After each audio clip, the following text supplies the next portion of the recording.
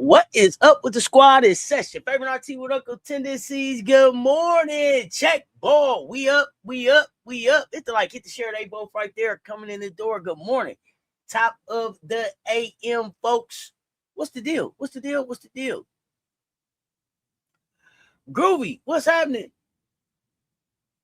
Amber, what's good? Come on in, y'all. Come on in. I don't know what's going on. I'm pulling up. I don't know what y'all. I finished my water already today, so. What y'all drinking on? What's going on? What is going on? Ashley, what's happening?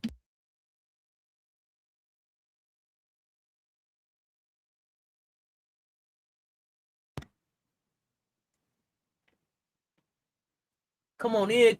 Let's wake up to some hoops. Let's say good morning to basketball. What's the word?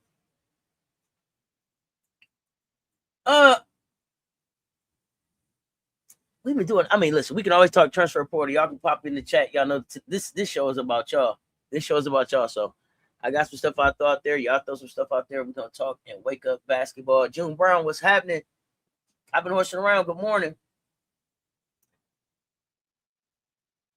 I centrify. Is that how you say it? I centrify. What's good? Have a pint too short. What's happening? Morning. Come on in, fam. Y'all tell me what y'all hearing out there.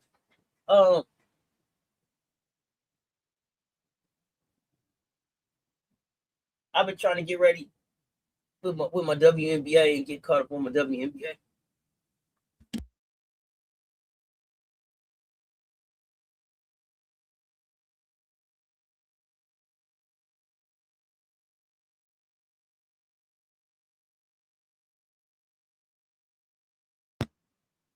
Okay.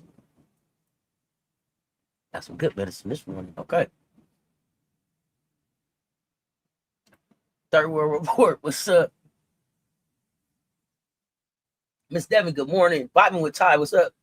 So like I said, I've been trying to get caught up with my WNBA stuff. So we can get ready for that season. But I mean, the transfer portal is still jumping. We can talk about that. Tierra, good morning. What's up, fam? What's up? The Angel Reese domino drop, y'all. That change. I mean, I don't know. It shows how much the league is growing right now. And I've been hearing this rumor about potentially Chennedy Carter coming back to the league. Do y'all think Chennedy's back this season? And if you Chennedy, would you want to come back? Let me know that in the chat. What's up, y'all?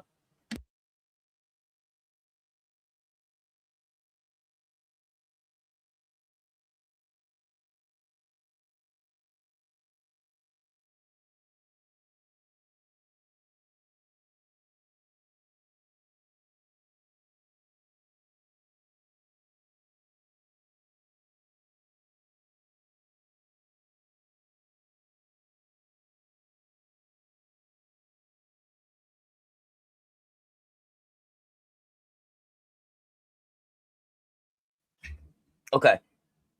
I'm hearing these rumors about potentially Ken coming back, maybe even to Atlanta. I don't know. Let's talk about it. The Washington Mystics look like they trying to, I don't know. It look like they trying to build a foundation. They're not going for no short-term respectability. And then let's talk about Satou Sabally. So where should she go? Come on home and get you a bag, Ken. Oh, come on home to Atlanta. Come on home to where? I've been horsing around. Just come on home to the dub. What we talking about? Oh, Kennedy doesn't come back to WNBA. I think she would be great for any team. Oh, Kennedy does come back. I think I said doesn't. Does come back. You think she would be great for any team? I think the WNBA miss Kennedy. That's what I think.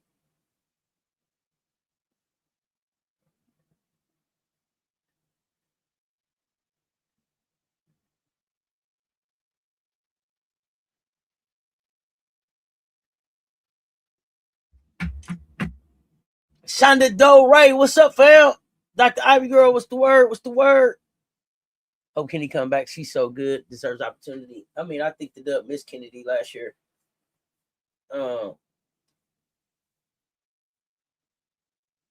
Could Ken and Barbie reunite in Atlanta? Does that work?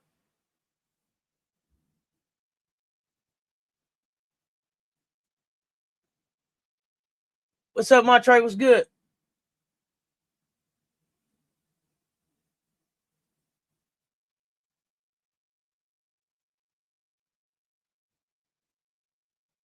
I think she should come back. Do they need her in ATL though?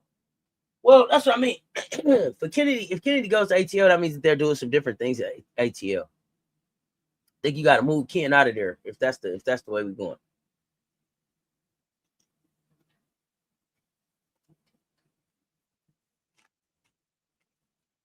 Joe Mama, what's good, fam? What's good? I think Ken should definitely come back, and even if it's to Atlanta, hey, it's a new coach, new chance. Well, I don't think Ken should ever been out the league, but I also know that like Ken been out there really getting the bag. So since the money has changed significantly in the WNBA, she can get a nice bag here. But I wouldn't say that she should stop playing overseas or shut down any other opportunities that she had. When the WNBA kind of turned their back on her for this year. She should come back. Her talent should be in the WNBA. Yeah, her talent is game changing in the WNBA for sure. Kenny Carter is fucking pressuring the dub. Emily, what's up, Emily? What's going on, fam? Kid Ice, what's happening, fam? What's the word? What's the word? What's the word? Y'all hit the like, hit the share. They both right there. Come on in. Good morning. What y'all sipping on this morning? What y'all sipping on? Matter of fact, I just finished my water. Hold on, let me go grab my juice, y'all. 1 second. My bad.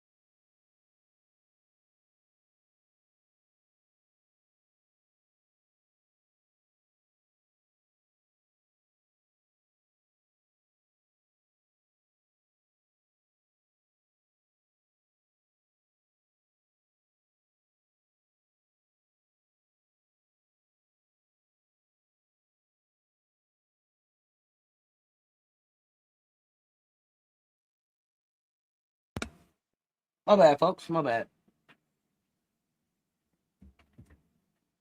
I had to grab my juice. All right, what we got? Milk Rider, good morning, fam. Michelle Sessions, good morning, fam. New user, good morning. What's up? What's up? Plenty of water while I'm lurking and working. That's what I'm talking about. My try just finished. Oh, one of my leaders. Mocha Latte was good. Bright Eyes was good. Morning, morning, morning. Kendra, what's happening? White Wolf in the building was good. WNBA has so much good talent coming in. Yes, Monterey, they do. Is she from ATL? I'm not sure. Her and AR get to play again together. I don't think Chennedy is from ATL. That's a good question. Let me see where it came from.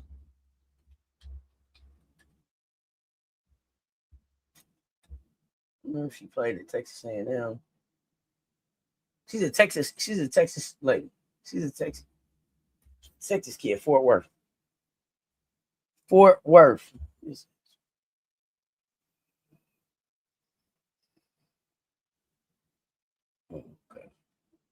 Okay. Okay, I'm back.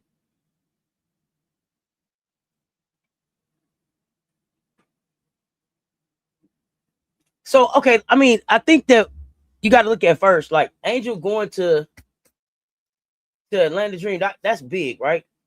I mean, anytime anybody with Angel's visibility and rebound and dominance, and I mean, just her personality, market, her market pool gets moved. That's already headline material. If you don't believe me, go and see how many people unfollow the Chicago Sky and then followed the Atlanta Dream on the day that Angel, the Angel trade was announced. Angel is major fucking pressure out here. They might not want to admit it, but she is.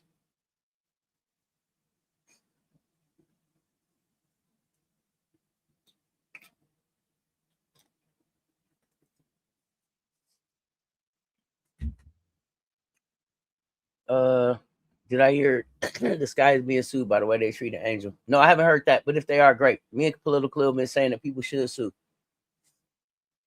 Please go check out our series, Broken Skies, the Poly Sports Tea Time, Broken Skies. Matter of fact, we got a Broken Sky show today. Pull up. We're gonna talk Angel Reese, the trade, the continued failure to the city of Chicago. We're gonna talk all that this afternoon. Political, so pull up. New draft have Raven going to the Fever. Keisha Posey, what's good? ATL Erica, what's happening? Raven to the Fever. I've been seeing it. Y'all know how I feel about Indiana.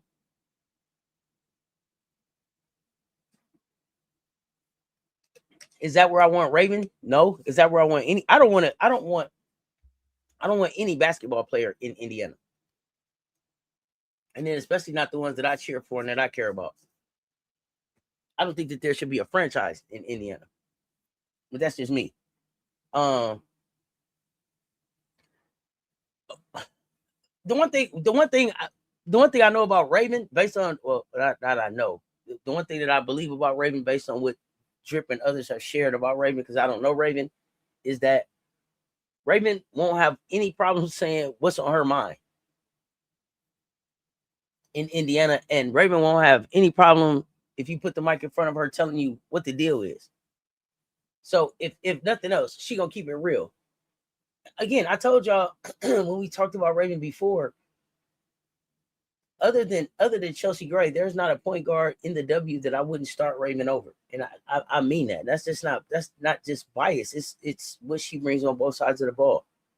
Plus her IQ and her experience and her just unshielded fucking tenacity to damn win. So if she ends up with Indiana,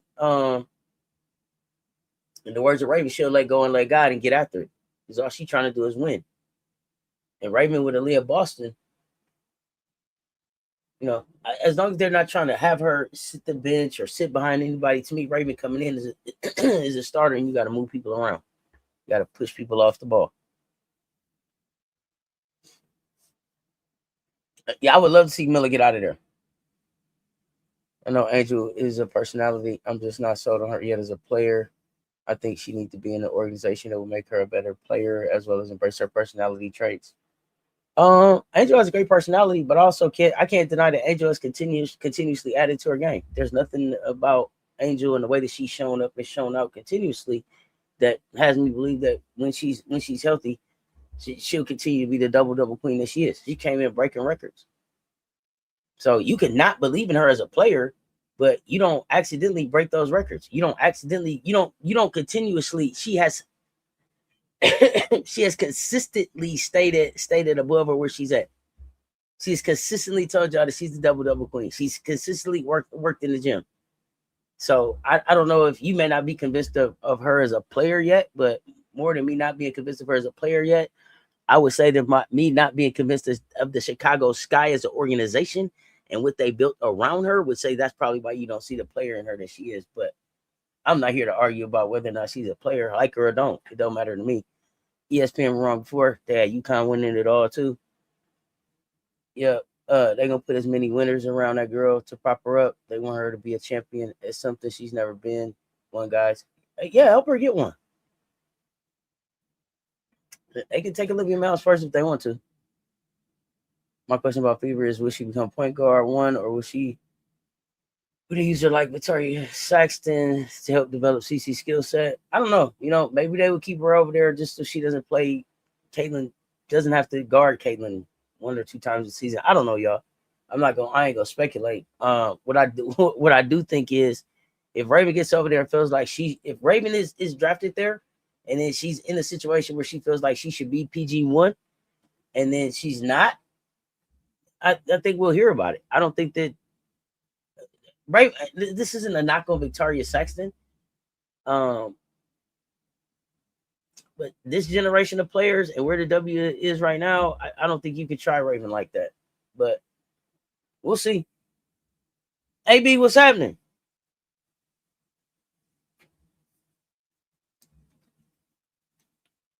And the thing about Angel is you could like her or not. You can respect her game or not. The bottom line shows she's fucking pressure out here. Her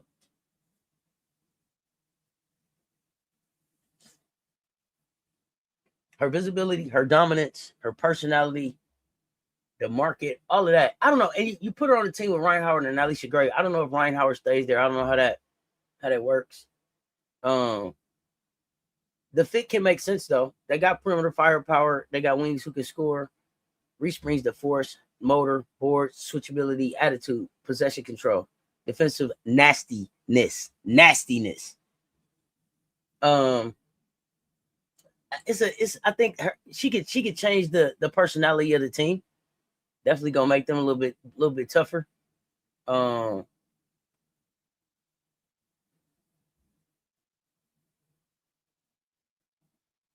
The thing that I love about Angel is, regardless of what you think about Angel don't care what you think about her because Angel know who she is.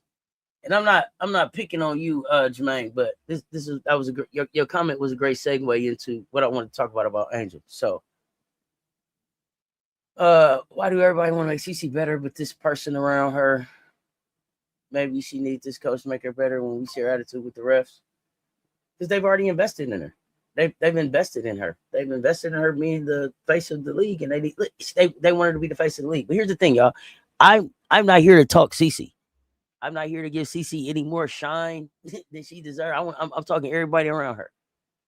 Y'all want to talk about Raven? Y'all want to talk? I don't spend a whole lot of time talking about Cece, y'all. And I know I said that this is for this conversation is for y'all, and for the most part it is. But I'm gonna be honest. I don't really talk Cece. Cece gets enough shine. She gets enough conversation. She gets enough fucking coverage that she hasn't fucking earned that I don't have the extra time for it on my platform. So I don't know if we got a couple more questions about CC, but I'm not gonna be talking about CC. I'm happy to talk Raven. I'm talking Angel. I'm talking players here who don't get to shine other places. You feel me? About putting Raven in Indiana in mock drafts. I'm not knocking Victoria. I'm thinking about the role she played in Indiana. Oh yeah. No, I understand what you're saying. What I'm saying is with Victoria, I didn't follow her close enough to know if she got a mouth like Raven. You feel me? And that's, I don't mean that in a bad way, where Raven is just gonna tell you how it is. So you could try Raven with that shit if you want to, and then Raven gonna let you know, oh, this ain't going this way. I'm not getting to play, and it'll be in a professional way, right? It'll be in a way that, because she doesn't get out of line like that. But I don't know if Victoria has that. Indiana's not for everybody. The thing about Raven is she's a winner, and winners you can't dim the light of a winner. So if you bring her in there, she's gonna outshine that girl because her game says that it will. It doesn't matter, right? You can try her if you want to. I think they should steer clear of that shit though. Did you see Angel and Paige and Natalie Bryant at coach? The bags. No, I saw that they had. I saw that somebody was doing. They were doing like a coach interview, but I didn't get into it. That part. Green Thumb was happening. She's a bad player. I think she can be better. Yeah, she's double doubles, but I think she could be a 20, 30 point double doubles player instead of 10-point double doubles. That's not a problem, Jermaine. Like I said, I think her numbers look different in a different situation. Agreed. Nah, I'll pass on her. Thankful Thursday, fam. What's going on, Desi Will? That's the coach's job to develop players.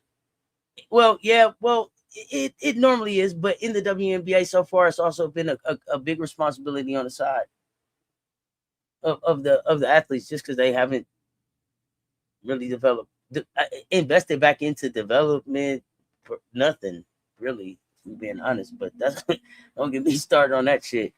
We on the same page. Putting Raven at Indiana is not what they want. Yeah, I mean, y'all can try Raven if you want to. Could you imagine? Like, here's the thing. Here's the thing, because and I'll get back to Angel in a minute. Here's the thing about Raven. You put Raven at practice with this young lady, right? And then we know what her attitude looks like. We know how competitive she is. How long is it gonna take before she's cracking under the pressure of Raven's defense when we go head up against each other in practice?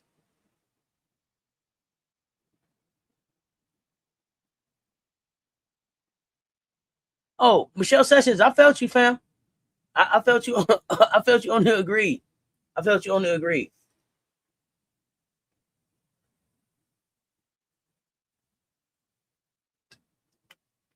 I mean, it could make her better if she wants to get better, but it could just frustrate her. So I'll leave it at that.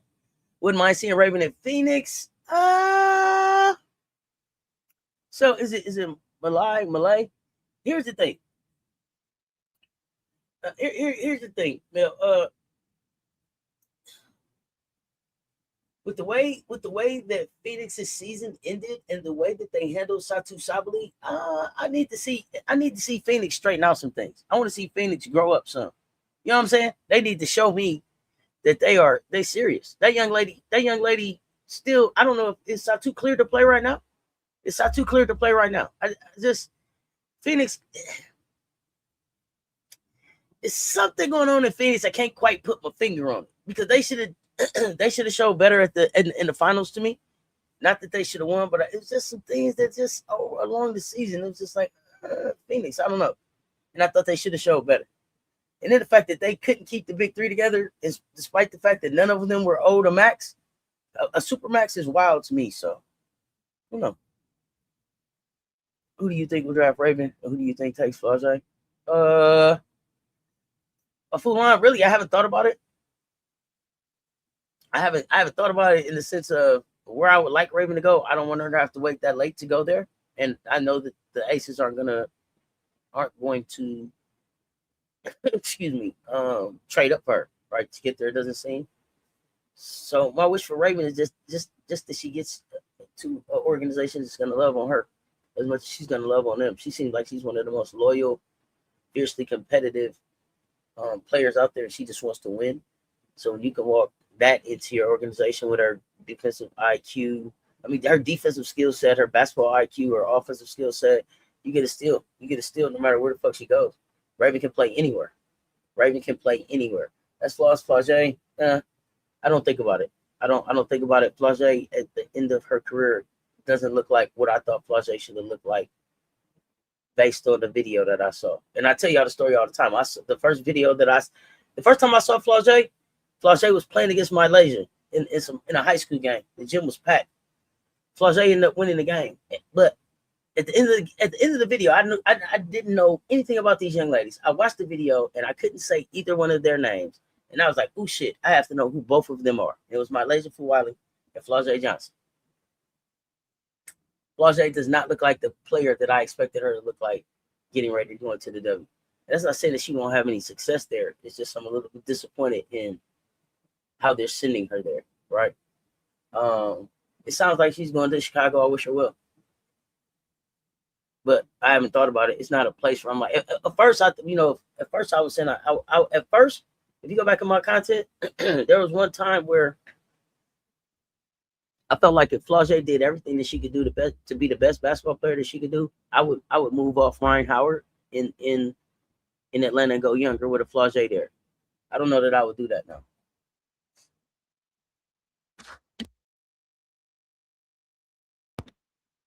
She'll be mad and want Raven benched early, immediately, yeah. Because Raven is still in game mode by the time training camp rolls around. They just finished playing where she was guarding 1 through 5. Raven is a fucking problem. Fan of Angel myself, I'm not a fan of her game, but that's just me. And that doesn't mean she's not a good player. It could get better, but her game not just for me. Yeah, no, Jermaine, you don't have to explain. I totally get it. It's like LeBron's not for me. LeBron's game doesn't bring me to the TV. It doesn't excite me, but he has a ton of fans. I can't take none away from him. Now, Satou is not returning to Phoenix, but you don't think she's returning to the WNBA or just Phoenix? Like Harden, SGA, everybody acknowledges they're great players, but there are people that aren't fans of their game. That's all I meant. Yeah, I'm following you.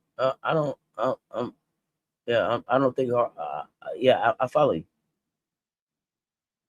Yeah, just a critique of somebody's basketball game or not being a fan of somebody, I don't think makes you a hater. It just means that ain't my style of hoop.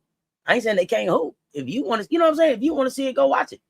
That's why I said I'm not here to change nobody's mind or go back and forth with nobody. We just talking hoops. That's your style of play. Man, pull up on it. Ain't for me. I get where you come from, Dwayne. It's all good, fam. These W teams are operating like little league teams when it comes to player management. But expound. What do you mean? Just saw Isla's Nike Pegasus video. I'm so glad we're moving to Nike.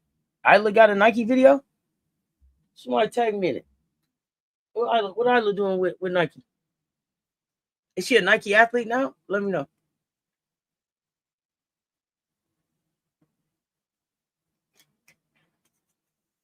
But yeah, no. Yeah, please understand. If nobody else understands that everybody game ain't for everybody, and it doesn't mean that you being a hater, and it doesn't mean that you don't know basketball. No, if you can say, hey, you know what, that player just ain't for me. Total respect for me. Raven with the Aces could be a good look with Asia and Becky Geithner. Well, no. I mean, yes and no, I guess, Sam. Raven with the Aces would be a good look, but it definitely wouldn't be Asia and Becky that I would be looking to have guide her when there's a player on that team called the point guard. You know what I'm saying, Sam? I don't know.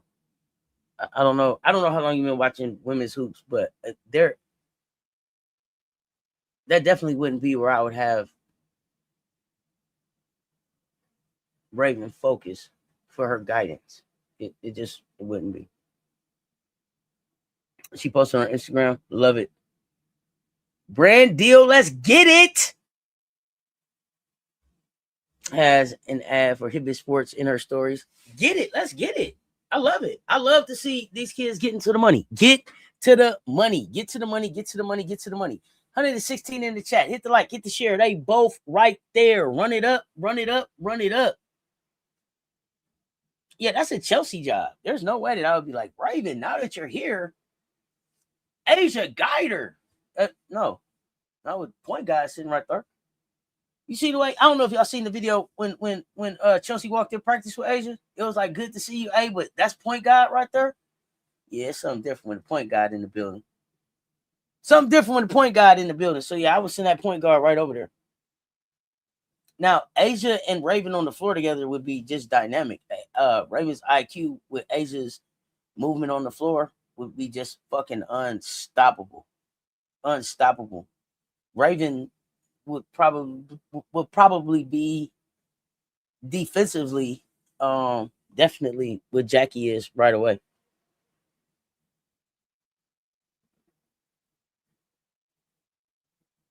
Definitely from a defensive standpoint.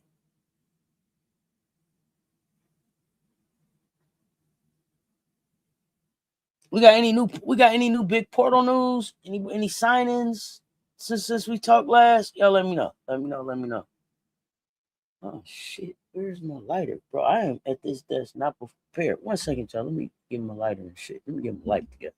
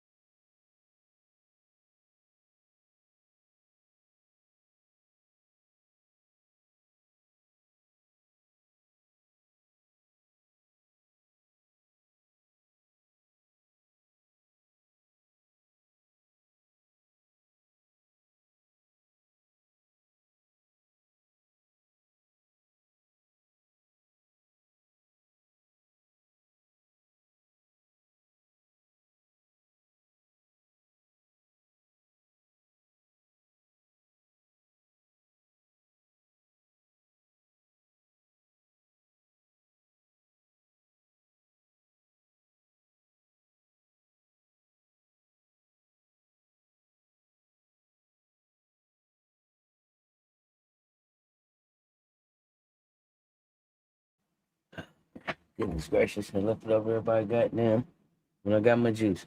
Alright, my bad. Raven with that kind of mentorship everywhere would be bananas. Divine to Illinois. Divine went to Illinois, really? Okay. That's news. That's news for me, Shonda Dore. Surprise there. Surprise. I gotta go back and look at Illinois. Illinois was really up and down. But they were in games that people didn't think they were gonna be in. So that could be a good look for Divine, especially if she's gonna get in there and get a lot of playing time.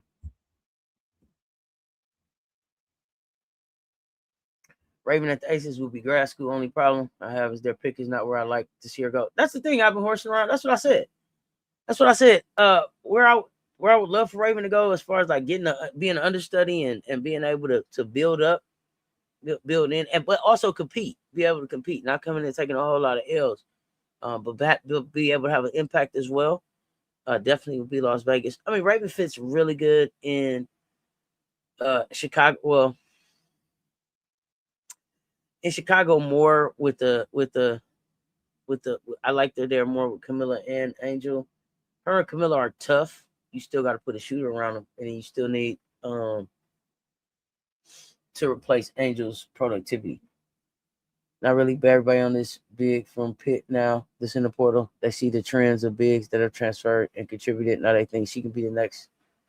Her name is Fatima Diakate. I think I seen her. I think I seen her name. I don't know much about her. I don't know much about her. I will add her to the list of players that I'm going to look into because the list of the way these players are getting in the portal, man. I gotta.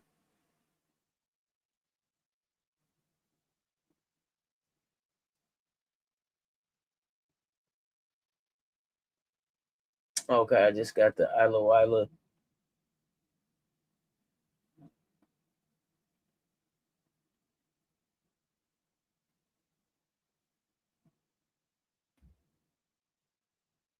Wow. Um. Okay. Isla.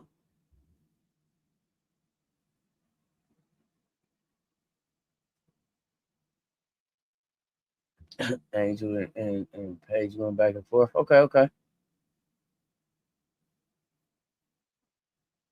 Yeah, Miss Devin, welcome to Illinois. Small's the one. Morning, fam. Yolanda Wells, what's up? Aces be great for Raven, but they don't like keeping their young rookies. They always shipping them off to the expansion teams since WNBA going. Are they? Who all did they ship off? Who all did they ship off?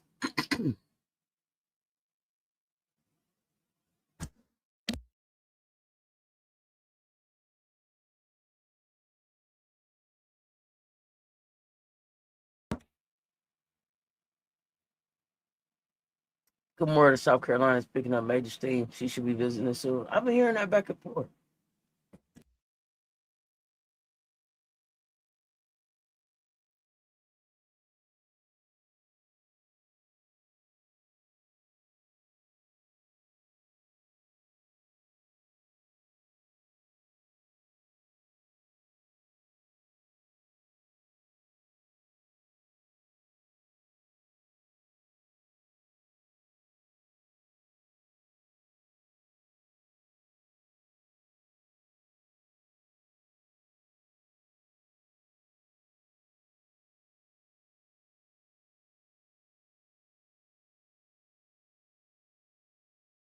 Okay. Let me say this. Let me say this.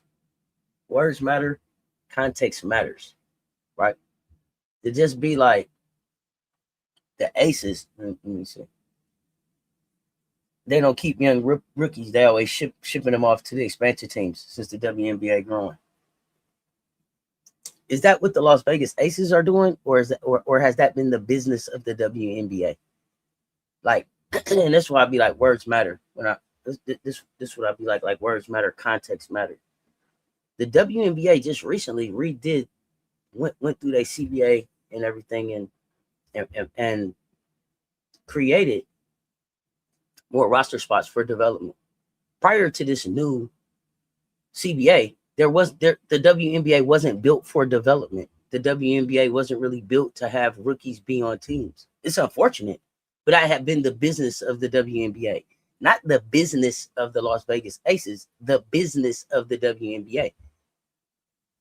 The way the expansion worked was you could only protect 6 people. Tell me, of the people that we let go, of the names that you mentioned, Martin and Nye, right? Martin and Nye. Which one of them would prevent us from winning the championship last year or running it back this year? I'll start there. Let me know. Just saw she coming this weekend. Kimura is just a natural. She's very fit, very intelligent, hardworking point guard that can score, facilitate, and with Dawn and great players on her, she could be a great natural fit. Yeah, just I mean, I see the fit. I'm surprised. I'll be surprised if that's the only guard that we bring in though, because she doesn't fit what Dawn said she was looking for.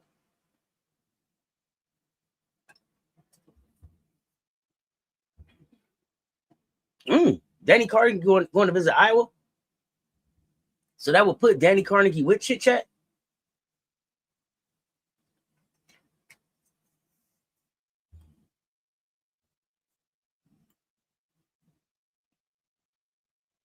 Oh, White Wolf. My response wasn't to you. That's why I put the comment back up. I was talking to Melee, who has started, who has said that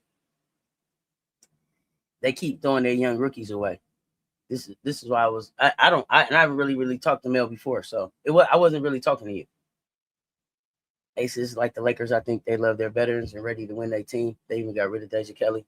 And again, how would Deja Kelly have kept us from winning last year or winning this year? And the Aces aren't the only ones. Minnesota Lynx don't play rookies either. Somebody didn't even draft it, didn't even sign a rookie. We have teams that don't even sign rookies. It doesn't have anything to do with loving their veterans. It has to do with what cap space allowed for last year, the way salary construction was set up, and the limitations of having a hard salary cap. Plenty of teams would love to be able to have rookies on their team and develop them, but you're in a win now league. So when you're limited to only 12, what did we have last year? 12 or 13 roster spots? You have to go with what wins. what keeps you relevant, what puts butts in the seats, and what keeps the league thriving based on what the CBA is. This is why this is why this was a big part of the CBA. So going forward, you should be able to see more rookies on team in what they have designated as developmental roster spots. The other thing that you have to remember about these rookies is coming into the league, they're coming into the league 7 days, some of them after they just finished playing in the NCAA tournament. They're nowhere near ready to be WNBA impact players. They're not ready to win now. They're not ready to jump into the system and win now. They don't have the luxury that the male pros, the male men that are going to go pro have of finishing up college and then having 7 months to turn their bodies, their mind, their attitude, and then the way they approach the game into a WNBA, into an NBA field. So I hate to even compare Aces and Lakers because they're not working. It's apples and oranges, and you should see a difference going forward in the league now. But tell me, who's your team and how long you been watching, Mel? Melee, is that how you saying that? Let me know. It was no space to keep Deja Kelly. It was no money to keep Deja Kelly.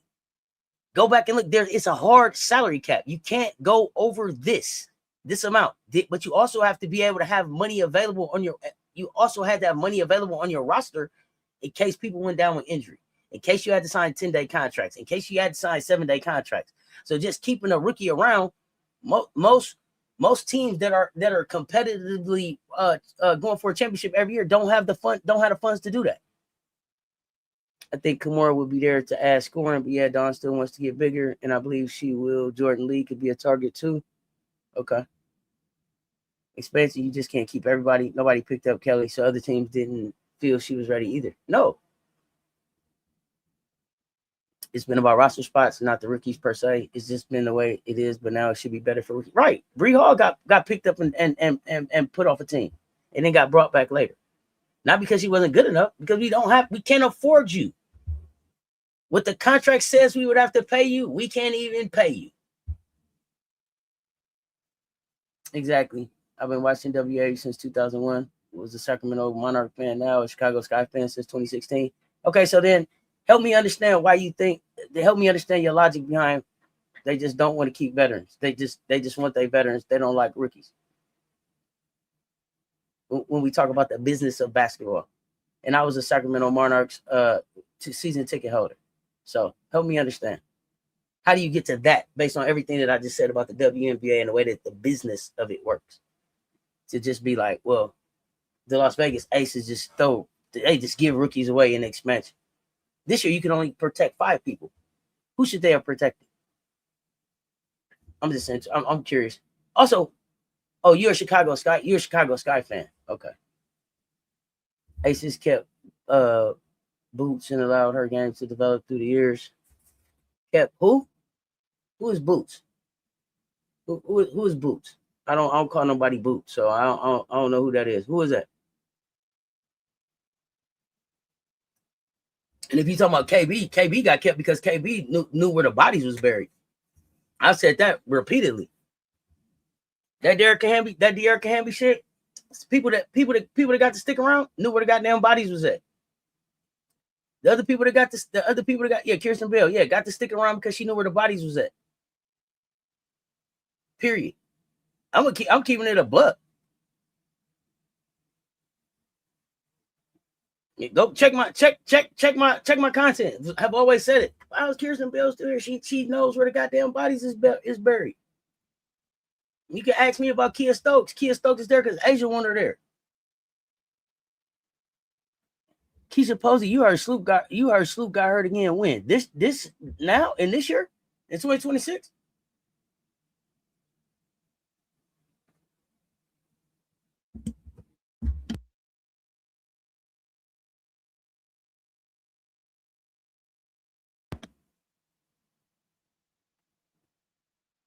That ain't looking good for Chicago, is it?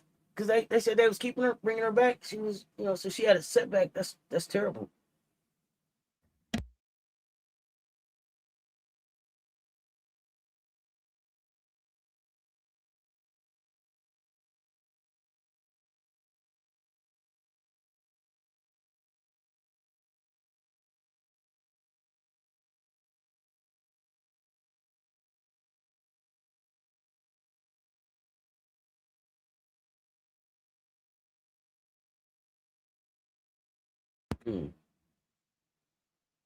Might be back in July. Well, I mean, what do they do with that? She might be back in July. Well, I don't know. Here's the thing. I feel like the Chicago Sky should move off Sloop. I mean, that's just it. I get it. And I know Sloop wants to contribute to helping return Chicago to glory or championship form or whatever you want to call it, but just might not be in the cards for it. That's all I'm saying.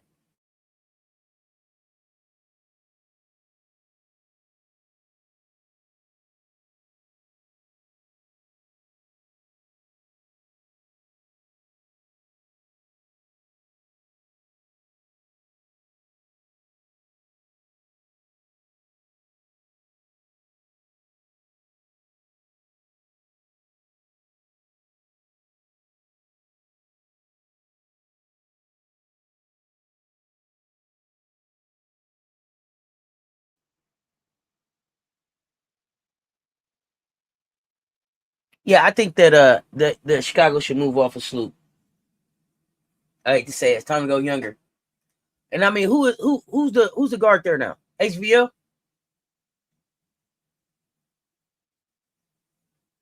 Man, who? They core somebody. The Sky core somebody, huh?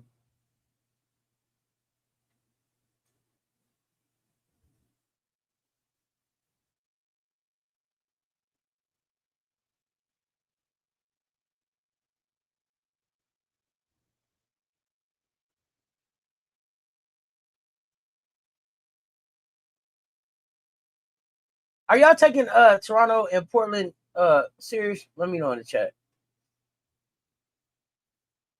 I'm trying to find the core, the players that got core so far. Ariel, yeah, they core Ariel.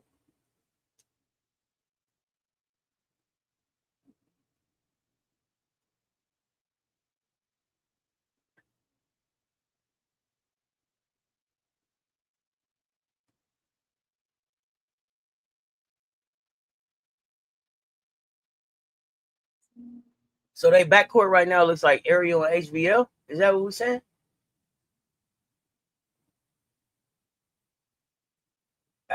You can't win with that. You can't, come on, you can't win with that.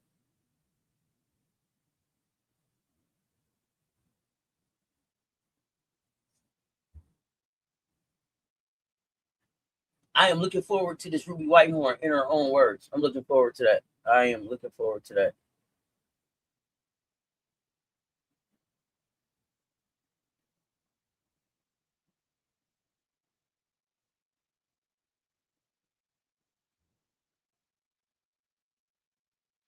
I am. But my opinion don't matter since I'm from Canada. What you mean? Why your opinion don't matter since you from Canada? Why what?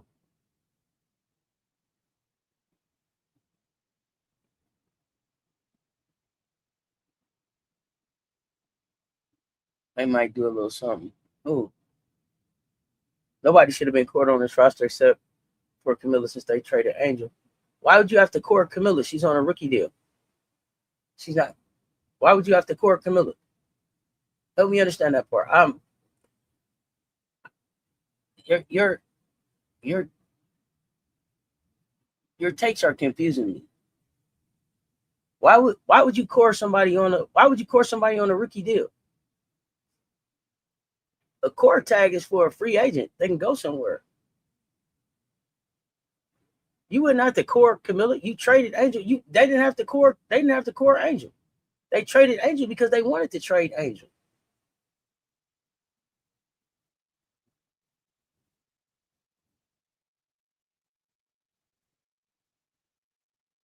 I don't know. Help me understand, Mel.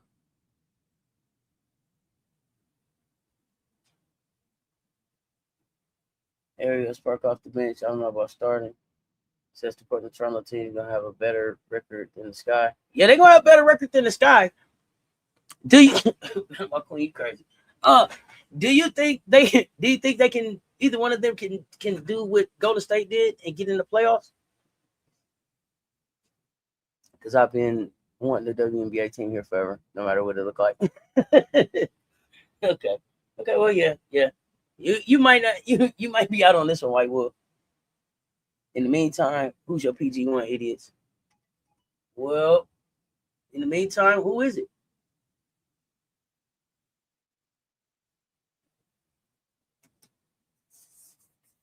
Especially if y'all say Ariel's to spark off the bench. And then if you're taking Flau'jae at 5, it's not that.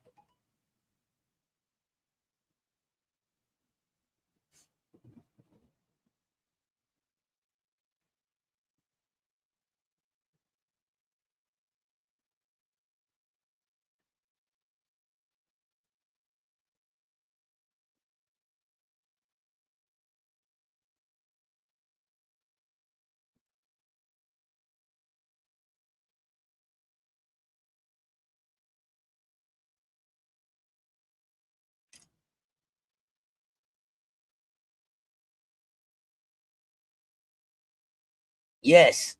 Just like I think in college Missouri gonna win before Tennessee. Unless Tennessee buy a good team. Court mean more money, right? A franchise player. No. Court is like franchise tag. Court is like you could leave, but you it's like you're a free agent, you could leave, you could get away, but now we cord you so that you can't get away. And we're gonna try to keep working on the deal.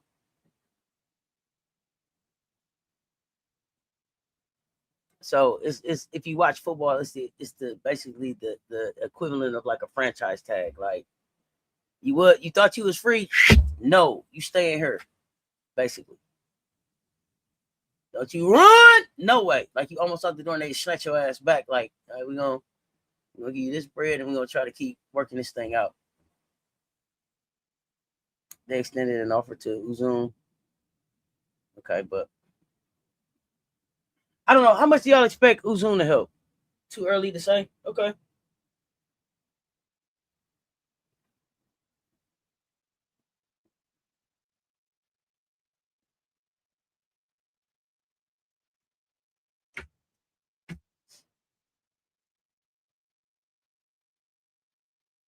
Okay. Tennessee about to be mid-major Avengers. I told y'all. Jermaine, not if they spend money. Not if they spend money. Now Rob put together a roster. Now if Tennessee go out and buy that roster, they can compete. He put together an all right roster.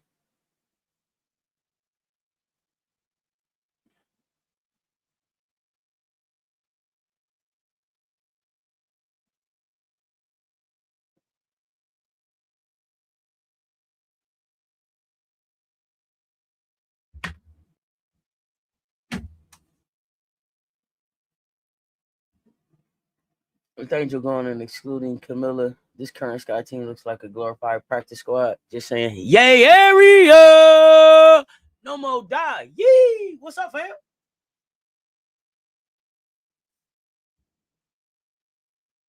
When I watch WNBA, I want to see everyone playing team ball. Las Vegas and New York, Minnesota. I don't want to see IME ball.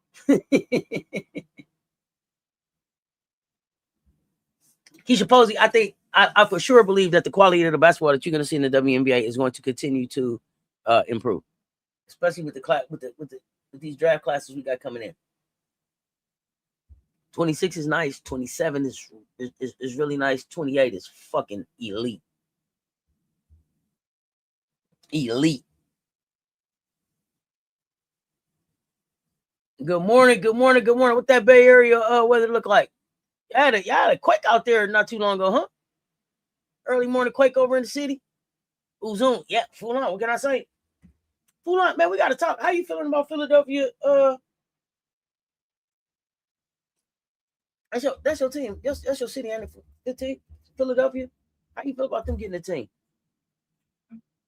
And is the city already getting excited? Are you starting to see signs of it coming, or is this too early? Because I know y'all got wow. When are y'all 28?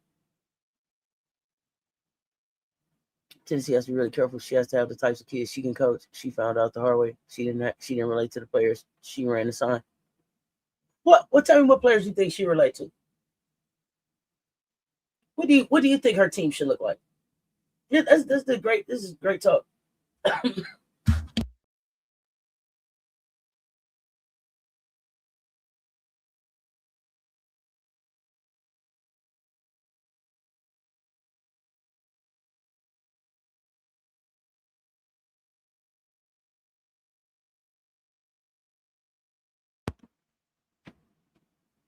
Ronnie McCray, what's up, fam? Good morning, family. Good morning, family. What's happening? What's happening? How's the day starting for you? I woke up grateful and grinding with a smile, grateful, grinding, and smiling. What's the word? Something good is coming. Not cloudy. Not cloudy with some sun. You know, these microclimates. I got you.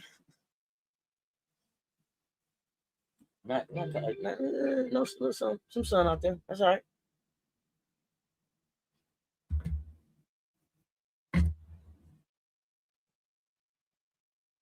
Okay, let's.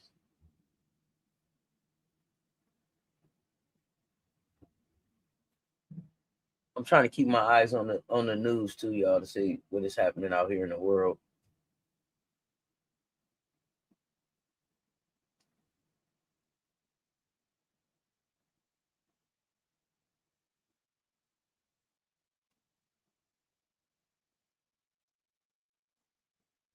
Will Smith secured a minority stake in the Philly expansion team. Yeah, I just saw that recently.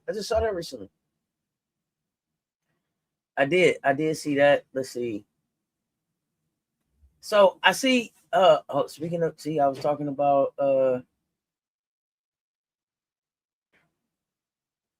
Kelly Harper over here in Missouri. So she got Mackenzie Mathurin from Michigan. I'm still stunned by the Jordan Lee move. Are y'all hearing Jordan Lee to South Carolina too? Reg, what's happening, fam? Confirmed Kimura coming Friday evening for weekend visit. Wow. So what are the chances y'all give her that she makes it out of South Carolina without signing?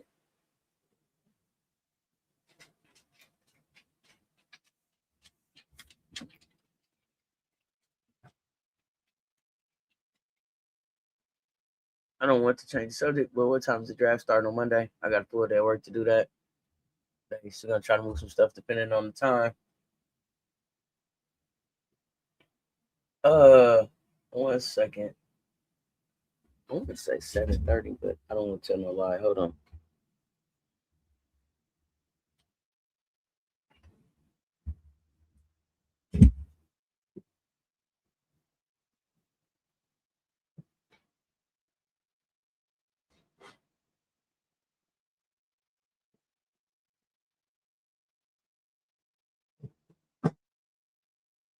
$7.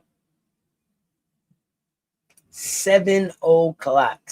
It'll be televised from 7 to 9:30.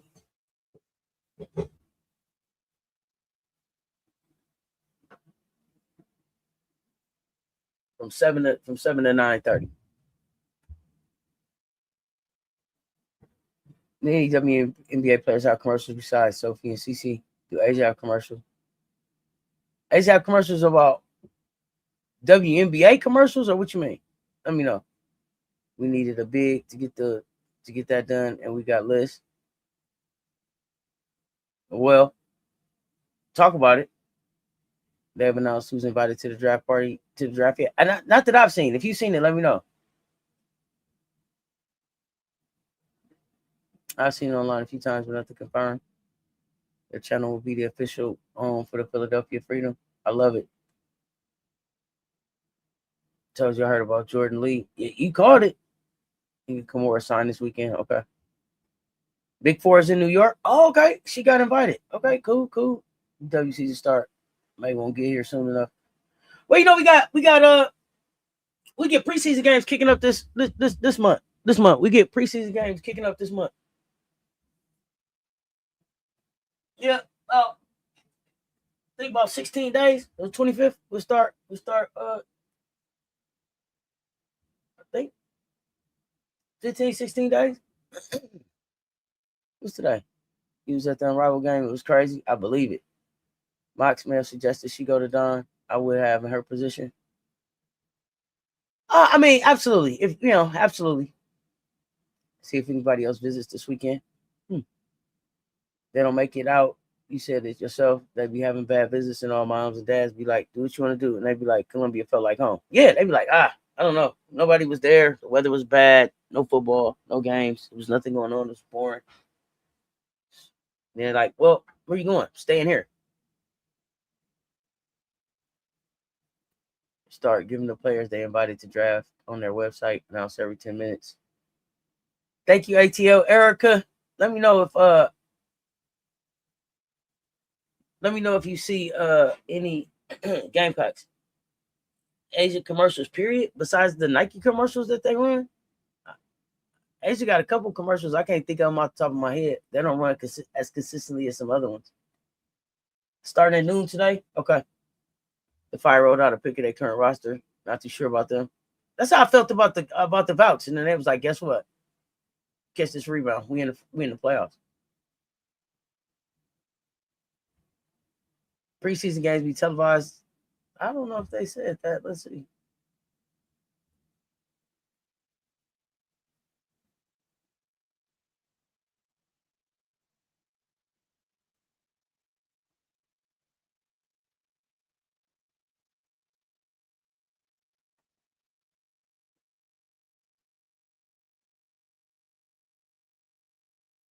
I don't know. Maybe in the WNBA app, we're on League Pass. Some of them. I don't know.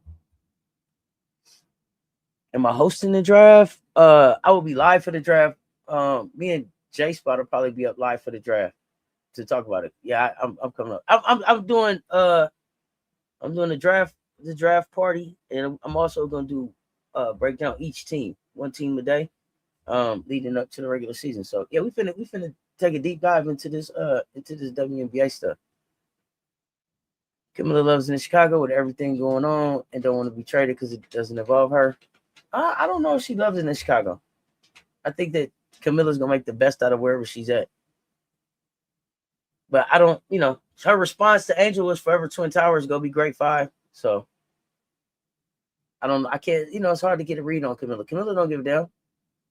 You know what I mean? In the sense of let's work, what are we trying to win? I think.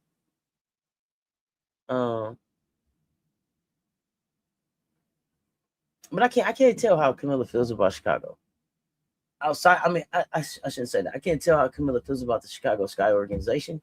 She seems to get along really well with her teammates, and she seems to really love the community and giving back, especially the work that I've seen her do with like kids and stuff over there. So I'll say that part.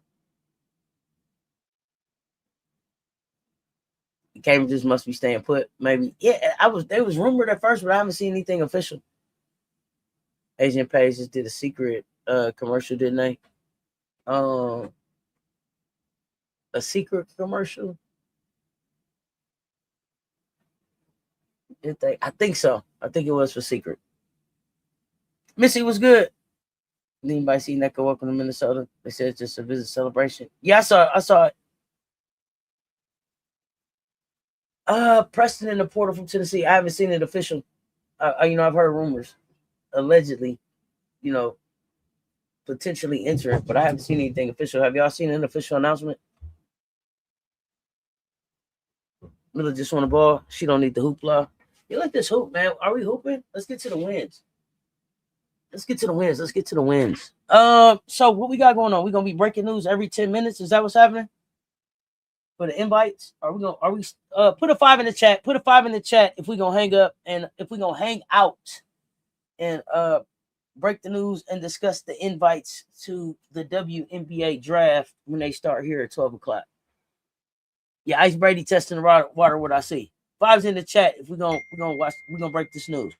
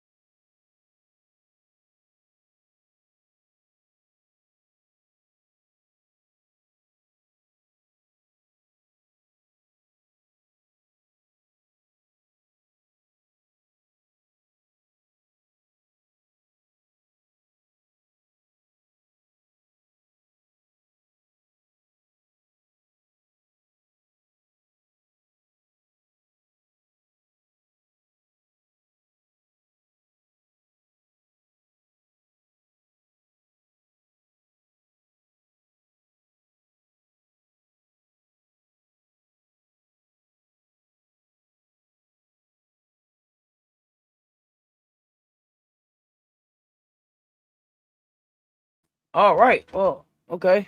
It was a lot of fives. Okay. So I guess we hanging out.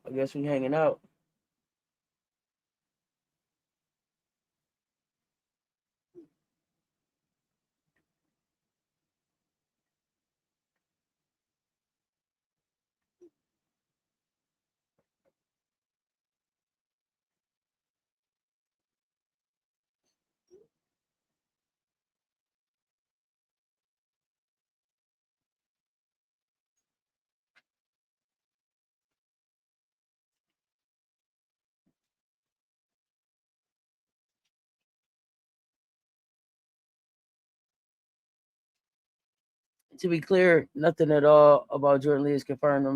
I just heard a thing or two. She's in the portal though, right?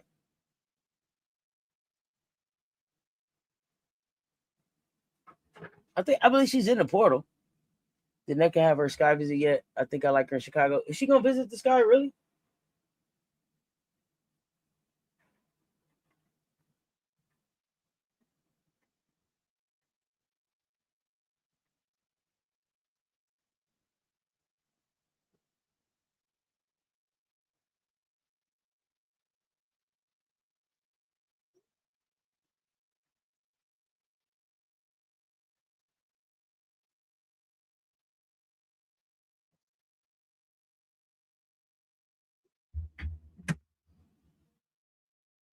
Okay, yeah, she in the portal. She in the portal. Then everything else right now is just alleged speculation. We don't, you know what I'm saying? Rumors. We watch it. We watching the news just like you. I feel you.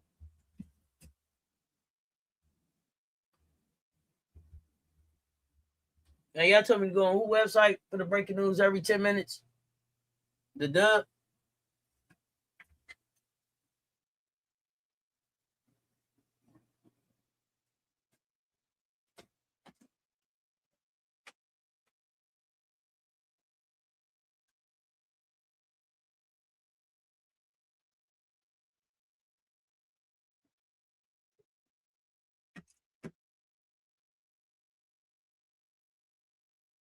Hey, I ain't playing. Hey, listen, get out here and visit. Hang out, Nneka. I ain't mad at her. Take some trips. Is she getting flued out? Shonda's all right. Nneka out here getting flued out. She out here getting flued out. In one of the most allegedly corrupt and backwards orgs in the dub. Nah. What? Not the corrupt. Uh-oh. All right, let me see now. Where this news breaking at? On the Instagram or something? Where I gotta see this news at? Who are the invitees? Well, I gotta give it to them. This damn that GOAT commercial go hard. I gotta give it to him. On that one.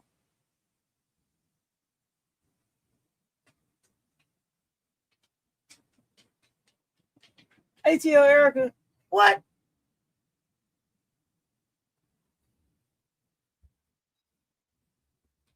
But y'all gonna have me up here crashing out, but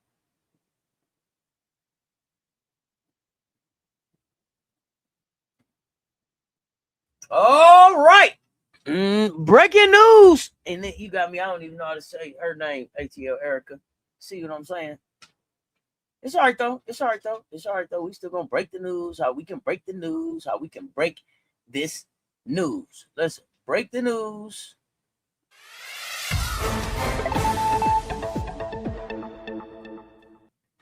With the first invite to the 2026 WNBA draft presented by State Street Investment Management SPY, we've got Nell Angloma from France. Yay! Nell from France. I don't know anything about Nell. So let's spend the next 10 minutes figuring out who Nell is. Anybody know Nell? Anybody know Nell? Give us some information on Nell. Maybe it's alphabetical. Maybe. All right. So, FIBA stats. France team. Most recently, FIBA U19 Women's Basketball World Cup averaged 17 points per game, 5.5 rebounds per game, 2.8 assists, a 17 efficiency rating. Let's see here. Achievements. All-Star second team MVP of the U18 Women's Eurobasket.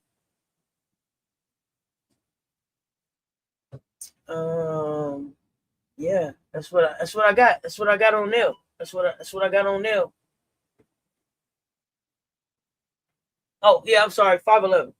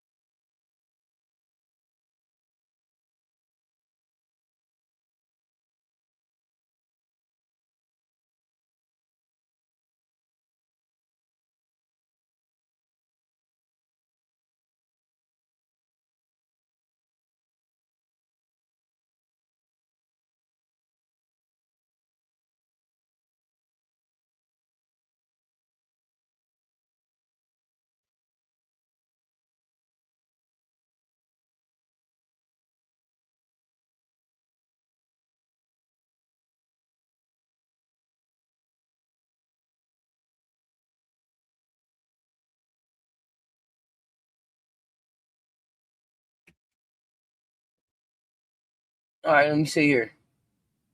My bad. Nah, who in the hell is Nail? What's the trade news, Steve? What's the trade news? What's the trade news?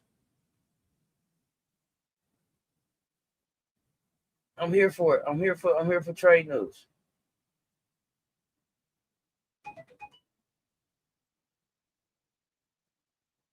I'm here for the trade news. What you got?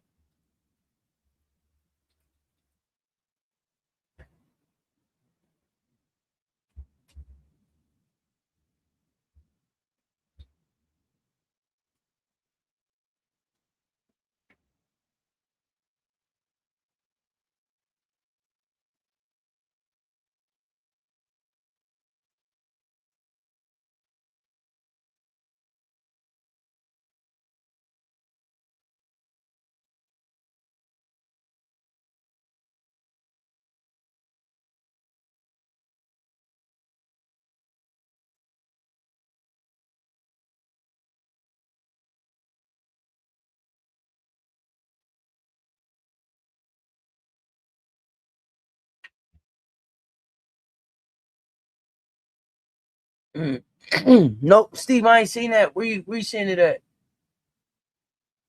Annie Constable. Okay.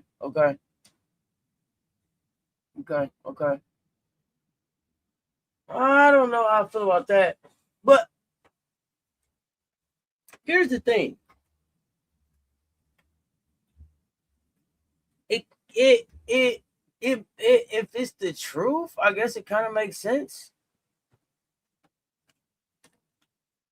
Because originally I talked about Rakia going there. So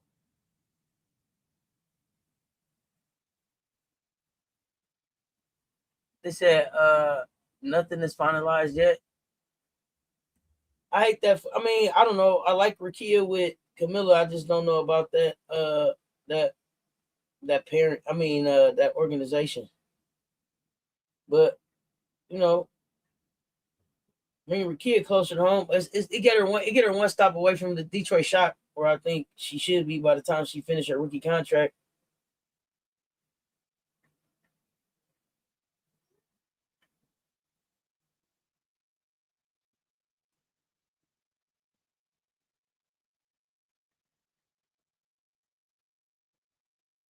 You think they still would bring in Flage if they bring Rakia in?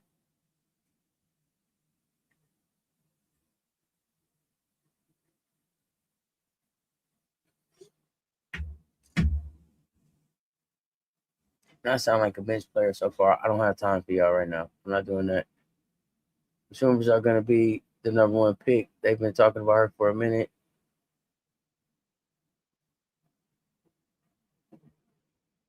Who is that, Jermaine? She plays forward. Thank you. Rakia to the sky. Not Chicago trying to trade Ariel for Rakia.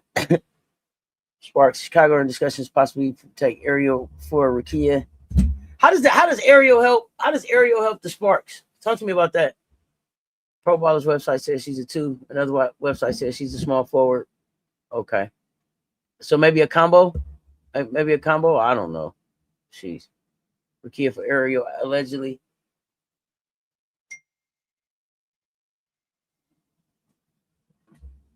Not a slap in the face.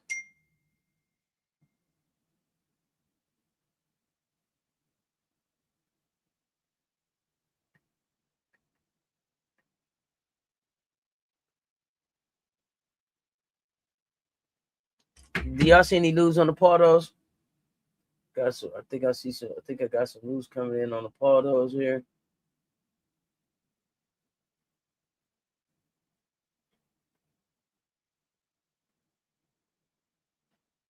No, I mean, we could just sit there and hang out and just catch it. I told y'all got your popcorn out or shit.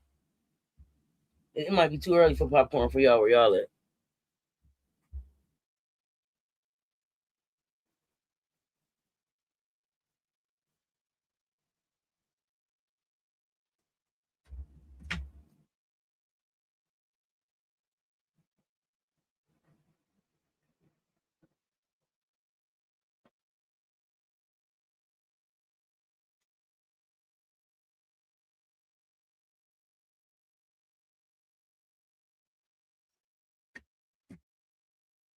Sorry, y'all. I'm getting updates.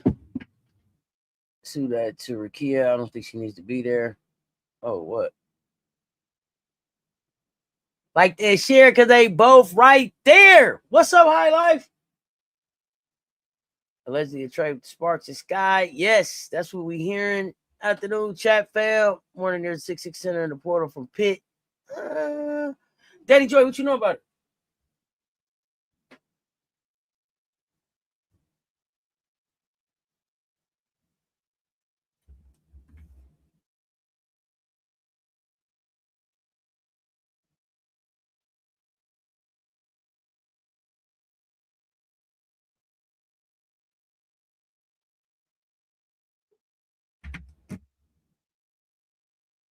I think Chicago Sky needs to be an organization, period. So I don't want anyone there. I get it. So they need to sell. They need to sell. Hope not. Maybe they draft Iowa now. Now who is who? Who is who?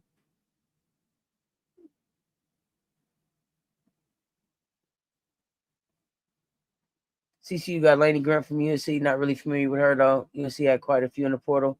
Yeah, UNC was fool's gold to me. Cameron Brink said they getting someone special for the Sparks. Did Cam play with Ariel this season? Ariel better play defense. Do you think, given this guy's very interested lately, that they would trade Ariel and Camilla for Rakia? I'm just pulling at straws, trying to get Miller out. Nope. I think that if you go back to originally when I was talking about them getting drafted, I didn't have Angel going there. I had Rakia going there, and I had Camilla going to LA. I had Rakia and Camilla hooking up. I had them two being a 1-2 duo.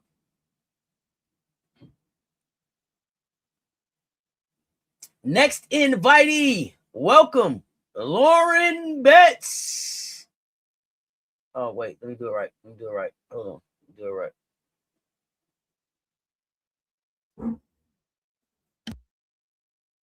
And the second official invitee for the WNBA 2026 draft presented by the State Street Investment Management, SPY. April 13th, 7 p.m. Check her out. Lauren Betts of UCLA. 6'7", big out of UCLA. What do y'all think about that? What are we feeling about Lauren? Best background noise for me at work right now. Let's get it, Desi. WNBA is so unserious. Absolutely nothing on the draft invites. I can't find it. It's on their Instagram. They drop it on Instagram every 10 minutes. Aren't they going to give her a core max contract? I have no idea how the trade is comparable. I got to check in with the commission. I don't crush the numbers around here. Chicago just need a young point guard. I think they're good to go. Who's their shooter? Who's their defense? I ain't going for it. They need a whole lot of shit. Ricky there? No way. They posting under new stories and then disappears. I don't get it. You pull it from X. Okay, yeah, I'm on Instagram. I'm on the WNBA page on Instagram.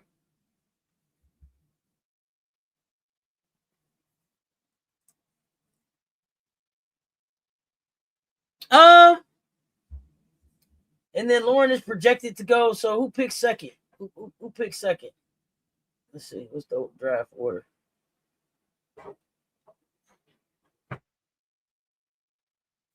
Minnesota. So bets to Minnesota. I asked if they was gonna get that size.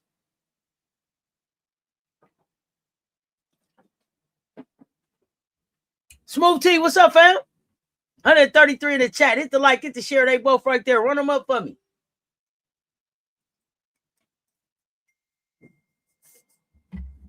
Here we go.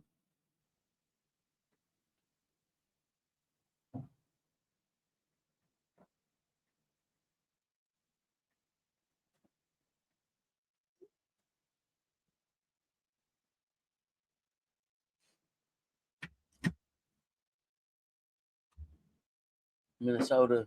Oh, using on WNBA app. Okay. Is what televised? The releasing of these names? Nope.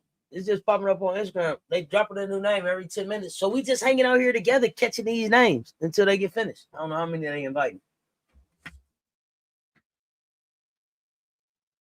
Hanging out, catching these names, seeing what y'all think about them.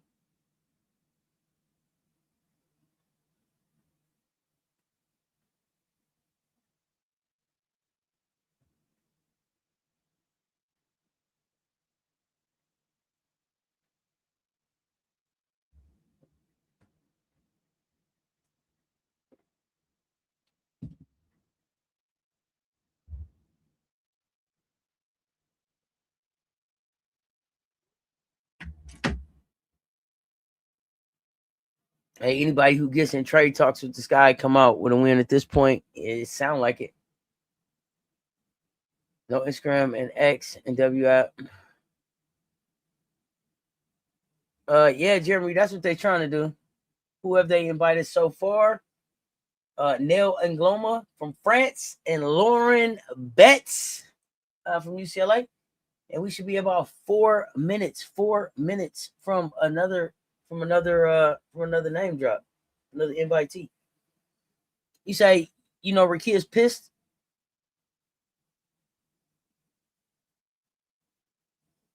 Jeremy, what's happening? Why you say Rakia's pissed?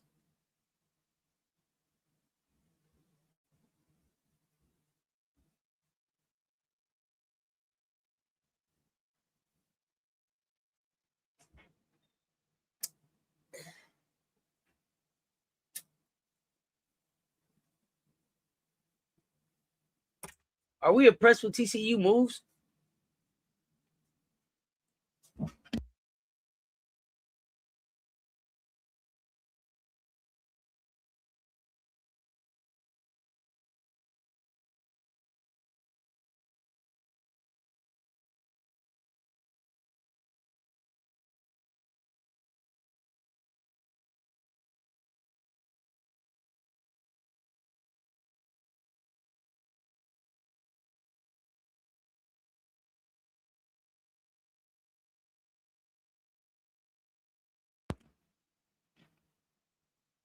Okay, we're still waiting. We got like 2 minutes or something. I keep refreshing.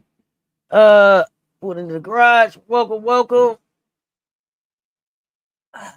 You come on, tell me, Jermaine, what that mean? What does this mean? This is Laney Grant from UNC to TCU. I ain't see it. It's not jumping off the page of me. The name doesn't jump off the page. Why does it matter? What did she bring to TCU? Chicago in the summer is fun. That's what Kai Copper said. Ain't nothing like Chicago summer in Chicago. As the All-Star this year. Yeah. Ricky may be traded to the sky. I think it get her closer to home. get her closer to home. Her people can be around. Yeah, I like Rakia closer to the D than further away from Detroit. I'm just being honest. I'm being honest. With everything that's went on, I like Rakia closer to the crib than way over there in LA. That's just how I feel. Now, we can talk about it.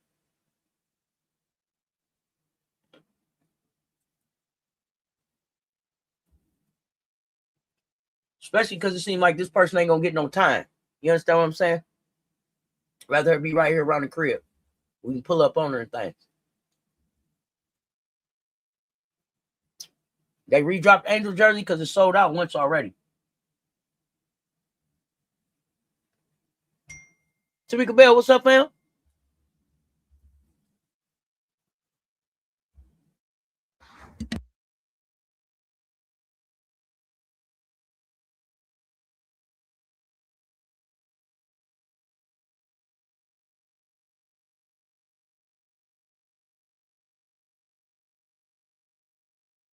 The true bad move for the Sparks. Okay. Do I trust the sky to protect her? Do I trust the sky to protect her? Green Thumb, what would I be waiting on the sky to protect her from? She got brothers. The whole family right here in Detroit.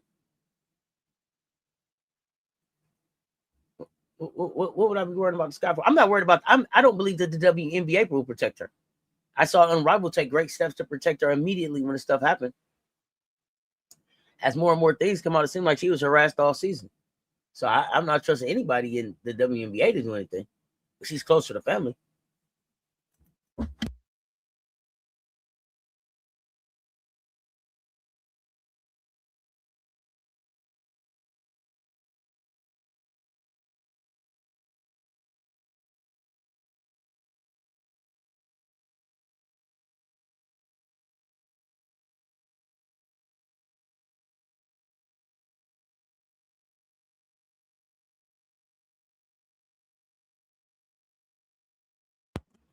And next up, the next invitee to the 2026 WNBA draft presented by State Street Investment Management Company,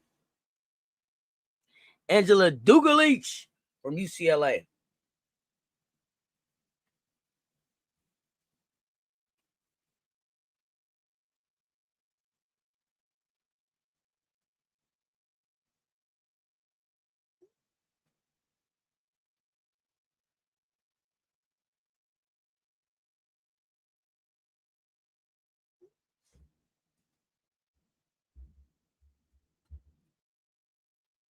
There's not enough room on the floor for Rakia and the offense in LA. That's a good point. That's a good point. That's a very good point.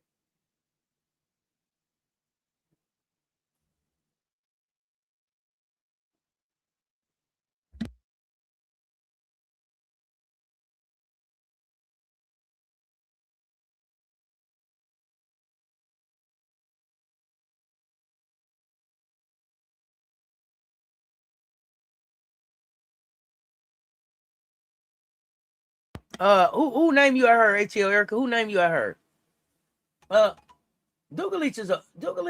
I mean, I think Dugalich proved herself to be a hooper this fucking year. I think even when there was times that UCLA, it was kind of like, up and down. She stayed consistent in delivering for them. She came out hooping and making a name. Making noise early in the season. I think she stayed pretty damn consistent. 9 points, 5 rebounds, 2 assists, 50% from the floor. Who could turn that down? It's hard. It's hard to turn that down. High basketball IQ, good motor. Go play defense. Dugalich, okay. Have you heard Rakia for Ariel Atkins? Yeah, I've heard. I've heard potentially. Yeah, potentially.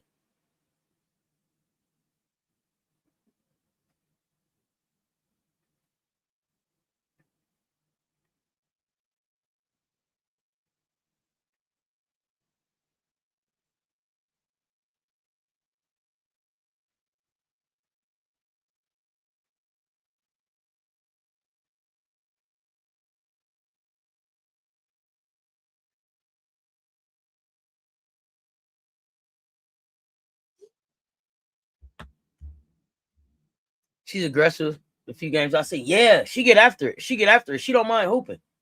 She don't mind hooping. Let me see. Good size, 6'4", 6'4" forward, right? Move pretty good. Game should translate. Game should translate to the dub.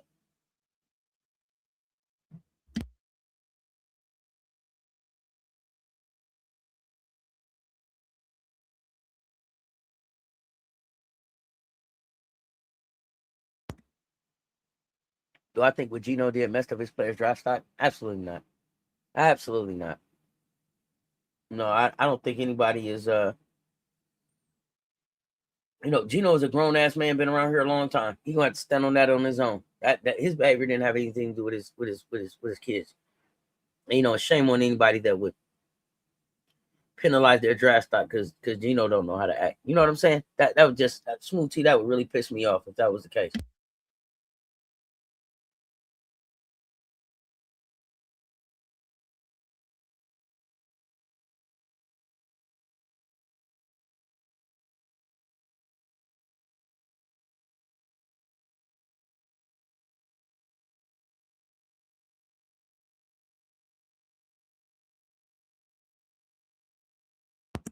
But Smooth, what made you ask that question? What have you heard? Have you heard anything, or you just wondering, curious, wondering there?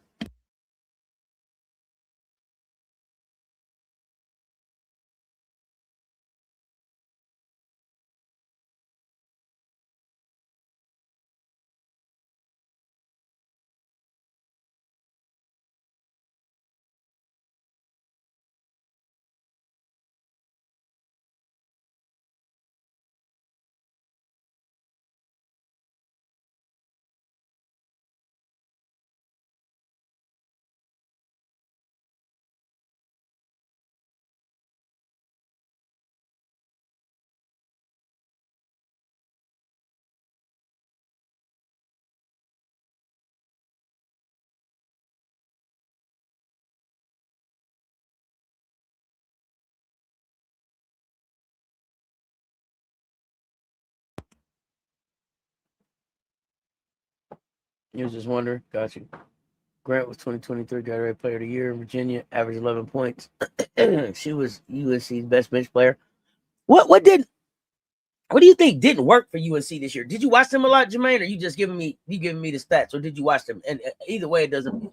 I just wonder if you watching them. I want to know your assessment on what went wrong, because I felt like they were fool's gold the few times that I saw them play.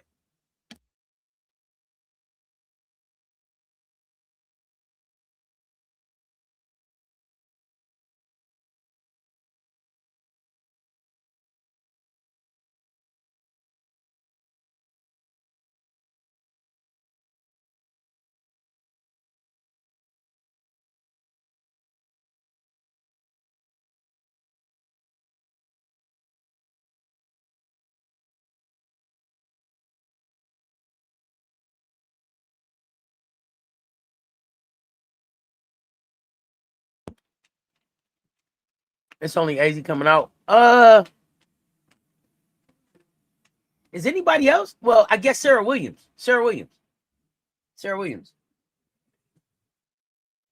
Adrian, what's up, fam? How you been? Good to see you in the chat. Angel brother Juju pushing down, getting his double doubles, and looking at players, not scared at all. Let's go.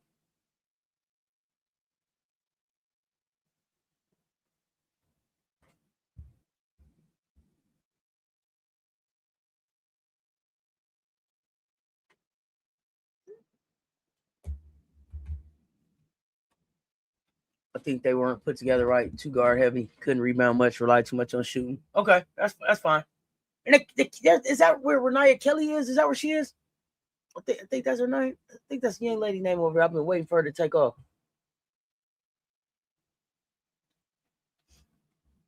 No, and Gino's kids stayed out there through their tears and shook hands and showed sportsmanship and took the L on the chin. Hell yeah. I mean, real women of basketball. You know what I'm saying? I've been working around real women of basketball. They know what it is. They understand the sisterhood. Some Gino can't relate to either.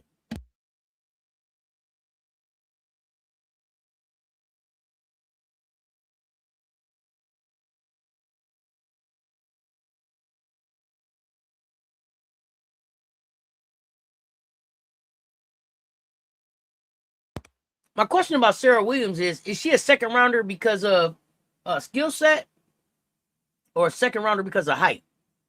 Because I don't know. Could be a third rounder for me. Talk to me, though.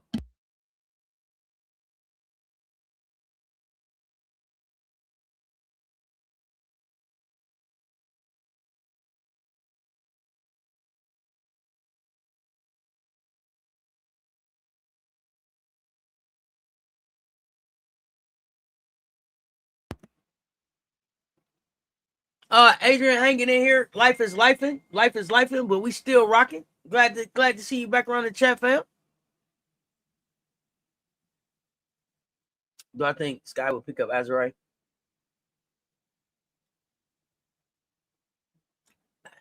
I mean, are you picking up Azariah to put her at the 4? Or are you picking up Azariah to put her at the 4? I know Rakia and Azariah have a good chemistry together, but there's not a world where I'll be like, oh, I'm gonna go get Azariah instead of Camila Cardoso. Go well regarding her draft stock, since so much was about Don's transfers.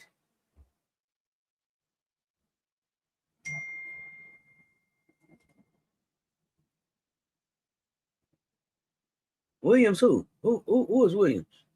Who is Williams? I'm blanking right now, fam. Who's Williams? Sarah?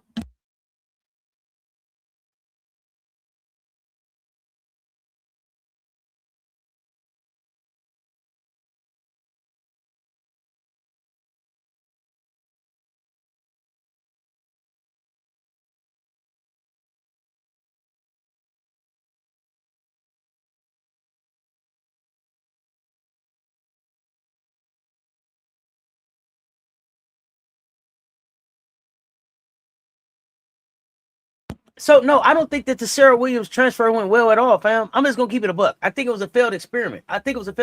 But I also think that I wish that kid would have heard me last year when I said, "Hey, kid, if they say next year, last year, I said, hey, kid, you should leave." So she would have had 2 years, and just not this 1 year in Geno's system, wherever she was going. Not because she needs to come to South Carolina, but I just think that you need 2 years after a transfer to really get acclimated and have an impact. Unless you're a specialist. It's hard to get dropped into a system and make an impact.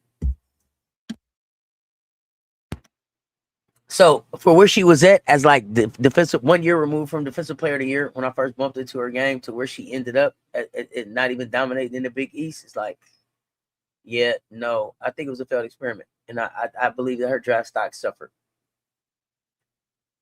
Bubbles and Skittles, what's happening? Our fam, next invitee to the WNBA 2026 WNBA draft presented by State Street Investment Management SPY. Our fam from Spain, baby. Our fam from Spain. What do we know about our fam? Big, athletic, big. Not a back to the basket kind of big, like what you get out of bets. I thought our fam would be one that would fit well with the Dallas Wings, but interested to see where she goes. I know that she did sign with Project B also. 6'4", 2026 FIBA World Cup qualifying tournament in Puerto Rico. Played 5 games, averaged 8.4 points, 4.2 rebounds, 0.8 assists, had a 10 for efficiency.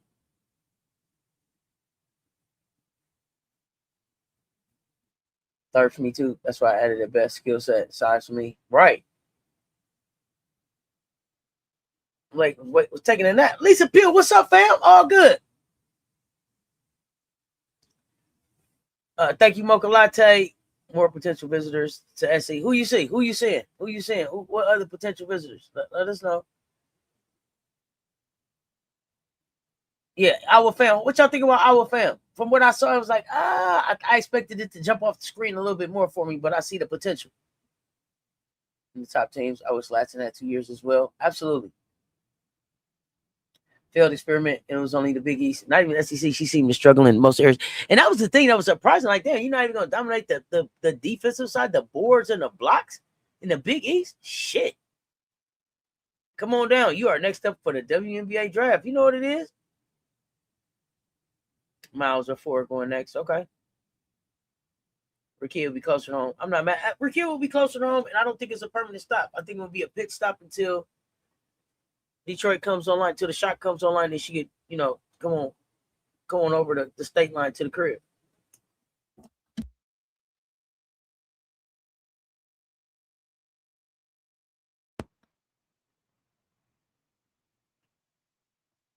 And I really like the idea of Rakia close to home and family right now.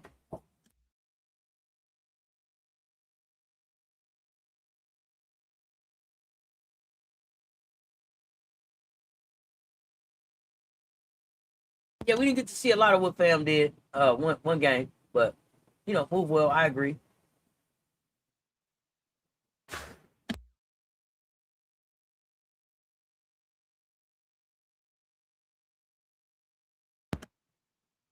It definitely solved some issues, solved some big issues for the Wings.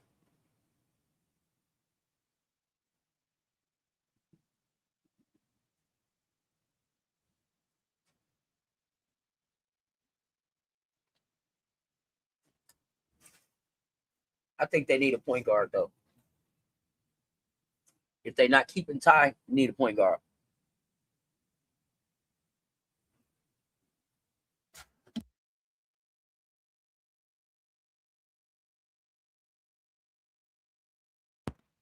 So, Lisa Pugh, what I thought I saw, and I didn't get to take a deep dive into it, was that an appeal could be filed on Medina's behalf to the NCAA to get them to ask them to reconsider.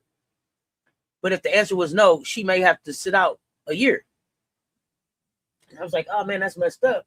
But then at the same time, I was like, shit, would it be worth risking her having to sit out another year and not play basketball at all? Where, okay, you're not at South Carolina, but now you're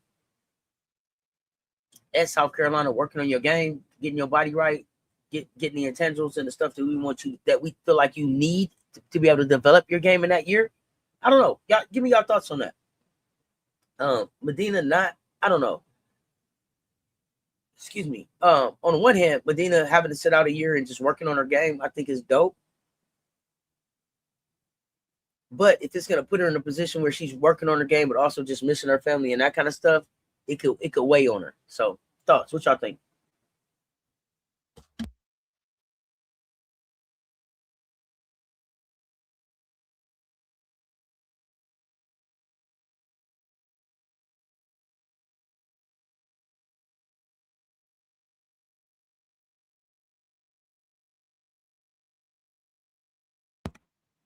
But would sitting out be bad? And I don't know if it, if it would have visa, complications, or if she would, have money to stay. I'm sure all of those things factor in, maybe, but I don't know. Just y'all thoughts.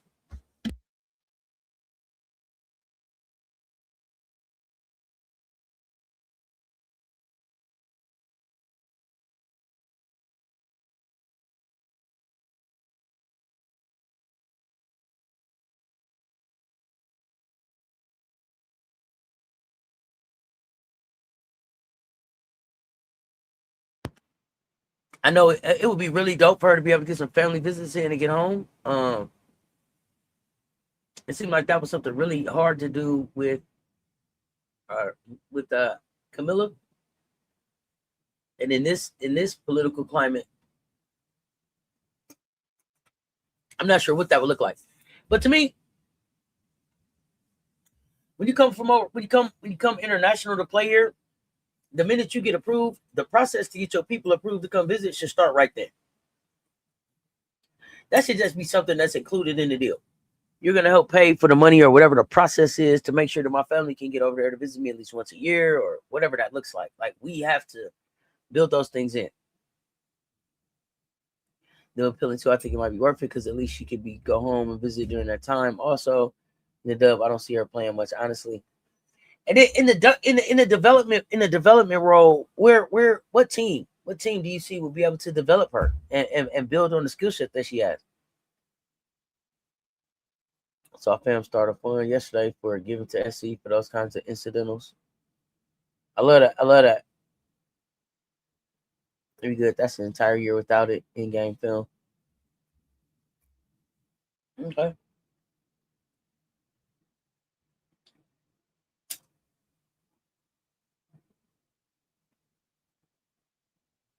So how about this, Mocha Latte?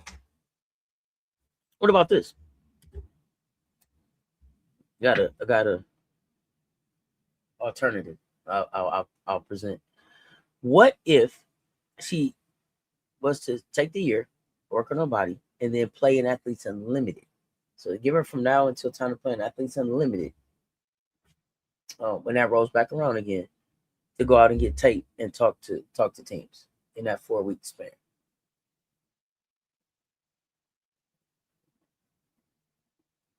To be able to show what she's added to her game. I mean,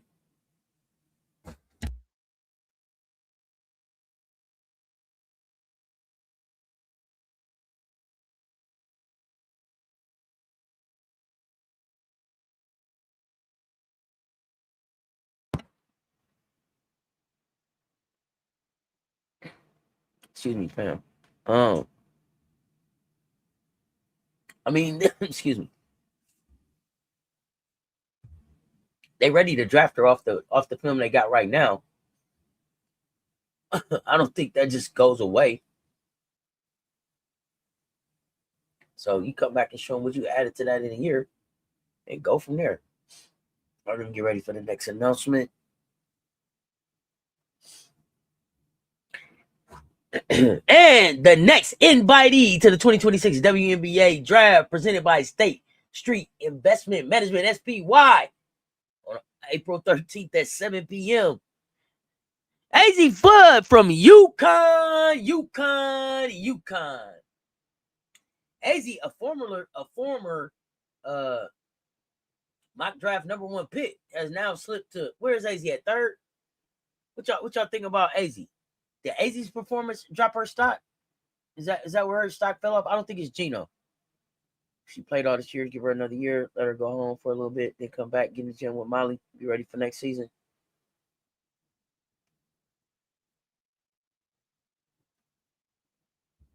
Miriam just put up her goodbye message. Bye, Miriam. We'll see you soon, homie. Oh, Miriam going to play in the Nigerian on the Nigerian team. Get it in, Miriam. Get it in, Scary Mary Carey. We gonna be watching. If half our fans gave like this, Miller could have stayed with us another year, and we'd definitely be 25 champs. What you mean? If our fans that gave like this, yeah, I don't know. You gotta make it make sense. I don't know who didn't have time. But thank y'all.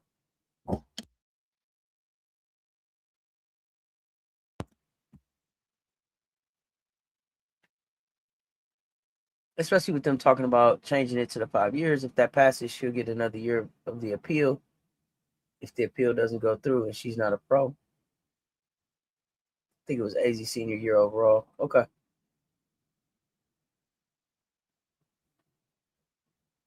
Okay, got you. Like the fund, one of the fans started. Was Camilla in need of money? Is that why did Camilla go pro because she needed some money?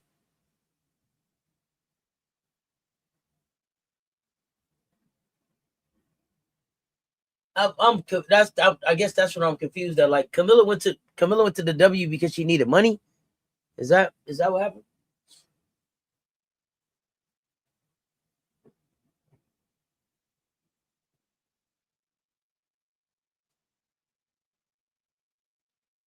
I hadn't heard that. She couldn't get NIL deals like the other players. So you think she wasn't taken care of? You don't think she was on scholarship or nothing?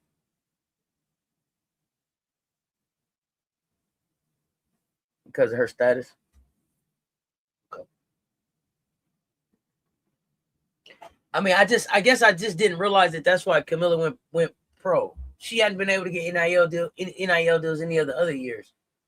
So, it seemed like she had made it just fine. So I guess I didn't realize that. Okay.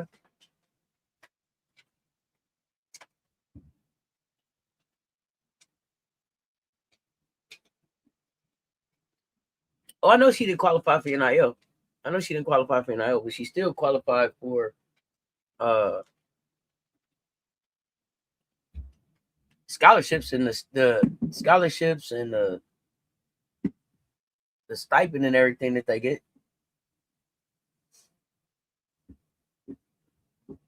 Miller did mention helping her family. That's why she didn't take the 5th year. Oh, helping her family is one thing. Ready to start helping my family is one thing. Other than I couldn't afford to stay in school. That's why she went. I never heard Miller say that. Can y'all tell me where's the interview where Miller said that? I would love to check that out.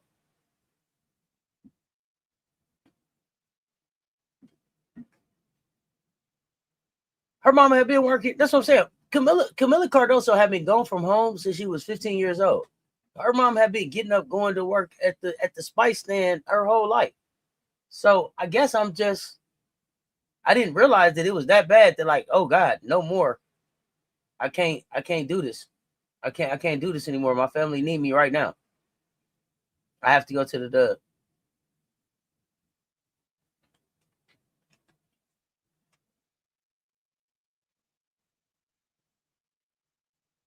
Mm-hmm.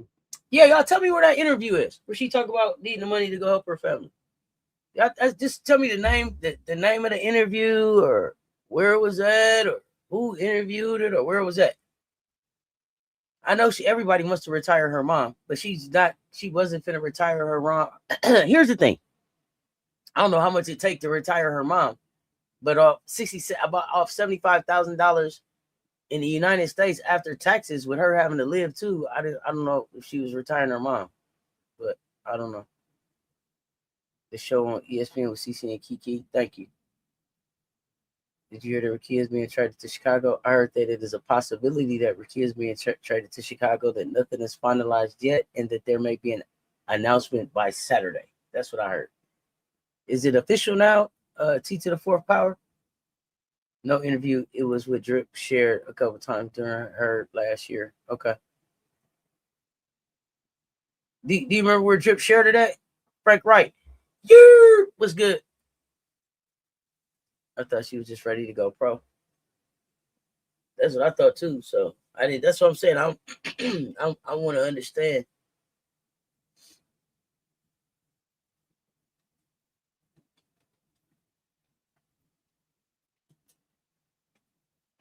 I know that she said she came here to be a professional basketball player, to make money to help her family.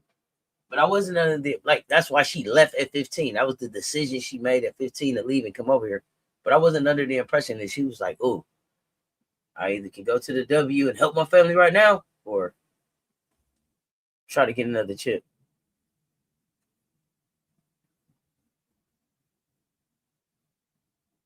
Yeah, I understand about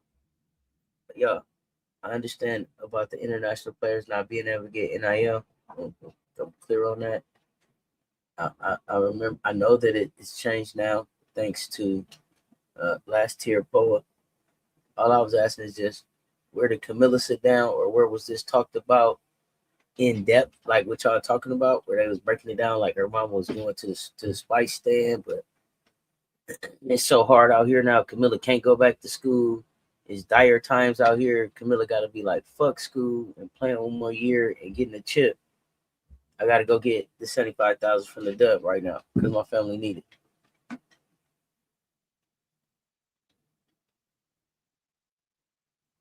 I've seen it on a lot of places.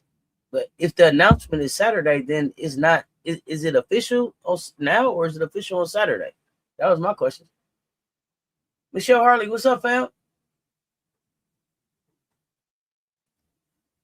Portos to Rutgers. Portos to Rutgers. Is it official? I've been hearing some.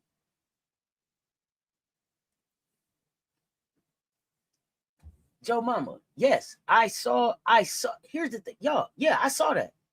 Her mama had been working from sun up to sundown since that girl was 15 years old. Since she left home. What I'm asking y'all now is, where was the part where they was like, this shit is so dire, I can't do one more year at college. I gotta go right now, or because my mom and them ain't gonna make it. That's all I was asking. That's how I came across in the chat. Like, oh God, Camilla can't do one more year. She got to get to the dub and help her family right now. I'm like, shit, I missed where it was that where it was that that bad, where it was that serious. Like, oh God, it's make or break it time. This girl can't go to school no more. Her family need her right now. That's all I'm asking. Where was that conversation at? I got all the other stuff y'all talking about. I got all of that. I think Miller was just ready to go to the next level. It's official Saturday.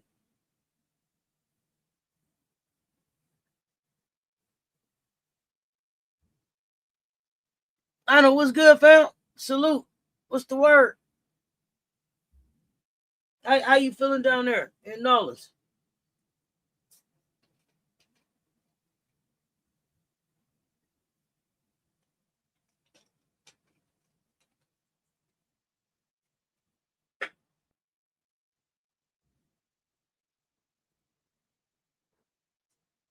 What is going on down there in Nolens?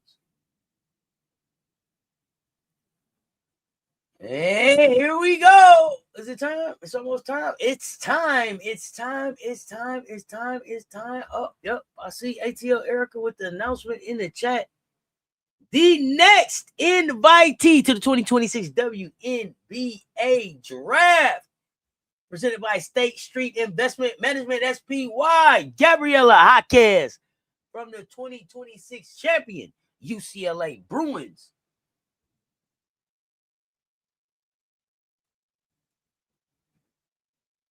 Everything great. Disappointed about the chip. We're ready for the portal. Heard Kimura visiting this weekend. I heard Kimura's visiting too. Disappointed about the chip. Came with them all.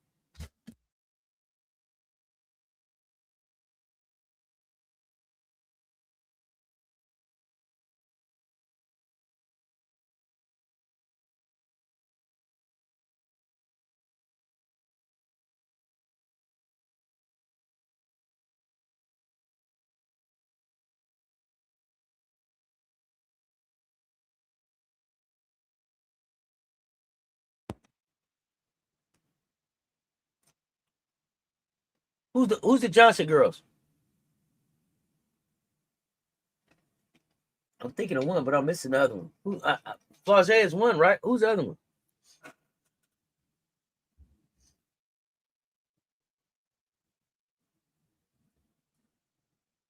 Who is the next name?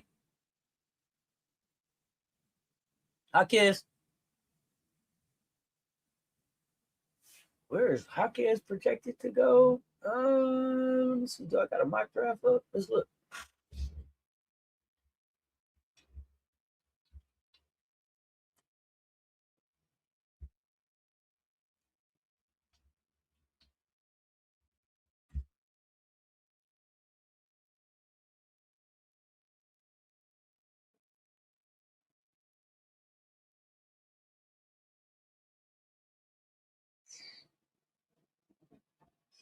Oh, y'all think they're inviting Raven?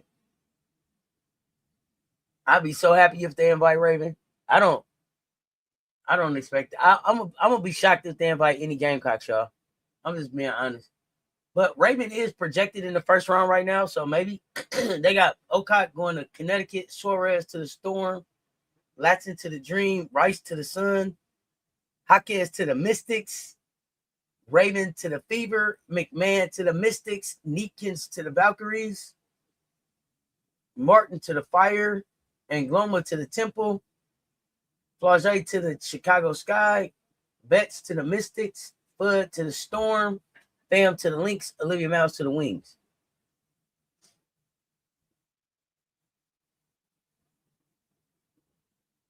What's up, Juicy? I just don't. I'm gonna be surprised if they invite Raven. I'd be happy as fuck. I think I just come into it like, hey, they ain't inviting no Gamecocks. But I guess the difference this year, what I should acknowledge is that we're actually projected in the first round on some of these mock drafts.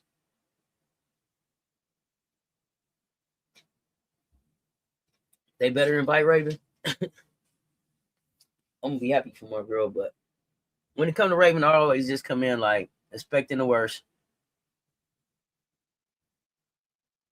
It was dire. She just wanted to help her mom when I have to work the long hours and to move her from where she was staying. Okay, yeah, she was just ready to go to the next level. It wasn't like, oh gosh, she couldn't pay the bills. I got you. What's up, Juicy? I hope y'all right. Is his son playing in Houston immediately this year? No. They better invite Raven. They would be crazy not to invite Hollywood. I mean, they was crazy not to give her respect all these 5 years, but there's that. But with her being on the ESPN projected list, she probably gets invited. Y'all, I'm just already just expect to hate on the Gamecocks. I'm sorry. I didn't mean to be a nervous Nelly or a Debbie Downer.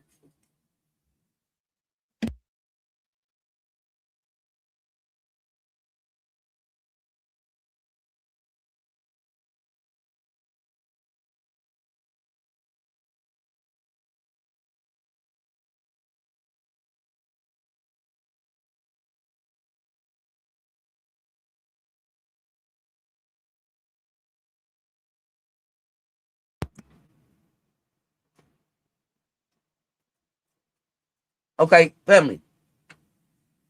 Can I tell y'all something really unpopular and y'all don't get mad?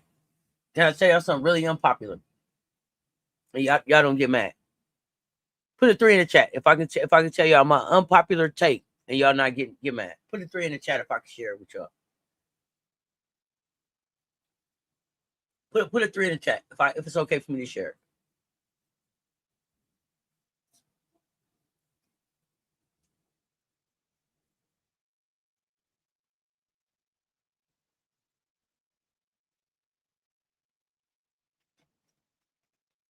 This is my unpopular take.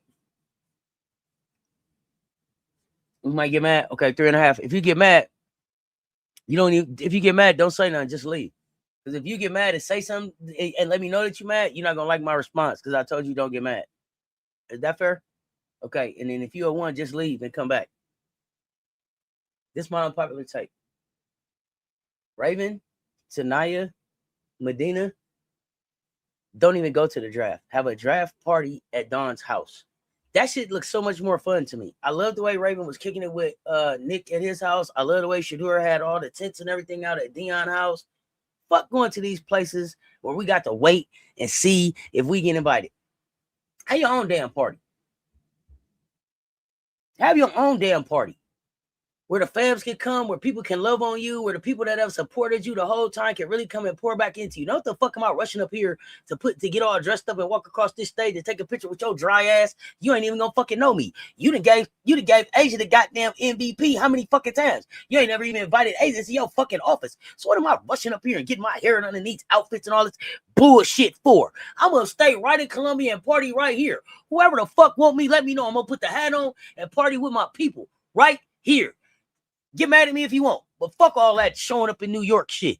Wait and seeing if I'm invited and all that. Fuck that. Okay, back to our regularly scheduled program. Is it time for another name? My bad. Yeah, that's my unpopular take right there. Fuck all that.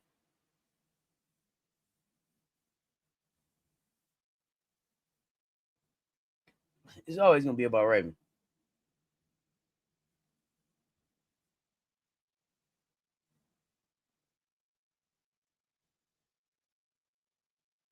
Bree Hall did it like that too. Did y'all forget that's what Bree did to y'all? Paw did it, Bree Hall did it too.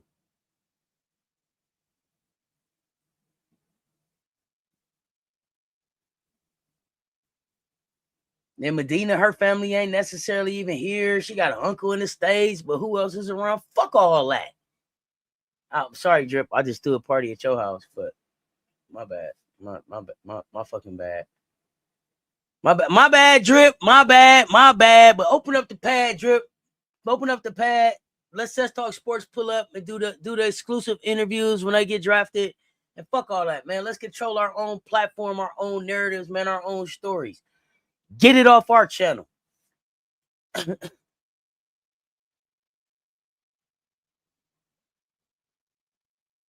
Probably about the opinion. I agree. I agree with that take. Okay. All that Holly, all that running around. Fuck all that. Holly, we gonna tell you what we want to tell you. Show up all unannounced, crash that money. You know what I'm saying? Like wedding crashers. Like remember me, Lil Lucky. You know what I'm saying? Lil Lucky. Coach Dave, we not worried about how they did Deja Kelly last year. Deja Kelly didn't earn a spot. I don't know. Tell me what you're talking about. SC players should do it. They really don't respect us anyway. Party right at the CLA. The fams is down for whatever. You know what I'm saying? Fuck all that shit.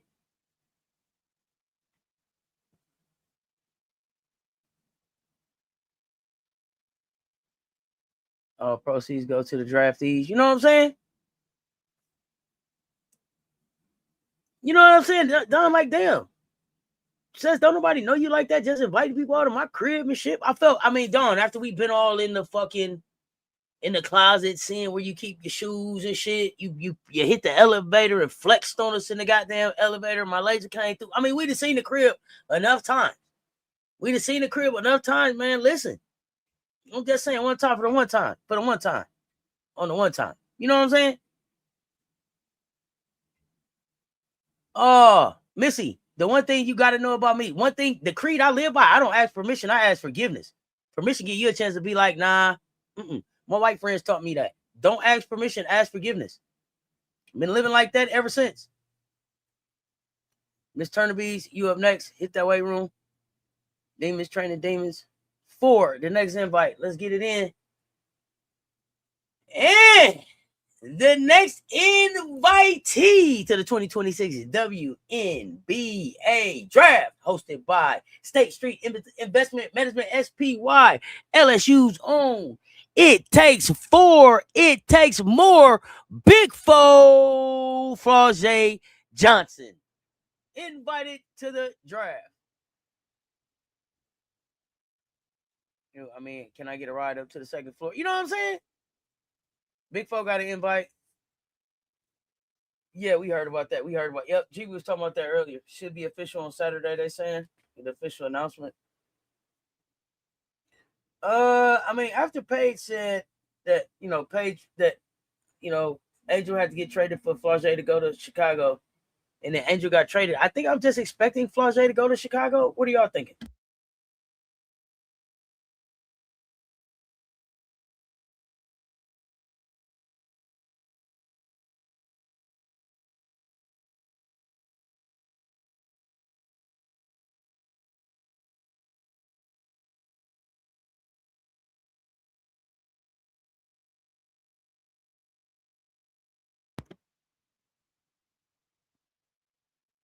Yeah, Danny Carnegie, with Chit Chat. I don't know, where does their size come from?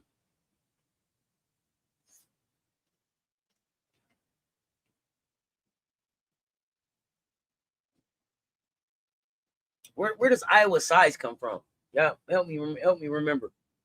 The Stokey was they big? Is that right? Or am I forgetting somebody?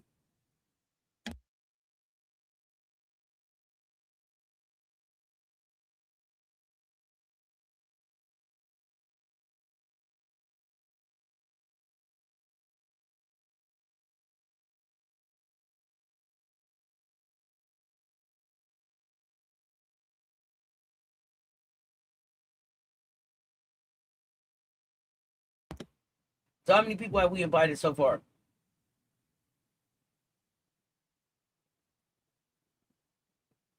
7.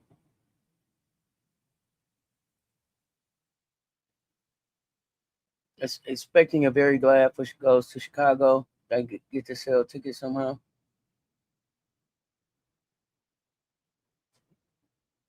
Huh? Expecting a very glad for. Especially very glad 4 goes to Chicago. They got to sell tickets somehow. You think 4 gonna sell more tickets than Camilla now?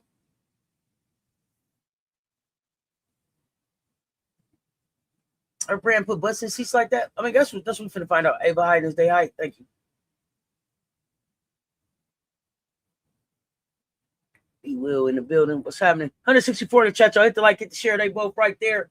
So far, invited to the 2026 WNBA draft presented by State Street. We got Nell Angloma from France, Lauren Betts from UCLA, Angela Dugalich from UCLA, our fam from Spain, AZ Fudd from UConn, Gabriella Hotcaz from UCLA, Flaw J. Johnson, It Takes More, It Takes Four from LSU. Raven is your pick for Roy? Okay. Calling Raven Roy. Calling Raven Roy. Okay. We can do it. We can call Raven Roy.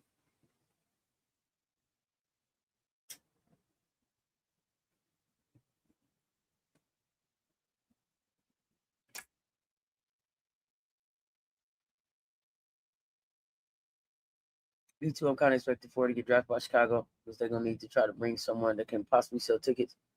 But the way they raise their prices on their tickets, is anybody buying that high ass shit? Is anybody buying that high ass shit?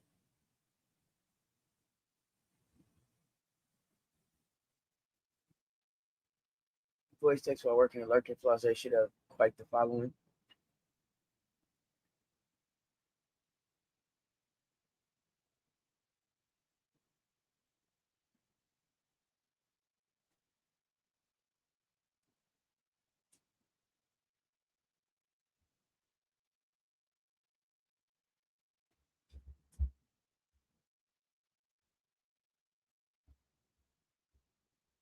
Hey, while we sitting here, somebody y'all tell me your favorite Flause song. While y'all sitting there. While we sitting there, I'm curious. I was just wondering. And shout out to Flause for receiving the key to the city.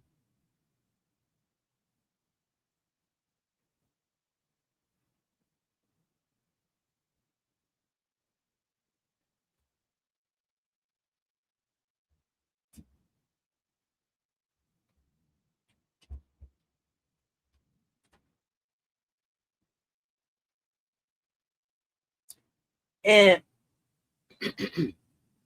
understand. I'm going to ask another question. I'm going to say something, and I won't understand. I'm not. Yeah, Came Out of Beast is probably my favorite one too, but it's probably the only one I really know too. Came Out of Beast, the one got Lil Wayne on there, and it got the band on there. Shit go crazy. Okay. 5 minutes. Raven up next. Love it. Raven Roy. Yeah, Raven Roy. Yeah. Never heard a Flause song. Okay. Never heard one Flause song. Okay. The one with Lil Wayne, Came Out of Beast. The Ariel signed her Supermax contract. Ariel got cord. That's the last thing I heard about her. After all, season ticket holders can get a refund that were there for Angel only. Good.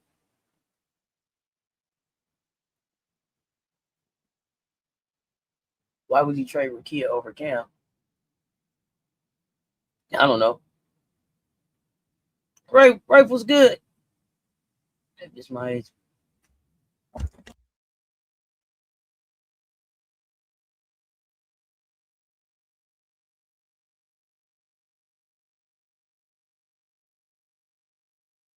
So, hot tracks, maybe it's my age, but her music don't do anything for me. But I love her as a player. Can't wait to see what her mother has to say about the organization who goes to Chicago.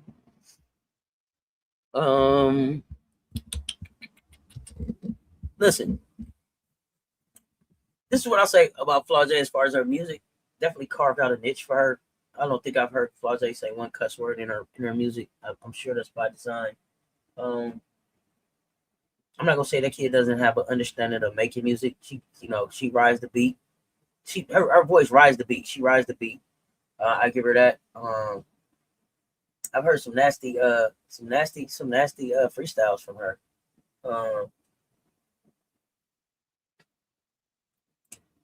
Came Out of Beast is a combination of all things. It's the band. It's Lil Wayne. It's that Big 4, Big 5, pop, pop.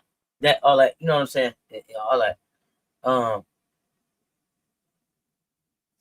But from a business standpoint, and this is strictly from a business standpoint. So this isn't a knock on Flau'jae at all or her brand, right? But when we say we're gonna trade, we're gonna trade Angel, and then we're bringing in Flau'jae, and then it's like, oh, Flau'jae is gonna be able to put butts in the seats. That part confuses me a little bit. That part confuses me a little bit because Flau'jae had 2 million. Flau'jae has 2 million followers on Instagram. You feel me? 2 million followers on Instagram, and nobody has seen Flau'jae play a WNBA game yet. Nobody has seen Flau'jae play a WNBA game yet.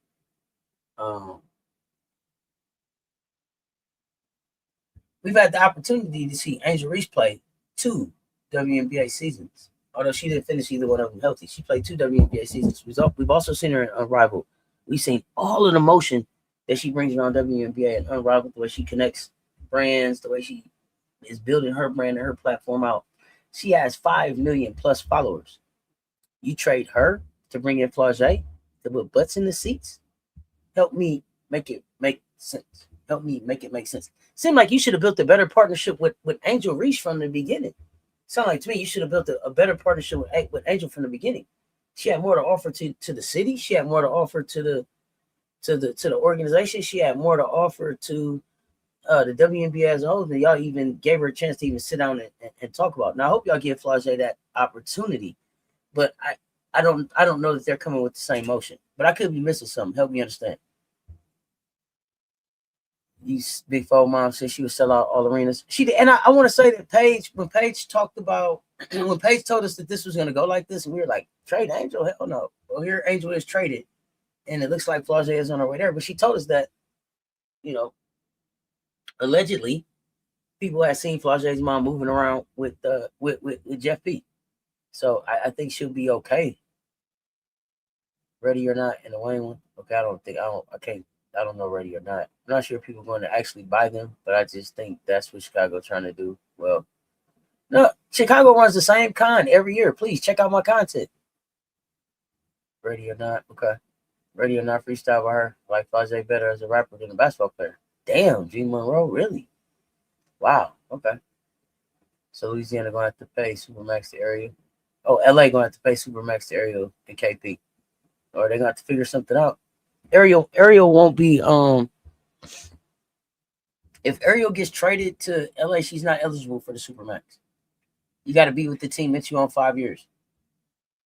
So she wouldn't be eligible for the Supermax. She has her market. That's the good thing about art. Not everybody has to like you, only your fans. No, that's fine. But does that sell out my arena? I appreciate your art, but does that sell out my basketball arena?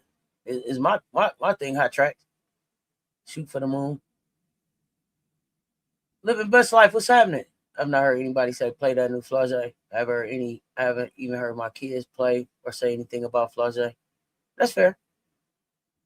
I think Flau'jae has a real niche for who her followers are, and I think a lot of the people that follow Flau'jae started following her back when she was on the TV shows, and then it's picked up as she's branched out and continued to grow. Told me Raven. Oh, good. I'm glad she's invited.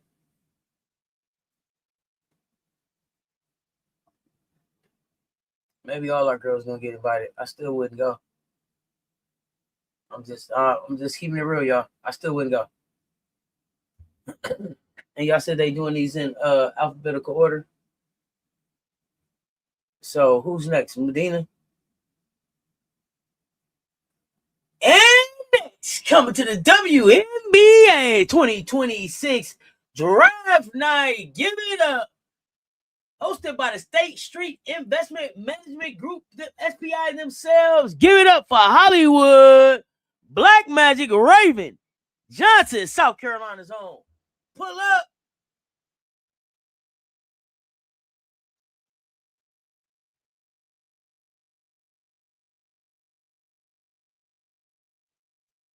butts will get in the seats when they start winning. People don't want to pay to see a losing team. Do you think Flau'jae gets there? You think Flau'jae is what the Chicago Sky been waiting on? Mind, get rid of. Oh, I forgot. Natty Lighty Latson. Latson then okay, got me. Got you. Excuse me, got you. Hot tracks. Do you think getting rid of Angel and bringing in Flau'jae is what helps Chicago win? That turns them around? Is that all they've been waiting on? Let me know.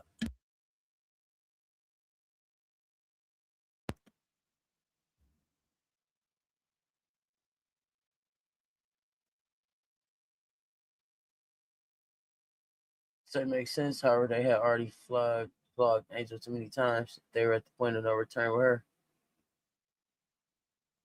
Raven invited. No, she had Rich Paul as agent. I don't know who her agent is. I think she is with Clutch. Matter of fact, though, I ain't counting Miles. I was thinking about South Carolina girls, but I forgot about Natty Laddie Lasson. They're taking more time with these than they spent the draft announcements. None of this shit they don't do. They fuck up everything. Big Ray got her invite, but if Dawn opens her house, I'm pretty sure they will go there. I don't know, Dawn. I tried to start a party at your house. Hell no, we won't go. Y'all ain't gave us no love anyway. Exclusive. We on some exclusive draft shit.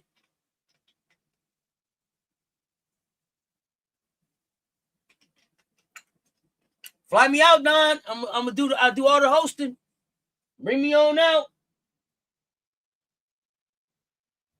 It'll be a vibe. Raven, dog on it. Let's go. Let's go, Gamecocks. God, I'm scared to look at my phone. If Rakia go there, then four mama ain't gonna be happy. Why? What does she got? What do she what wait? What does Rakia got to do with this?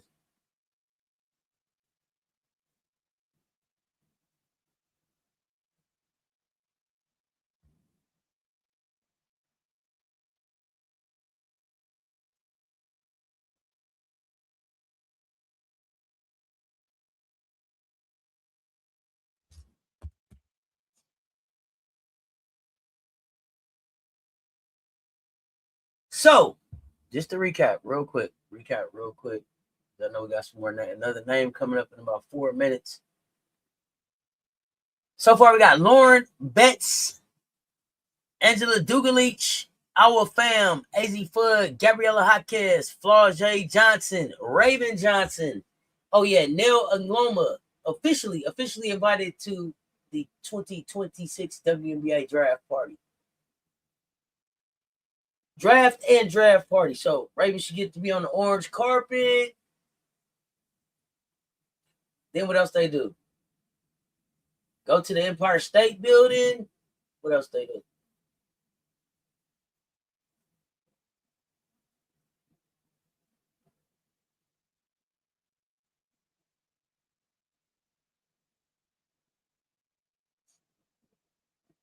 Latson, Miles, and Okai. Okay. Poor mama want her to be the only star in town. She ain't sharing spotlight no more. So what do they expect Camila Cardoso to do when folk get to town? Not be a star? she got a whole country behind her. What does she do?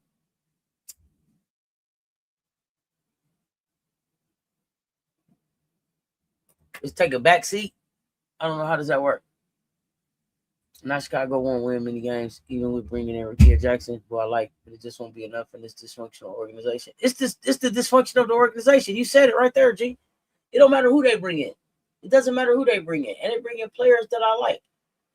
But it doesn't matter who they bring in until they become a serious organization. Until they become an organization that moves like they really want to win, and not just con people.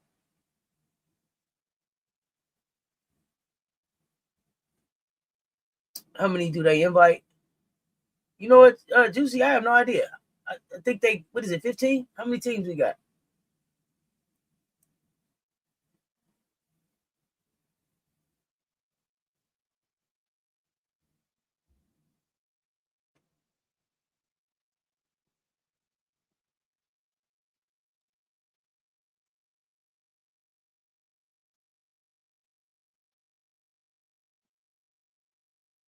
very true. I see Chicago playing Big Fall. They building around their international rookie and the vet guard. Can't remember their names. They went forward to seem relevant. Uzun or Sifka. Who is it? Who is that international? Big four to the bench. You just getting here for? Whew. Poor mama came off as a bully momager. Not to be negative, but one parent shouldn't be allowed to run the team just like she did at LSU. So you felt like she was running the team at LSU. Okay. I don't have enough insight. I don't have enough insight. But I guess the thing that surprises me about that is I guess and Robin Man Media talks about this, like Kim ain't really got no power. It's the boosters there. So I guess the boosters is really in charge, because I would be surprised. I'm surprised that Kim would allow that to go on. So I guess it's really all about the goddamn boosters.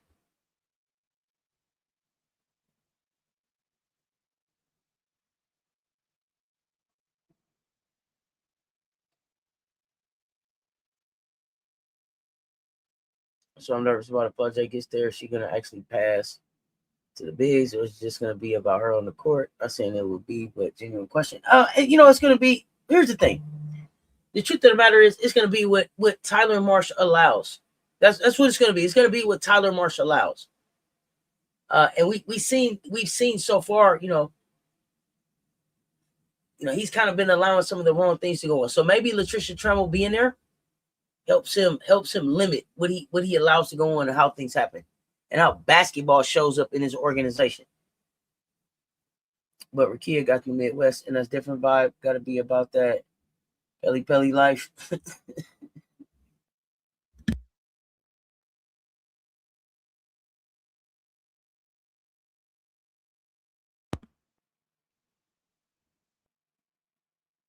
I thought they said Sloop had another injury today or something.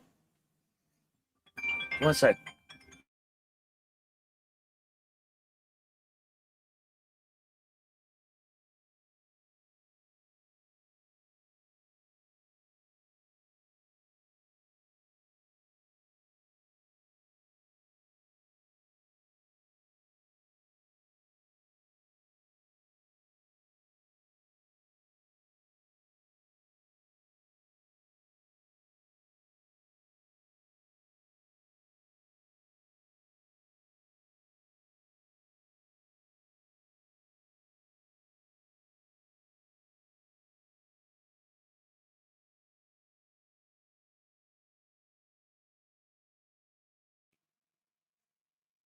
Okay, sorry about that.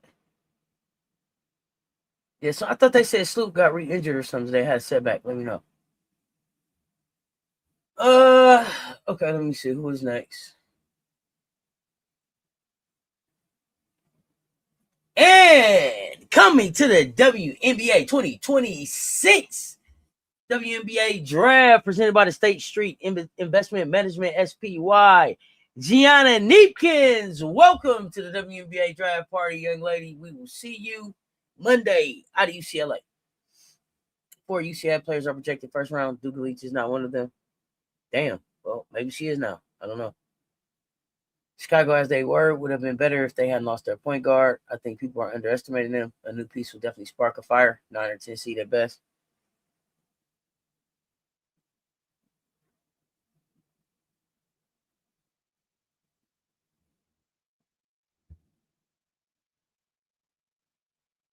Hot track. Hey fam, is this your first W season on this platform?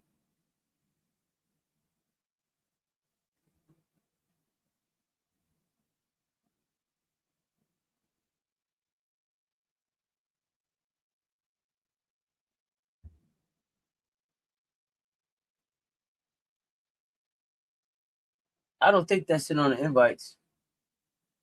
I think we still expecting like Ladson, Okot. We open. They are late. Not Boo Neekins. You didn't expect Neekins. Shooter. Tennessee got Naomi White. I have to look her up. Not familiar. The name don't jump out for me either. Let's see while we wait.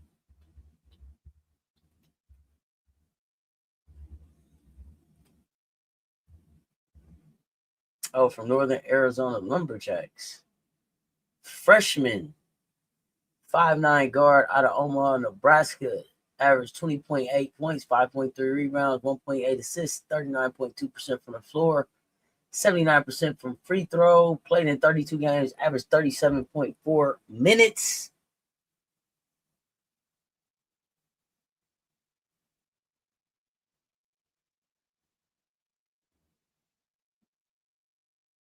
And they finished 10-22 and 7th in the Big Sky. Shit I was going to say is Flage going to play, but the Sky roster is so bad, she might have to start. They didn't put Neepkins up on X. Hey, I got Neepkins over here.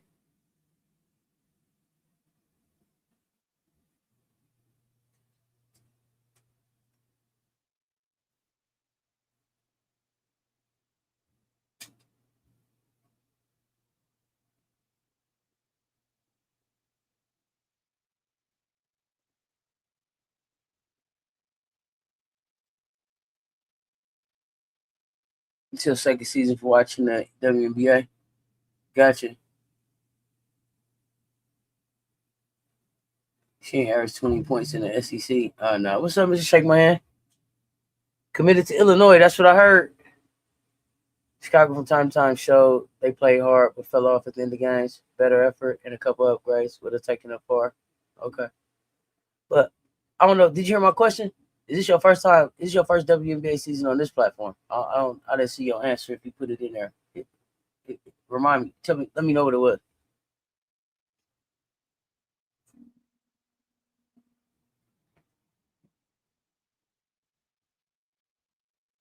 Not Tennessee looking real mid-majorish.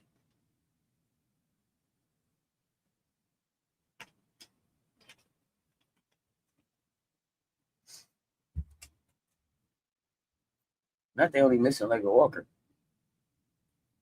Passing report on you. I'm going to lunch. Enjoy lunch, fam.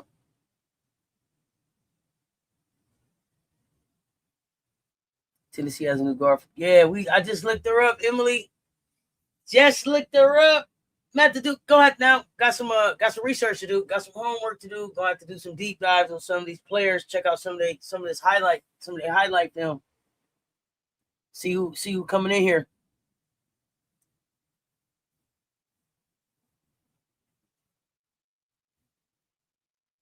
See who coming in here. So far though, I'll say this. Looking at the people that haven't been invited to the draft, the goddamn tunnel fit should be lit.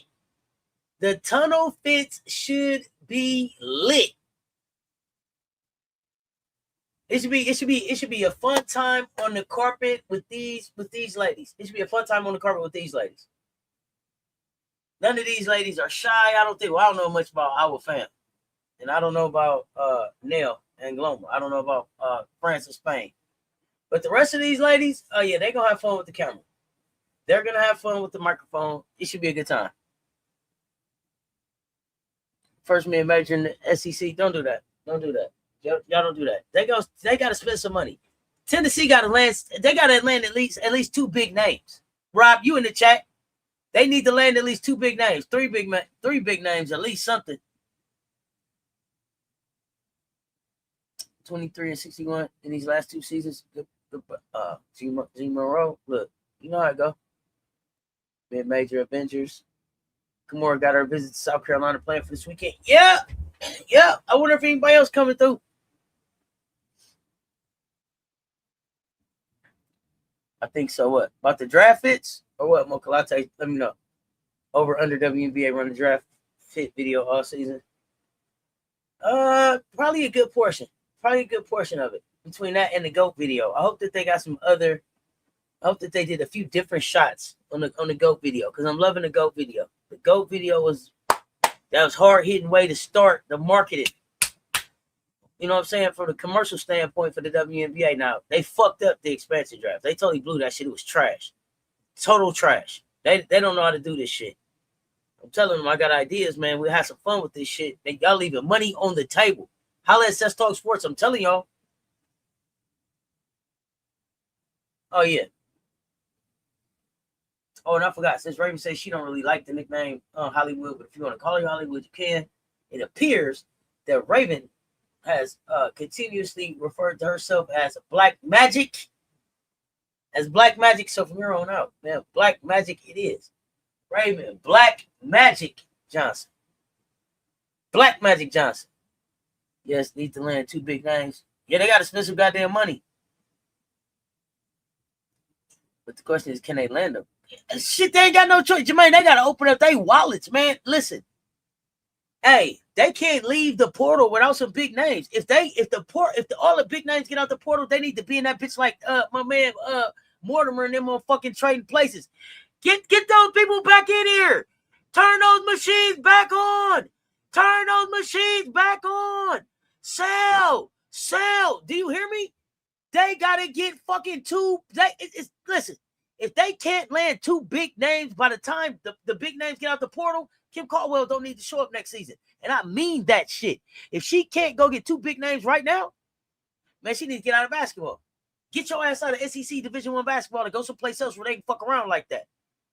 I laughed at fucking Joni ass all last season. Joni, your fucking roster is just spinning. Joni, are you working? Hello. Joni.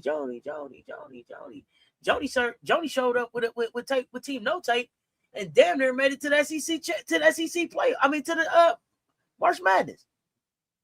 Now, I don't know. Shit fell apart when they got to the WBIT, but Fats had got hurt and it was some other shit. But I'm just saying, we got to keep it for real. We got to keep it for real. She can't leave. She can't leave Portal City. She can't leave Portal City without no goddamn body. Period. That's the truth. 1:30, we should have a new player coming to the 2026 WNBA draft party. Natty, Laddie, Tanaya Latson from South Carolina. Come on down, man. Looking forward to it. Let's go. You didn't get that Natty Laddie, but you still Natty Laddie to me, goddammit. Who else we got left? Jaquez, Latson, Suarez. So we finna find out right quick if Medina is invited after we see should be who next. Miles.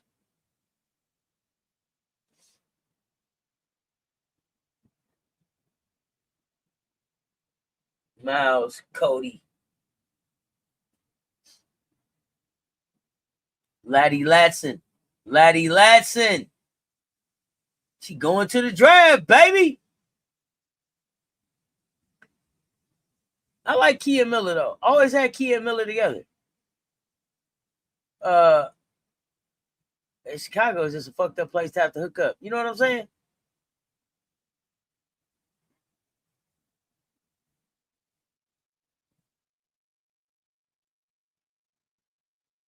Kim on the portal website spamming the best available button.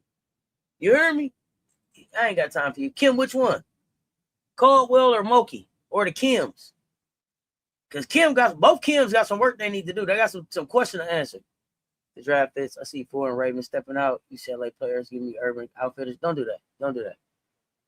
Mocha Latte. Don't act like they're gonna have on urban outfitters and journey shoes. Don't do that. Don't you do that. Like they just going to Kohl's.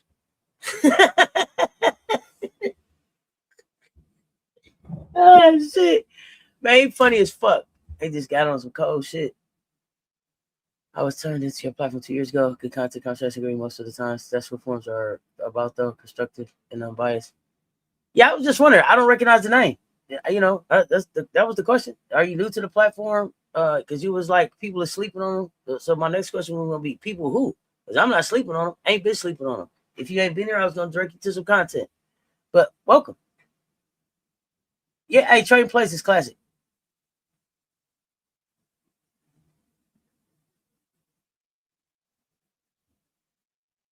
Should jump on the Victoria's Secret bandwagon and make a calendar premiering all of the team's logos and stars who wish to participate. Exposure marketing, one of many avenues to explore.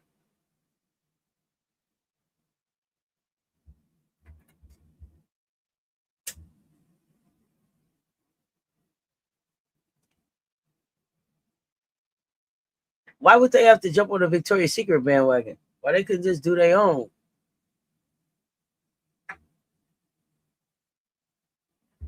WNBA calendar. Like, I don't. What do you say? You want the ladies to pose in Victoria's Secrets in the calendar?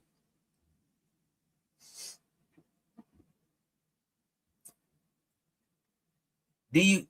And then my question, just wondering, do you also suggest that like the NBA do calendars in they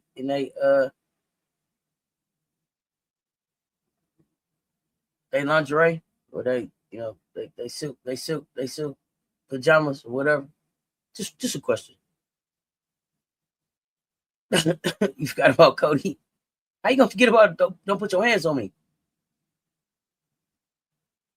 You got to get Big Mama. Yeah. Caldwell, hell, both of them. Right.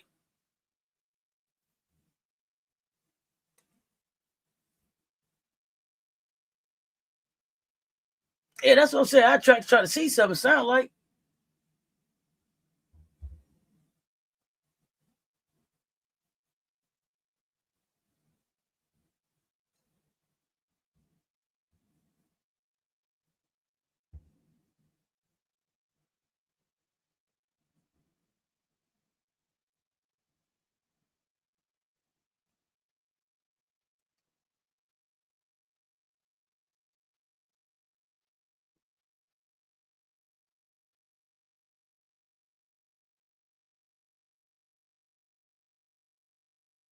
How you forget about don't put your hands on me, McMahon?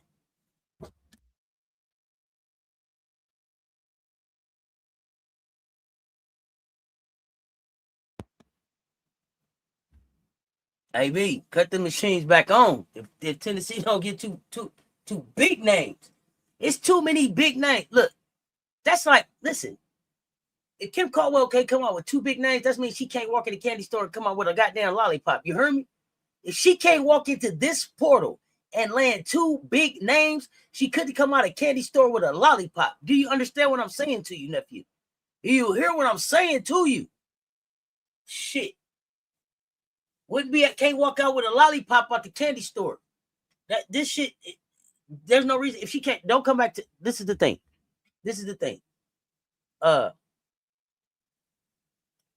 You take your ass down there to the Portal City, and if you don't get two bigs, there's no need for you to come back to Rocky Top.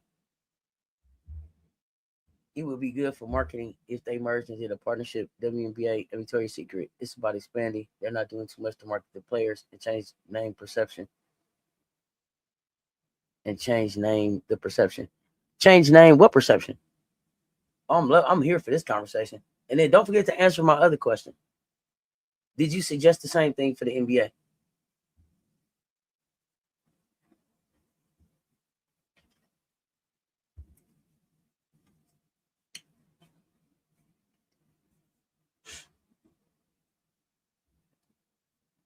What up, though? Of course, they rejected Medina having another year, 2 years, ate up with visa issues. Right? They don't even talk about that part. I was trying to come here and play basketball, and y'all kept denying me. But they denied that girl about 9 fucking times. I don't know what big name got to sign up for that. This is what we about to see with that mouthpiece work like, homie. You gonna have to get in there and sell. Turn those machines back on. Do you hear me, Mocha Latte? Sell. She got to sell. The gig is up. Either you can go get some talent or you fucking can't. And if you can't walk in this goddamn place and bring some talent out of this bitch with talent falling off the goddamn walls, how the fuck am I supposed to trust you to go out in the recruiting season and bring some talent back for next year? Fuck that. If you can't come out the transfer portal with something right now, don't come back to Rocky Top. Period. Don't come back to Rocky Top. Don't bring your ass back to Rocky Top. It's too much talent in the portal right now for you to be talking. Well, I don't know. I couldn't get no big names. You couldn't get nobody? You couldn't get fucking nobody?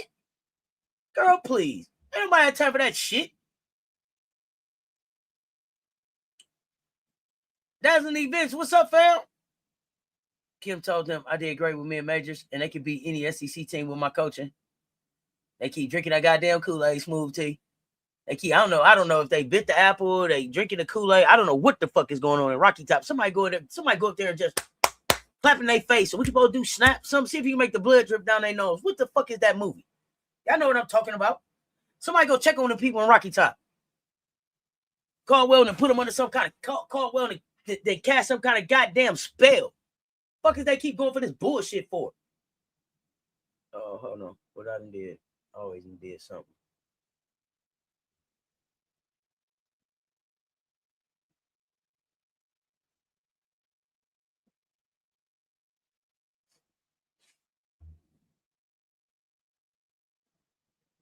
She had some talent, and they said, no, never mind. They was like, you just want us to keep doing this dumb shit? And then, like, they gave her some ideas of some other shit to do. And she was like, oh, a plan B? Plan C? Some other shit to try? No, thank you. We're just going to keep doing the same shit that we've been doing. The shit that they already got tape on. The shit that they've been stopping. The shit that we ain't got the fucking 3-ball to travel with the fucking pull-off. We're just going to keep doing this. Now do this. Do this. Do this.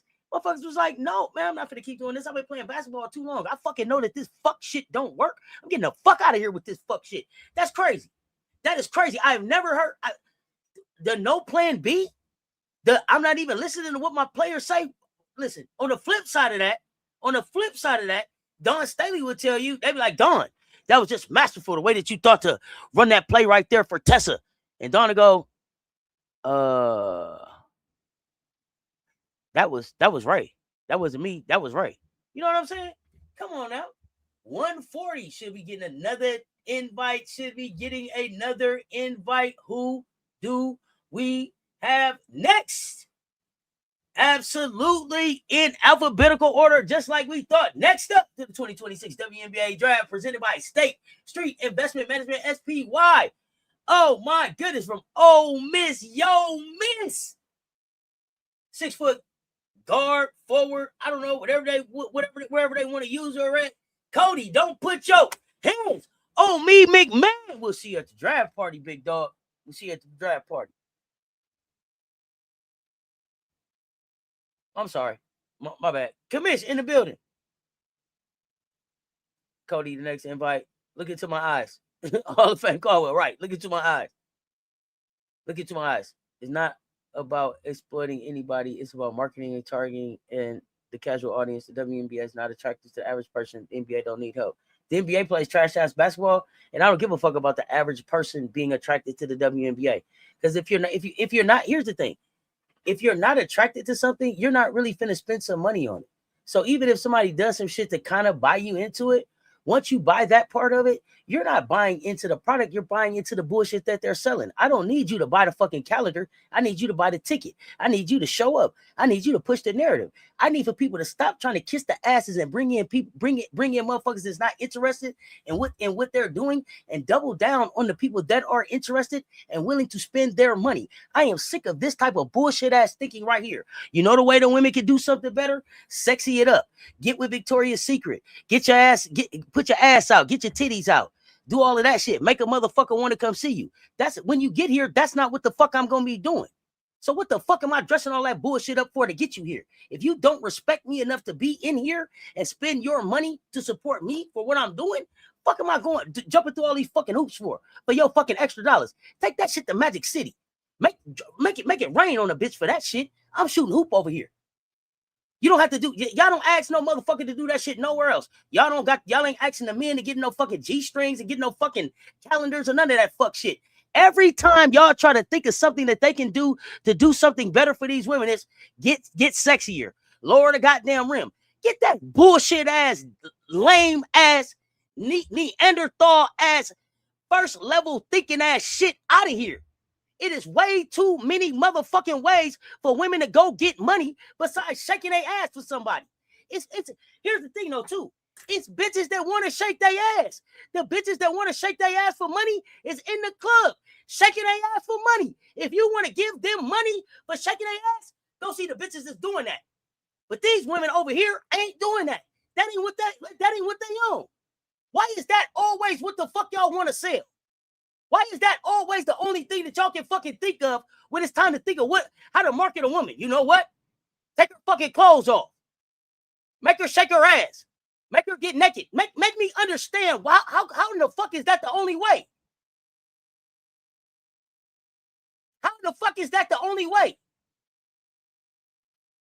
Nah, I'm not taking nothing personal. I'm having a real fucking conversation. I understand that you said it was only one avenue, and so this the avenue that I'm talking about. I'm elaborating on this one because this the one you spent the most time on. You came here. The avenue that you bought here was for them to do a Victoria's Secret calendar. That was the avenue that you bought. That was the one avenue that you presented. That was the one avenue that you continue to talk about. So this the avenue we own now. So now that I'm on Front Street with it, don't want to change the subject. Don't move the goalpost now. We right here in the conversation. Let's get it, Hot Tracks. Let's talk about it. Is it too hot now? What we doing?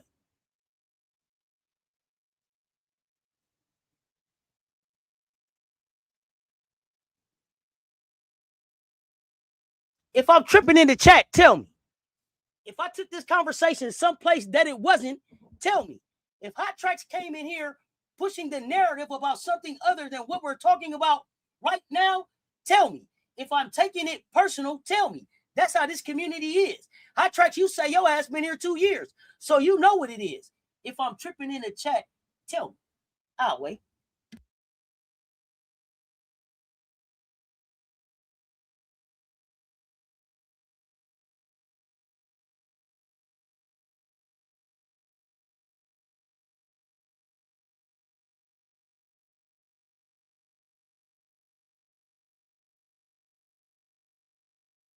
See, this is why I asked all them questions. This is why I said, Hot Tracks, you been here before?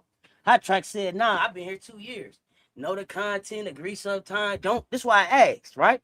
This is why I laid the foundation. This is why I threw that. This is why I threw the line out. Because I was fishing to see what I was really dealing with here. This is what I was fishing to see. Is this somebody new that maybe ain't been here? I need to direct them to some of my content. Is this somebody new that don't really know how the conversations get down here when I'm really in the chat getting down? No, they said they 24 months in, 24 plus. You feel me? So now you said this the one avenue. Now I'm on Front Street on the avenue, and you don't want to talk no more. Now I'm being personal. Check the chat. Check the chat. Hot Tracks.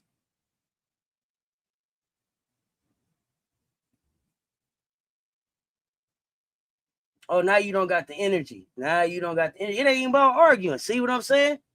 See what I'm saying? What is Victoria's Secret? I ain't even angry. We just having a conversation. Now you don't want to talk no more. Oh, now you don't want to talk. This is what I be talking about. Now they came here with this idea. I didn't bring up Victoria's Secret. I didn't say that. You did.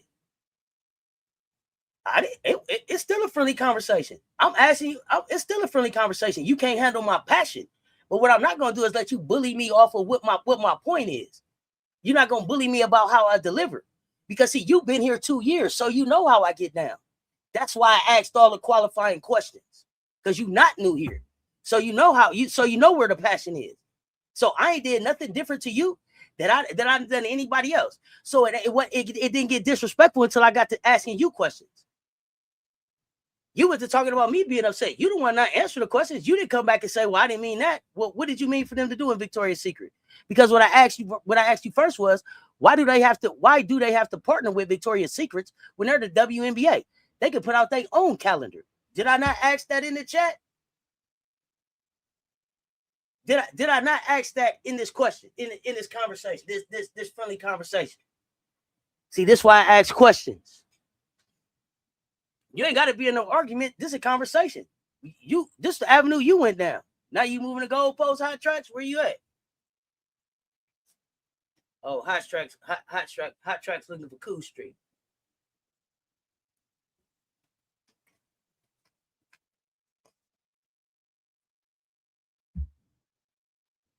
Do I wear pajamas like mostly everybody else? No, I don't. I don't wear pajamas like mostly everybody else. So if you just wanted some pajamas, why didn't you just say pajamas? Y'all, when y'all hear Victoria's Secret, what do you think about? Just tell me. Put it in the chat. Victoria's Secrets, what's the first thing you think about? I'm still checking to see if I'm tripping. Victoria's Secret, what's the first thing you think about? You could have said any brand.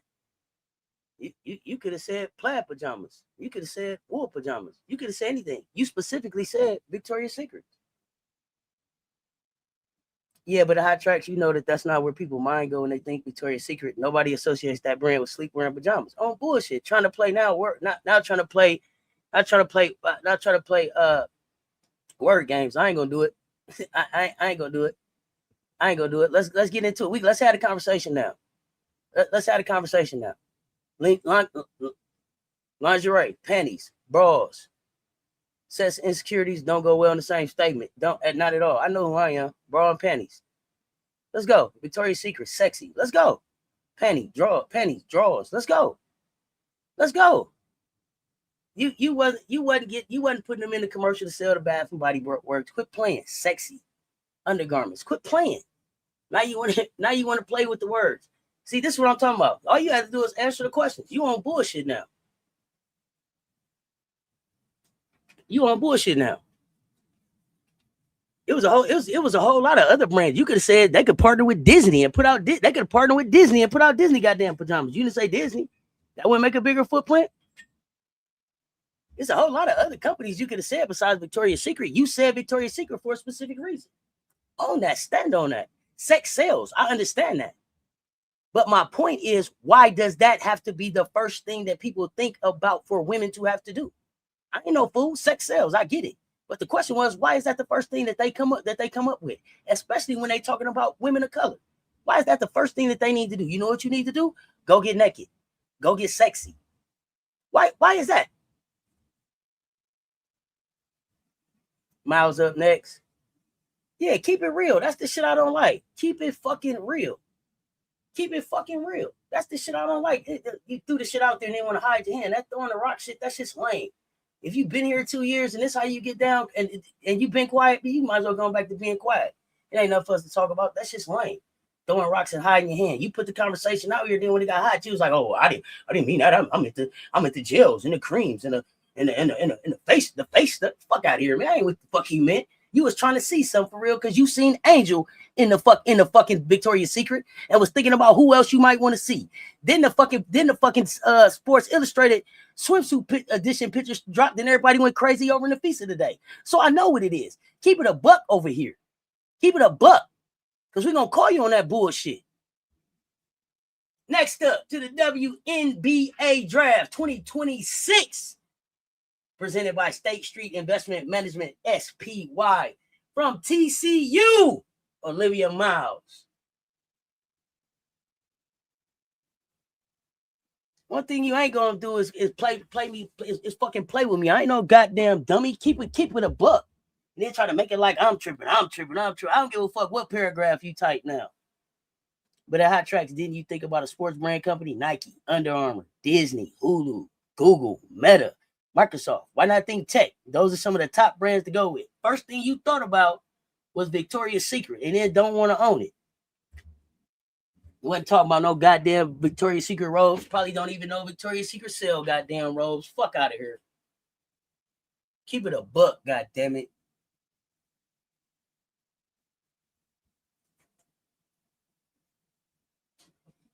That shit's lame. That's one thing I don't like. No lame motherfucker, man. Stand 10 toes on what the fuck you said and just get the fuck on, bro.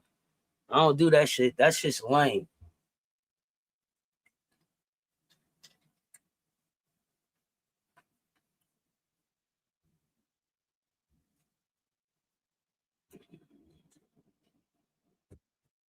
Here you go. Hot Tracks. You still ain't saying shit. You still ain't saying shit. You still ain't saying shit, and you still ain't answering one fucking question. You might as well quit typing. You ain't saying shit. Like I said, it wasn't you trying to make this about me. This is what people think about Victoria's Secrets. That's where you went. You could have said any of them other companies. They named them all. You didn't name any of them. You named Victoria's Secrets for one reason. Victoria's Secrets is trending, but there's a whole bunch of other businesses trending too. You was trying to see something. Own that shit. That's real sex sales. But you wasn't, it ain't even about assuming. That's what you put out there. That's what you put out there. And if that wasn't what you put out, if that wasn't what you wanted to put out there, then you should have just corrected yourself. But words matter. But it don't matter. You ain't saying shit. Turn the chat back on. Let's go. What else on your mind, AB? Yeah, let's move on. Because that's some bullshit right there. At least be able to just stand on business. least be able to stand on business.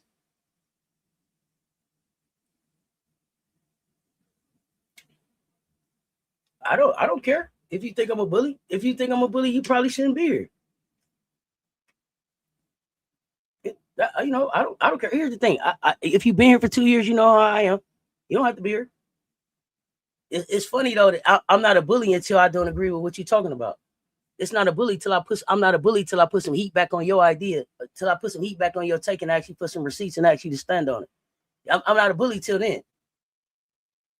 But I listened to everything you said. You came in here. You took the conversation here. This wasn't my topic. I went to where you wanted it to go. And then when I got there, you was like, "This the avenue." Well, you pulled up one avenue. I pulled up on the avenue and gave you some facts on the avenue. You didn't like what I had to say about that, and then you was like, "Oh, you just trying to bully me." I wasn't even trying to be I wasn't even trying to be on that topic. You bought that topic. And you bought that topic and tied them ladies to Victoria's Secret. You could have tied them to goddamn cornflakes, frosted flakes, anything. You tied them to Victoria's Secrets, and you know what Victoria's Secret stand on. You can type whatever the fuck you want to type in the chat. It ain't gonna change who I am or what I think about myself or what this platform is or how I move forward. If you feel like you're being bullied, by all means, please move around because that ain't what I'm here for. Go someplace where you love it at. What y'all think about who we got going so far? Turn the chat back on.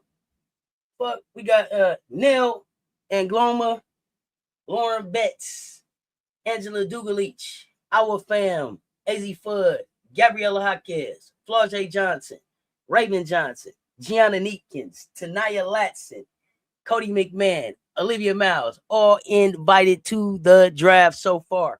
What y'all think about it? Get in the chat. Let's talk about it. Clientele is a street word, only D-boys and pimp shoes. That, and so what is Hot Track saying? The WNBA is selling. T. John C. That's why words matter. Words matter all the time. Yo, the way you talk, I tell on you.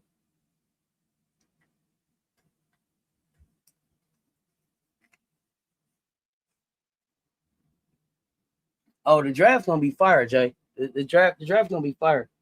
Who do y'all see sticking? Like absolutely out of all the players that we see up here right now, is this the draft you think that has the best opportunity for the most players to stick from what you've seen up here, what you see up here so far? People barely watch because it's not attractive. Testosterone in women's league. There's a large community wants to enjoy basketball. The girly girls are taking over. Oh, yeah. I was just waiting on that to come out of you. Okay.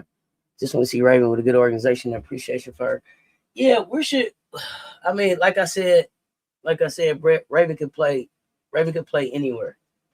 Raven could play anywhere. Just be someplace where they're gonna appreciate her. Mocha Latte, you saying no? Yes, because of expansion. And see, this right here, this thinking right here, the girly girls, the taking over, all of that, further lets me know what your Victoria's Secret statement was about. Further lets me know what you was looking for. And it wasn't the perfumes and the bath wash and that what this right here. The more you talk, the better we can see it.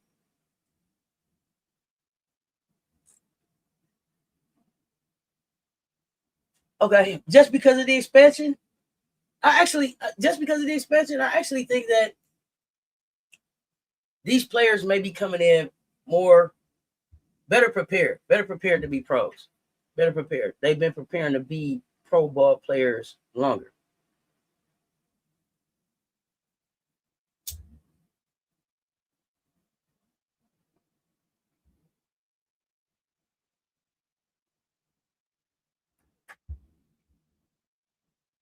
Hey, a mouth will say anything. Want it?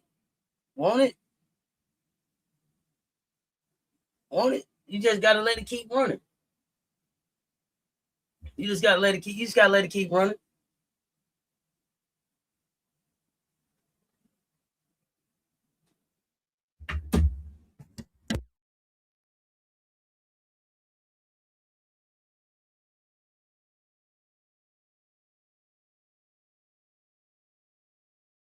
Ain't even got a lot to kick it. Ain't even got a lot to kick it. Just didn't know where they was at. Got in here and said that and thought everybody was gonna be like, oh yeah, woo, woo. That ain't where we at. That ain't what we on.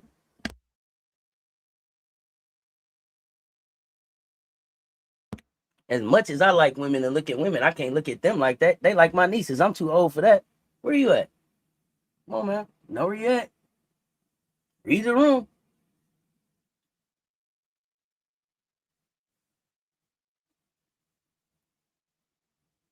Make it make sense. I just told you there's plenty of women selling their body because they want to.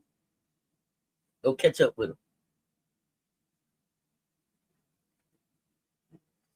The WNBA, the better look. I put out a video last season, Brett. The officiating for the dub is ridiculous.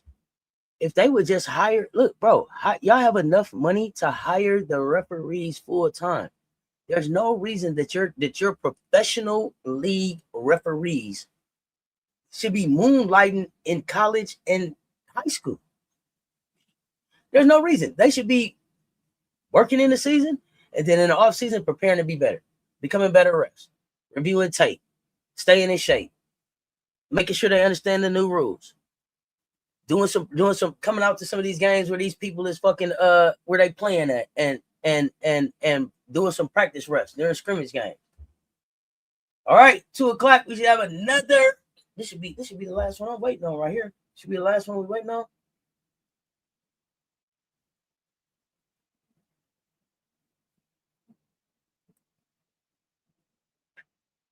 There she is. And welcome to the WNBA Draft Party 2026, hosted by State Street Investment Management SPY, South Carolina's own Big Mama Medina Cock. Let's get it. Let's get it. Let's get it. Big Mama, we'll see you in New York. Is that all my girls? Is that all my girls? Now, what I said stands. We're not going to New York. Dawn, open up the house. We having a party. All right, what's good?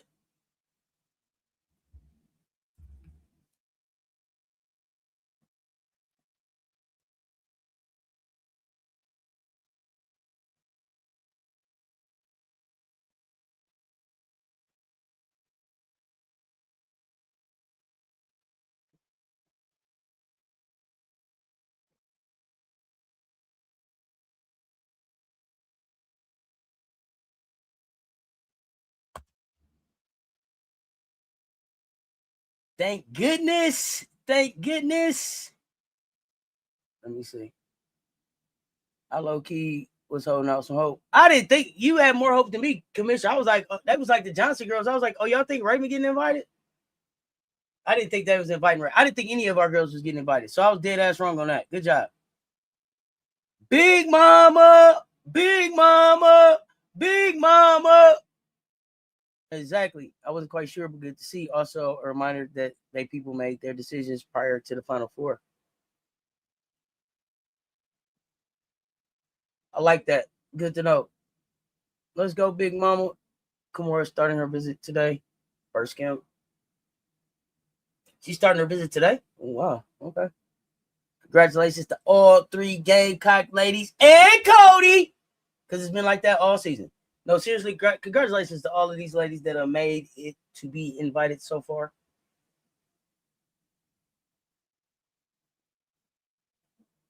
Do we expect who else? Who else is left out there to get invited?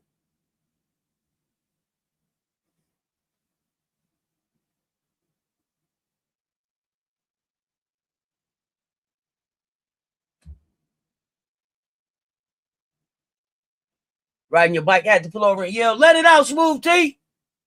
We going to the draft, baby!" Uh-oh, what I did.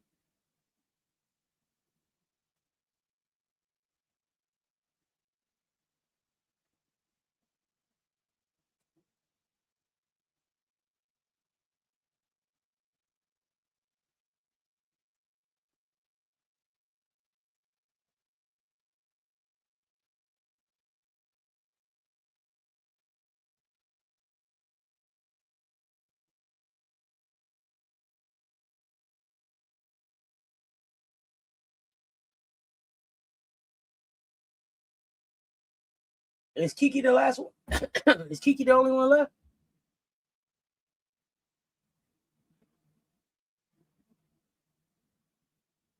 Dang! Put it in the chat. Put it in the chat. Congrats to the invitees, especially our Gamecocks. Absolutely. Absolutely.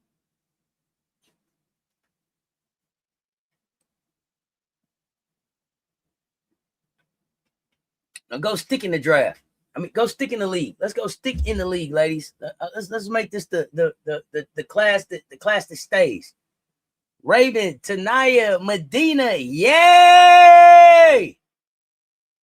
Yay! Rock out with your cock out, man. We going to the draft. I'm glad they invited Medina with her not finding out the decision until the last minute. Good job, Dub.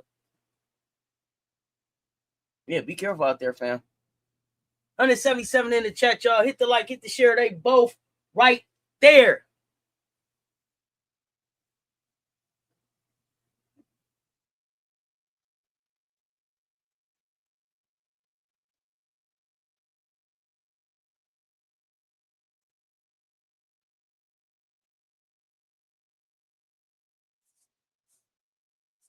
Now to see where they land and to watch this portal madness continue. Free agency. It's gonna be some exciting days coming up here. Correct me if I'm wrong. This doesn't mean the organization invited them there to choose them. So, Maurice, I will say that is my understanding. But until they are all picked, I'm gonna wait. I forgot about Rice too. I'm just tripping today. No, I mean me and Rice. Customers know what they want. Everything not for everybody. Why not touch all audiences? If you're a fan of me, then you're a fan of me. You're not a fan of trying to change me. So, I mean, Nikes are made for people that like Nikes. Adidas are made for people that like Adidas. Some people find some Adidas they like and find some Nikes they like. Move around with what you like, but Nike ain't trying to become Adidas and Adidas ain't trying to become Nike. So I'm not here to please everybody. That you can't please everybody anyway. So what am I worried about them for? Which you're trying to make it about now ain't what you tried to make it about before. So at this point I'm not even interested in the conversation no more. You kind of showed your true colors. It doesn't have anything to do with basketball. And so what you're trying to sell is not basketball. So that's why I'm not talking about it, because you're not trying to sell basketball. Yeah, Rice. On a motorcycle, maybe. Kiki. We did all go second round last year, so grain of salt, exactly. Stud was product. There's a market for that too. I say it's put all of it. Yeah, it's supposed to be alphabetically by last name. Exactly. It's not personal. It's so not personal. If you don't like the Stud Buds, don't tune into the Stud Buds. If you don't like the Stud Buds, don't tune into the Stud Buds. Tune into Rakia. Tune into Cam Brink. Tune into those other straight females that you were talking about. But why do any of them now have to put on some Victoria's Secret to be relevant? Those that want to put on Victoria's Secret will. Angel did. She did it. That worked for her. Sports Illustrated swimsuit edition. They did that. That worked for them. The people that want to will. Waiting on Kiki. We got about 2 more minutes. But none of that had to do with what my point was to you. Why is that the first thing people say? You still haven't answered that question. You obviously don't want to have the conversation. So I mean, I don't know. At this point, is anybody still talking about this? Let me know in the chat. Put a 1 in the chat if we still on where Hot Tracks is at. Put a 1 in the chat. No, what I said was, why is that the first thing you thought about? Why is that the first thing you thought about? I didn't ignore the fact that you said those who want to participate. Why was Victoria's Secret the first thing you thought about? That was my point. That was my point. Okay, zeros in the chat if everybody's done talking to hot tracks. 1s if you still talking hot tracks. 0s if you done.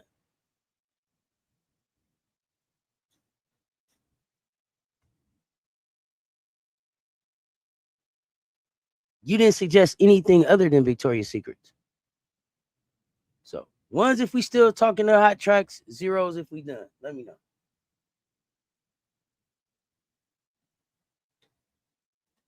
Okay.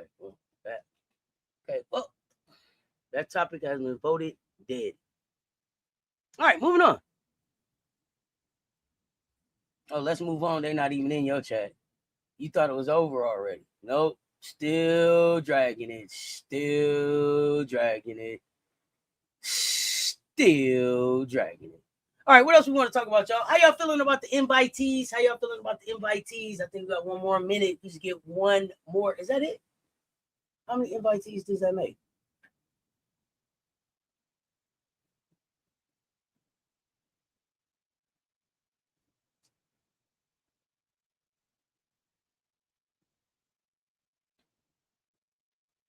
Yes.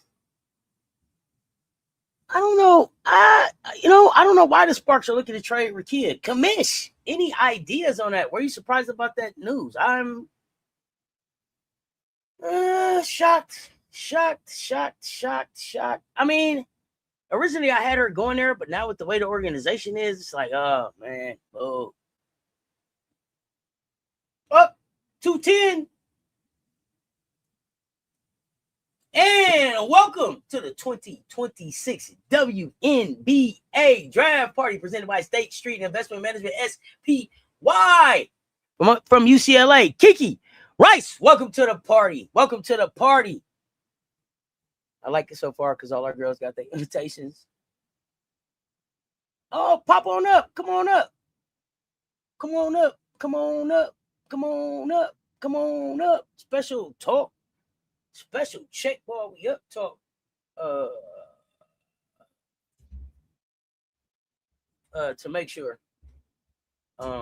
It's in the boardroom.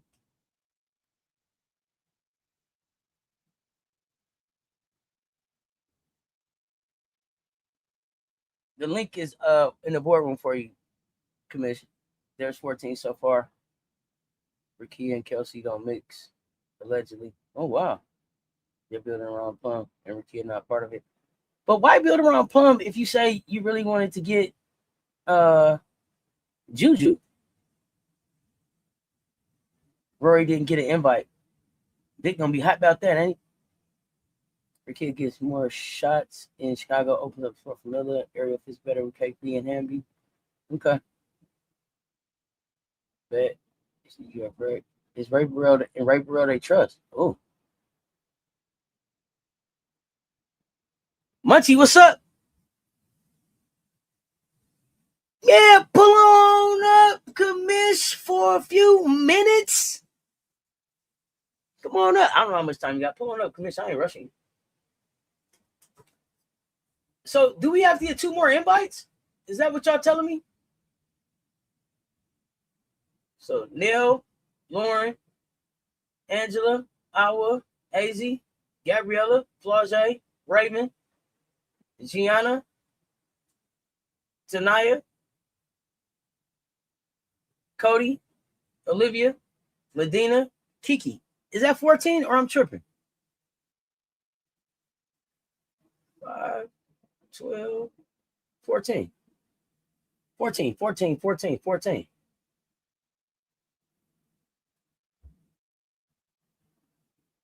On the bench. That's why she didn't get called because he benched her.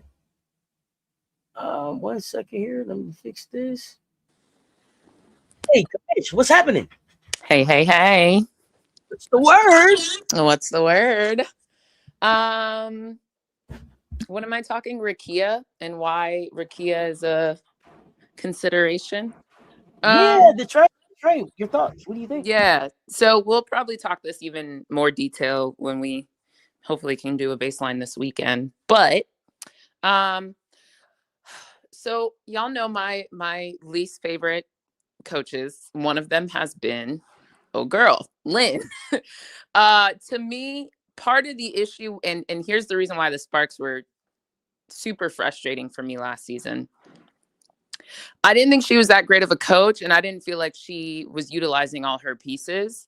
You know, in hindsight, we know Rakia was going through some bullshit, but the times when she was on the floor, I mean, even think about the game where, what did she go for, like 30 against the Aces early in the season? Like, she clearly can score, but let me take a bigger step back because I have to just air all my grievances. So, one, this trade makes sense. I really like it, and I hope it goes through.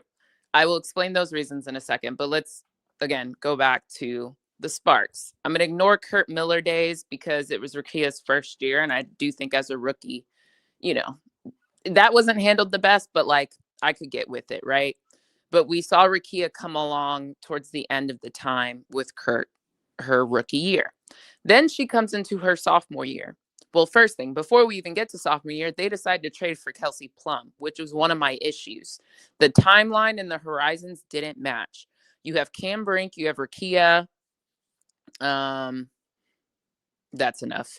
But if you want to put Ray there, you know what I mean? Like, you had all this like really young budding talent, but then you bring in someone like Kelsey, the offense, Plum, and who had just left Vegas, and whose whole mission and goal and perspective was, one, when you're, what was she, a two-time champion at the time, or is, a two-time champion who left Vegas because she didn't feel like she was being utilized properly, whatever this, whatever that. Long way of basically saying Kelsey Plum didn't want to sacrifice her game for the Aces anymore. And these are her words because she sat on Sue Bird's podcast and told us all this. So, I mean, and that's just what it is. She wanted to feel more fulfilled. She wanted to be the star. She wanted to be recognized for her skill set more than what she felt like she was getting at the Aces.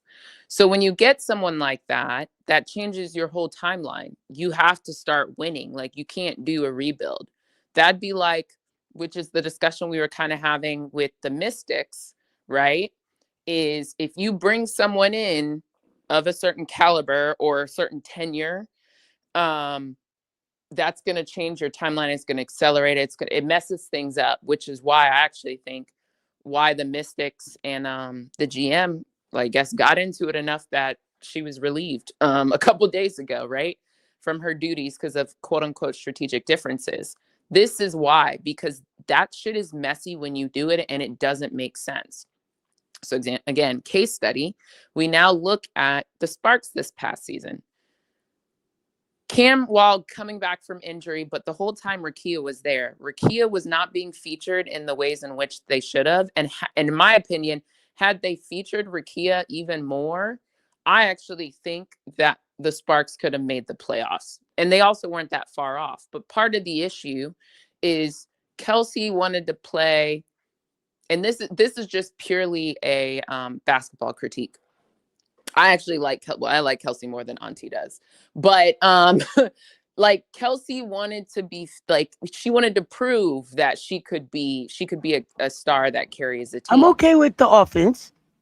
Well, okay, that's fair. Yes, correct me. Add adjustments, but I'm still higher on her than you are. But I still have critiques of her, to be clear, and they're pretty valid ones, which showed up again during Unrivaled. But again, I digress. So Kelsey is like, you have to remember that is Kelsey's mindset. So when you have someone like that, who is a hard worker, who's very dedicated, she walks around with her own like rehabilitation center whenever she travels. Like, I'm not talking shit about Kelsey. Like, she's a dog. But when you have someone like that, who's used to winning, used to competing, at least from the Aces standpoint, who wants to prove that she's that girl in the league, well, you're going to have some friction when you have, and it doesn't mean they weren't cool with each other, let's be clear, but I'm just saying on the court friction. The timelines and the horizons don't match up.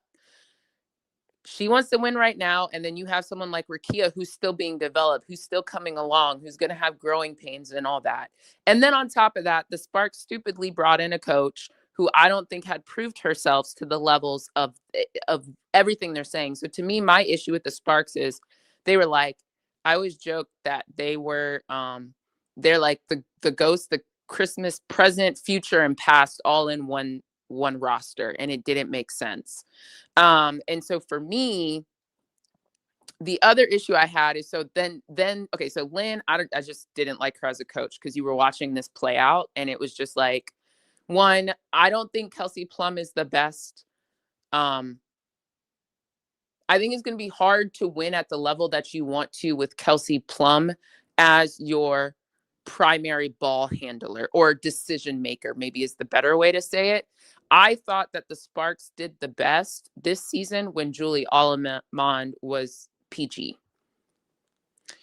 And the reason for that is Kelsey's decision making is really not the best. Kelsey really is what I've been saying and what a lot of us have said about when we talk about traditional point guards and combo point guards.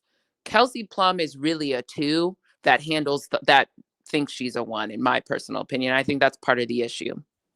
You also had Mike Neighbors there last year, don't forget. So you just had a lot of people who were like, in my opinion, propping up Kelsey or enabling Kelsey, and not a lot of structures being put in place to also think about the other women on the roster. It just felt very Kelsey centric, which is why Kelsey, the offense, Plum, was their thing. And part of the issue for the Sparks this last season is their defense was horrific, like horrific.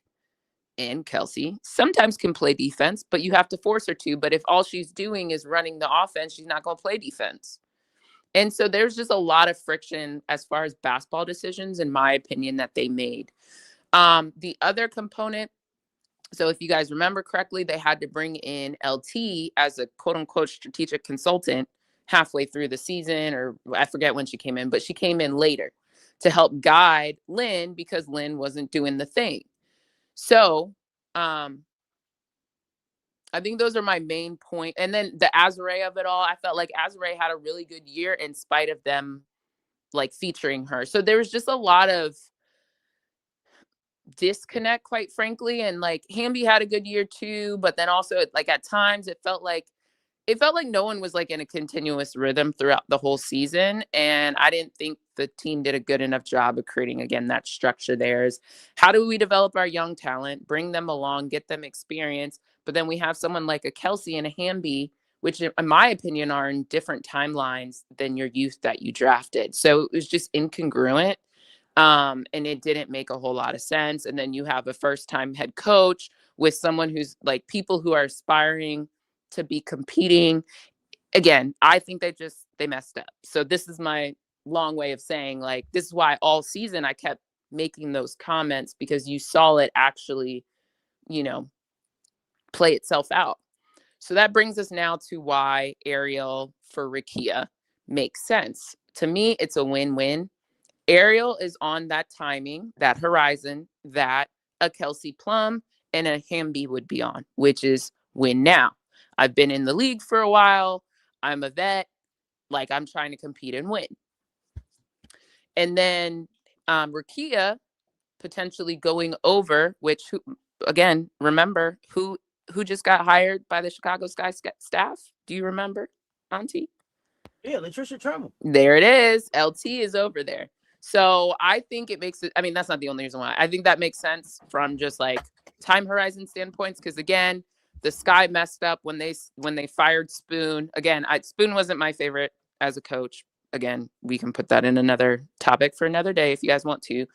But firing Spoon to say our expectation is to make the playoffs, and then they made all those decisions that didn't match that. Again, another reason why the Sparks and the Sky are not my favorite organizations at times. Mm-hmm. They say one thing and then they do another. They be talking out of both sides of their mouth. But the Ariel Atkins for Rikia now puts us both on the timelines we should be on. You know what I mean? You have the Sky now who now have traded away Angel. Not that Angel shouldn't have fit in their timeline. I'm just saying they traded away Angel, and at least on the surface, you could say they're setting themselves up for some type of rebuild or recalibration or reset, whatever word you want to use, right? So That's happening. Now you get young talent aligned back with each other. You move Ariel to, again, that compete now with a Hamby, with a KP. And then you put Rakia with a Camilla. And then on the floor is a great floor spacer. Because Rakia can play the 3/4, but clearly it seems like she's moving more towards the 3, which I think makes sense. So now you got that floor spacer and youth. Now, Rakia needs to work on her defense, but we saw her working on that for Unrivaled to me. So I think that's a good one. Camilla can now operate in the paint. And then the question now becomes, what are the other things that the Chicago Sky are going to do to see more, right?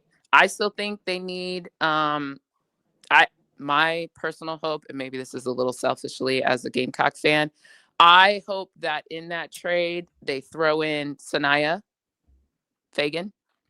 Well, I was going to ask you, what did you think it meant for Fagan's future? If they were letting Rakia, it seemed like they were moving more towards, like you were saying, win now and away from developing. Yeah. But I know that there's also development spots on rosters now, right? So just I don't think Sanaya maybe too early to speak to it, but yeah, it's too early, and we're still like in the dark about what the like they still haven't released all the details about like the machinations of the development spot, you know, like there's stuff floating out there, but we don't really know all the like bells and whistles of it. So I can't really speak to it. But what I will say is I don't think Sanaya, from my understanding of, or in my thinking of where the development spots are, Sanaya doesn't fit as a development player to me.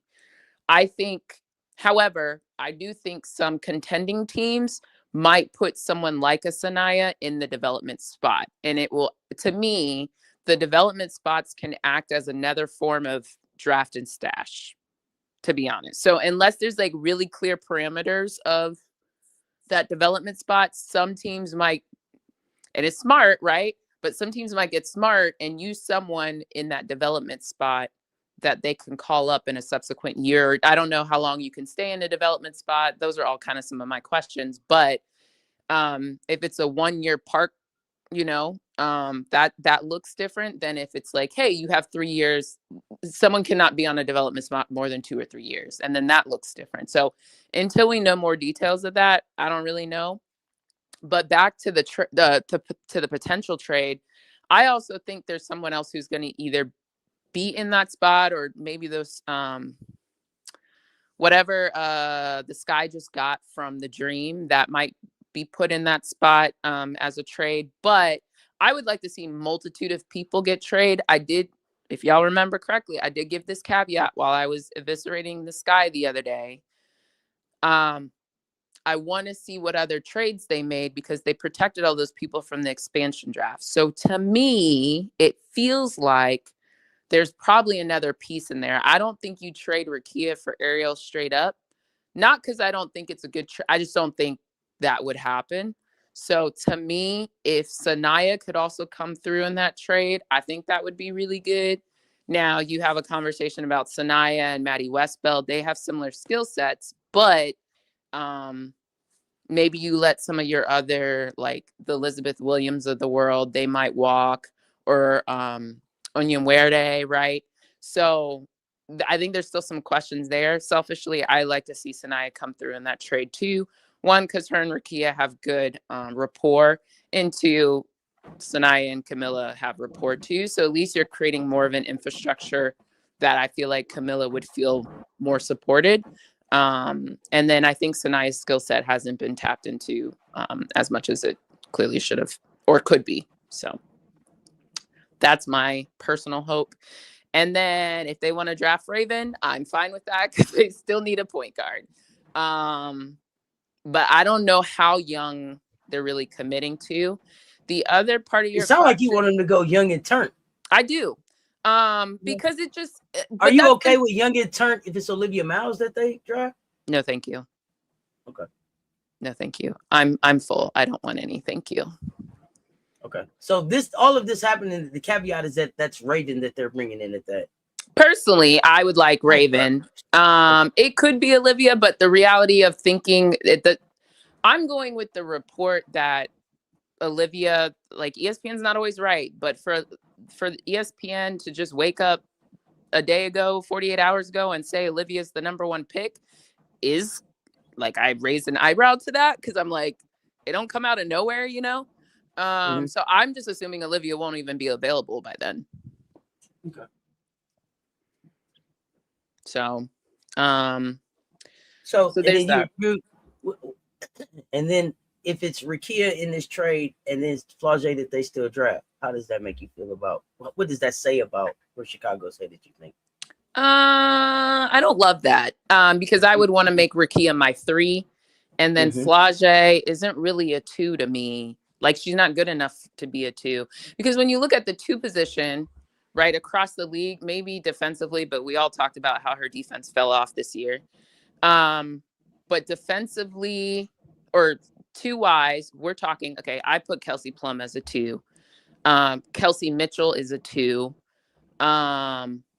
Jackie is it depends, but she's a 2/3 to me. So like, when you start comparing and contrasting, and then Alicia Big Leash is a 2 in the Atlanta Dream infrastructure.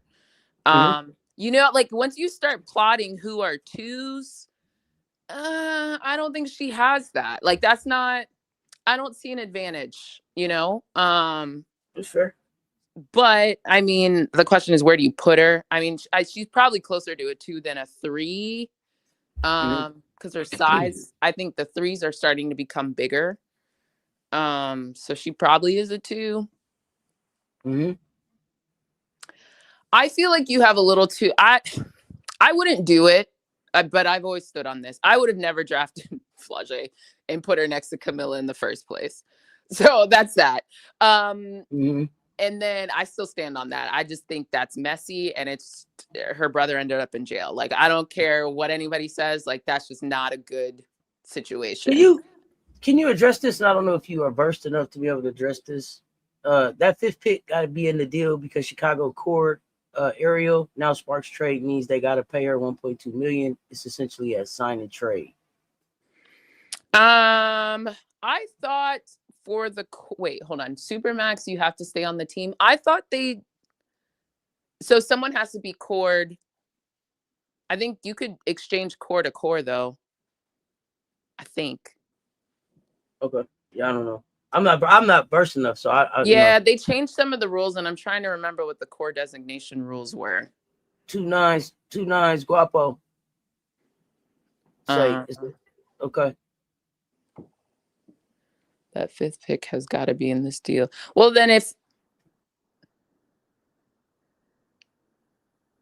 they don't have to pay her, you can negotiate less than the 1.2 technically. I think that's Annie or somebody like that let it out. Someone had just tweeted about that, which was new news to me. That's what I'm saying. Like, there's some of these changes I'm still kind of wrapping my mind around. I think I'm not against what you're saying. I think that's probably there's probably some truth to it. That's why there's probably something else in this deal. That's why I think another player is going to have to come over, because you're not just going to give Ariel and a 5th round pick and take back Rikia. No, like, something else has to come through. That's why this also might be part of the 3-team trade that has been speculated. So I think there's just a lot of questions until we see more about either what more is going to happen between the Sparks and the Chicago, or involving another team, so that, you know, the 3-team trade happens. So I think we'll have to wait and see. I'm more inclined to think that it's that is probably just between Sky and Chicago, or Chicago and LA, but it's possible they bring in another team. But I feel you. I'd have to go look it up, and maybe in a second here I can see if I can dig it up. But the core designation and what is and what isn't allowed, if I can find it. But there's that. And then earlier you had asked me a question about Sanaya, I think. Either way, the point I was going to make was that I don't think the Sparks go 100% in no rookie, because they need someone to offset some of these salaries.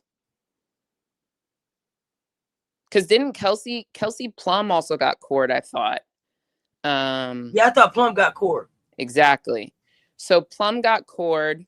You'll bring Ariel in, who's cored. Then what? You know what I mean? So that's why all this is kind of sitting out. It's hanging out in the balance, and you have to make it even. So, you're gonna need, if there are 2 cored people on the Sparks, you're gonna need cheaper contracts, and maybe you bring in, because I think I still haven't seen what the figure is for the vets minimum. We know there's one, but we don't know what it is, or no one's reported it. If somebody's seen that, please share. But I haven't come across that. So I think that's also my other question. Do you use rookies to supplement? You know what I mean? So that's where the GMs have to get a little creative. 29 Guapos saying 1.4 is the max, 1.19 I believe is the core sign and trade. If that changes up. Yeah, I was gonna say 1.4 is the max. That's not the core. I knew that, but yeah. So okay. 1.19. Yeah, that sounds right. Then if that changes what you're thinking about, what they would add back based on like rookie contract. Someone's got to go, or someone's got to take making less. the math. Yeah, the math's not mathing. That's why I'm kind of like, is it a 3-team trade? Why wait till Saturday if it slips out? Since it's out now, I think that party. Are we in the window where free agency? Well, I guess we already had the Angel trade, but that worked because Angel was under contract. These other ones aren't under contract, so maybe they need other people to agree. Like, let's assume this is a 3-way. It may not be the actual. Yeah, we haven't technically opened the free agency window or whatever, the designation window, but I think we're now about to be in the free agency window, and technically they can't trade anybody who's not signed, right? So someone else has to agree.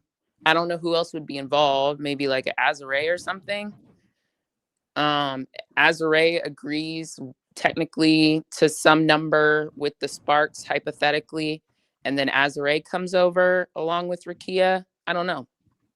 Well, that was somebody else asked that. Do you think they would bring in Azare, and then the Sky have 2 first-round picks for 27 and 28? Do they shop those picks, you think? I would try to avoid doing that at all costs, but well, and they also kind of don't own one of them because the Mystics get it. So it's like, yeah. One of those, I think the Mystics have the right to pick swap. So I guess, why do you care if you probably aren't going to be able to own it? My concern with the Sky is this, by the way, and I don't know if I articulated this correctly when we talked the other day. My concern with the Sky is I think they can make moves, but to me, if at the end of the day, the moves don't result in you literally competing right now, then all this like trading away 1st-round picks just for the sake of getting players, you know what I mean? Like it kind of has me like raising. It's like I have a question, because that's kind of what got them in the situation that we're currently in. Y'all traded away the future, went all in, it still didn't work, and then you were kind of stuck. Now, you can always leverage one of your assets to get 1st-round picks back, but it does seem like, again, this is where I have questions for the Sky, is like, are you committing to a rebuild? Because if you are, I'm cool with it, but don't go trading away your 1st-round pick in 27 and 28 for the sake of getting someone now when you're not really going anywhere in the current. You know what I mean? That's where I get frustrated. On the 19th, the Sky are going to come to the mic and tell y'all, hey, we're going to win now. And that's where I'm going to call them all types of ugly words again, because that's where I get frustrated with them. Like, choose one. You know what I mean? Choose your struggle. Are you committing to a rebuild and you're going to get the girls all the experiences, and you're doing it with Tyler, which I think you should keep Tyler. I've been adamant about that. You can't keep changing overhead coaches. It's not sustainable, and it's not helpful for your talent, because all of a sudden you're going to wake up and Camilla is now going to be, she's up for her 2nd contract, and now you've pissed away, quote unquote, cheap years. So this is the problem that I have with the Chicago Sky. They seem very impatient and very reactionary rather than having a plan, everybody aligning around it, agreeing to it, and letting it ride out. That's the problem I have with the Sky. And that to me is what makes it frustrating, because it's hard to sit there and like want to buy into the vision when it seems like every day they wake up and it's like, ooh, ball, shiny toy, squirrel. You know what I mean? Like you just get distracted by whatever the hell is going on instead of having a plan. Which is why I was liking what the Mystics were doing until, things transpired. So I don't know. I don't know what they're doing. I want to see more of it play out before I really give my true lashings for the Chicago Sky. But just one for one, I like getting Rakia in the building. I think it's a good move. I just hope it doesn't change timelines and accelerate things artificially because of the shiny new toy, but we gonna see. Okay, We gonna see what else comes with it. That's why I said it depends, because it's like, all right, so then the question is what happens at the 2 spot, and I don't think Flage is there yet. So again, back to my timeline of you said be ready to be mad because they're just a farm system. That's funny.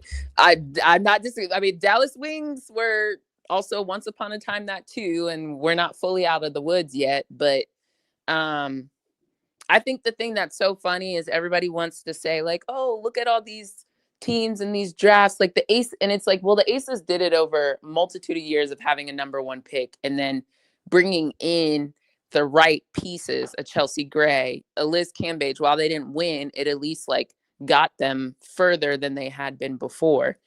They had a Hamby sitting as a six man off the bench, so they had McBride at the time. She left, Kelsey came in. But let's see. Once Ariel agrees to sign and trade, all the terms are negotiated. Ariel's not. Guys, we have to be careful with some of our language. Ariel Atkins is not Supermax.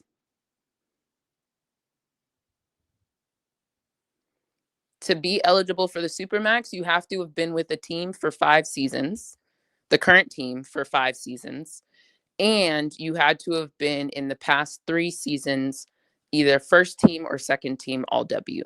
So Ariel Atkins does not fit that category. Now, Max is one thing, and core, these are all different designations.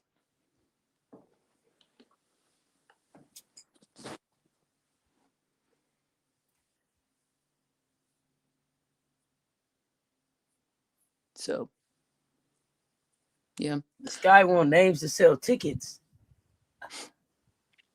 Okay.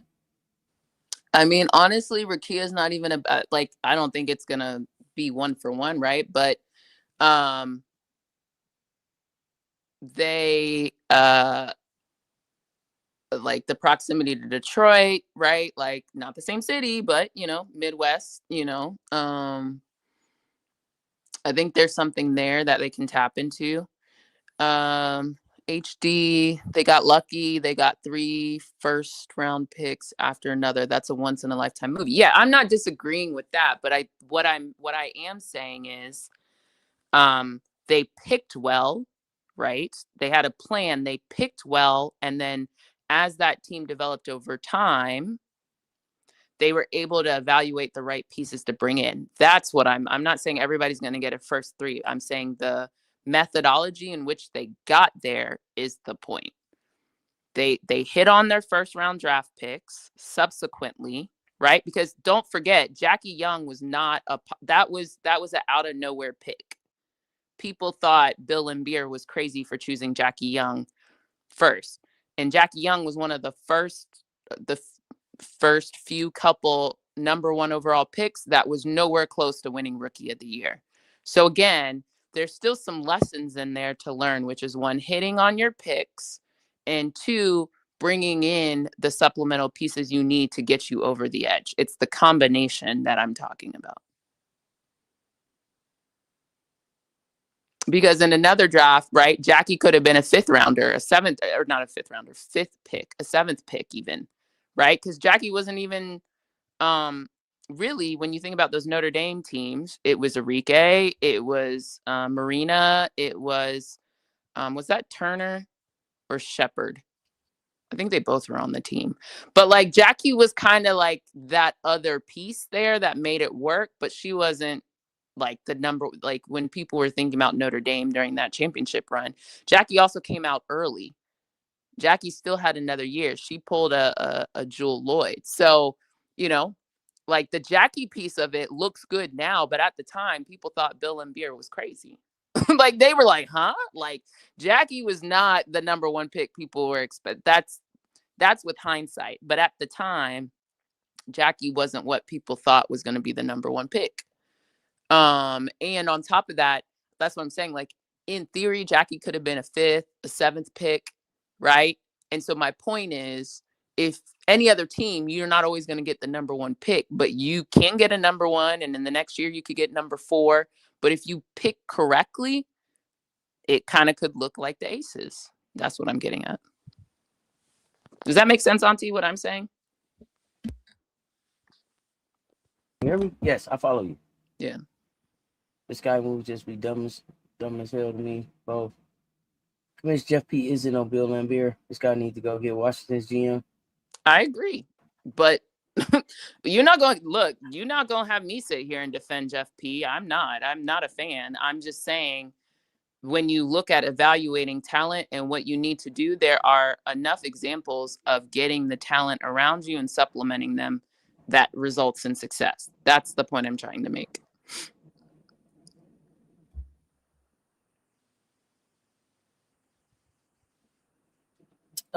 The one core qualifying offer that teams are allowed is a 1-year fully guaranteed supermax contract value at approximately $1.4 million.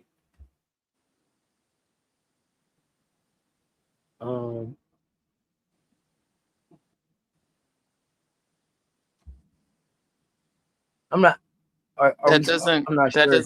That doesn't track for me from what I've read. But again, I don't know.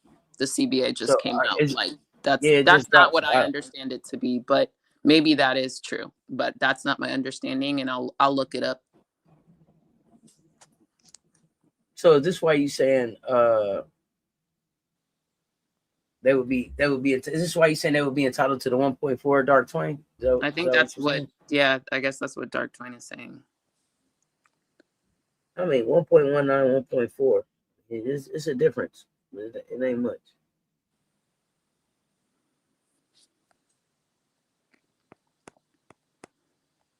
Let's see. Did you have anything else on this? No, I don't think so. Wait, is Chicago potentially trading the 5th pick? We don't know. What did sorry, can you bring up HD's comment? And what's your percentage of confidence in Jeff P to make moves around Milla? I'm just asking. It's not high. It's not high. Let's see. My confidence interval is like at best 40%. But I will say bringing Rikia helps. I just need to see what else he does in the draft. If the draft is flage, then that no. If the draft is something useful and complementary, then we have that. I also need to see who they sign in free agency. So it's kind of I'm in a holding pattern with Jeff P. So I need to see more. But yeah. It's not 0 right now, but it's not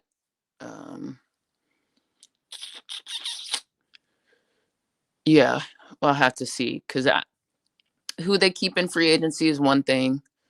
Who they resign, I should say. Who they draft is another. That gives me a better indication. So it's too early to say, but it's not above 50% and it's not 0.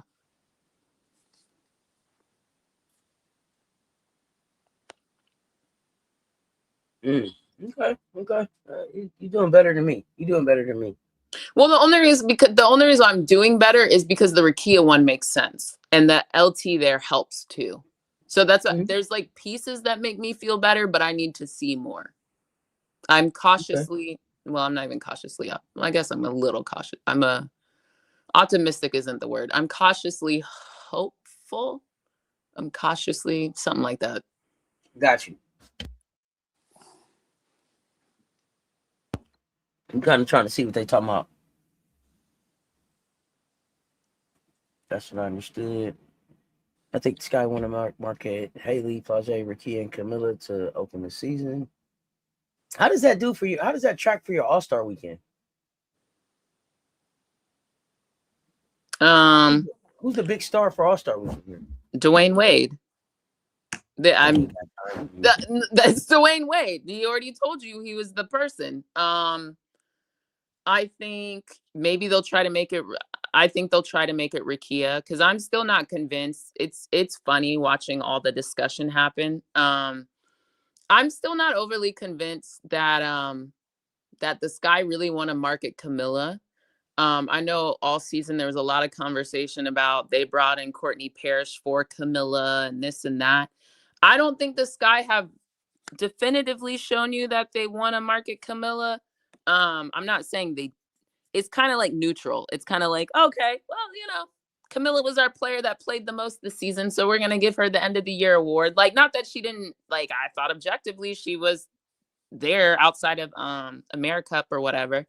But, I haven't felt like the Sky really put the effort behind Camilla. Like, if you compare and like contrast what they did for the times they were still in good graces with Angel, right?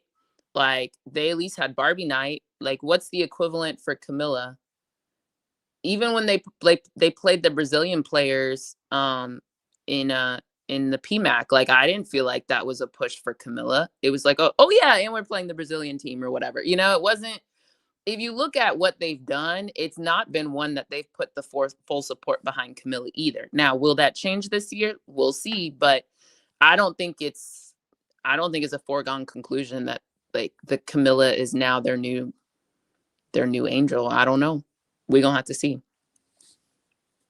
The question about we didn't talk Raven to the fever on, or I didn't, but Auntie, did you? A negative 20 HD got you. I said what I said about Raven to wherever she goes. And Raven makes the difference. Yeah, Raven makes a difference wherever she goes. And like, I know everybody's like, we don't want Raven to Indiana. The thing I know, not that I know, the thing that I think I understand from what I've heard about Raven and watching Raven is you're not gonna get Raven to Indiana and just mistreat her and then put a mic in front of her face and think that she's not gonna speak on it. Like, that's the last thing. People are like, I don't know, I worry about Raven going there. I think that, if Raven felt like they were being unfair or something she would speak up, look, see, feel. So I don't worry about her from that standpoint. And I think like she works. You move. Do we want to talk basketball or we want to talk off court? Because to me, you got to separate the two and then bring it back together, which I think you're kind of doing. But okay, so I'm going to start with on the court though. On the court, she works. I've said this. Yeah, that's where I was going. Yeah. Okay. No, go ahead. You go first. Oh, no. Go ahead. I totally agree. Okay. On the court, I think she makes sense. It's kind of the same thing I was saying with KP, although I will say Caitlin's a better point guard in some aspects than KP. I do think Raven, because apparently Caitlin is allergic to playing defense. We saw that again in her MVP campaign in Puerto Rico, which was bullshit.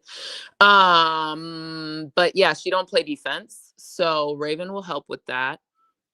When they are on the court together, I do think, because Caitlin to me is someone that they should think about moving off ball more.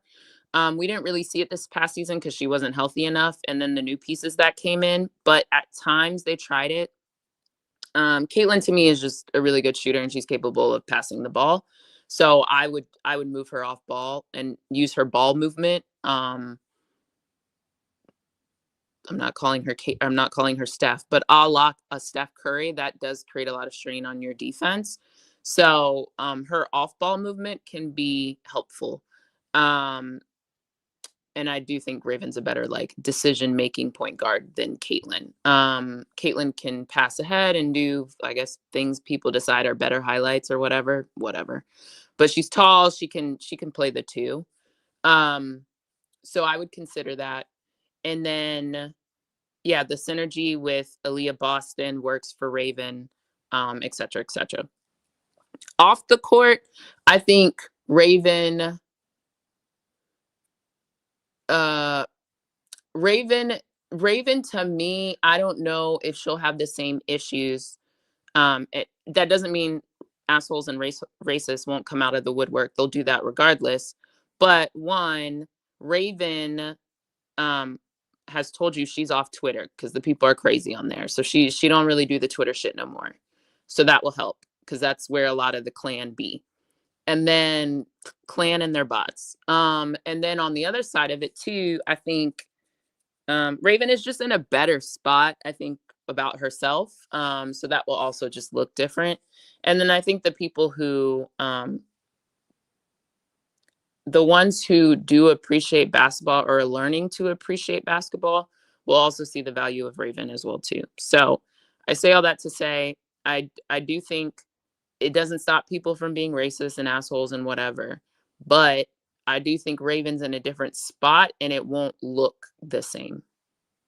So I don't think it's a copy paste of what she experienced before, but you know, that's how I feel about it. I think Raven also just would be in a better spot.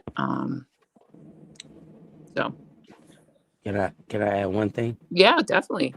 So I agree with everything that you said. I pretty much said everything you said. With one thing. Mm-hmm.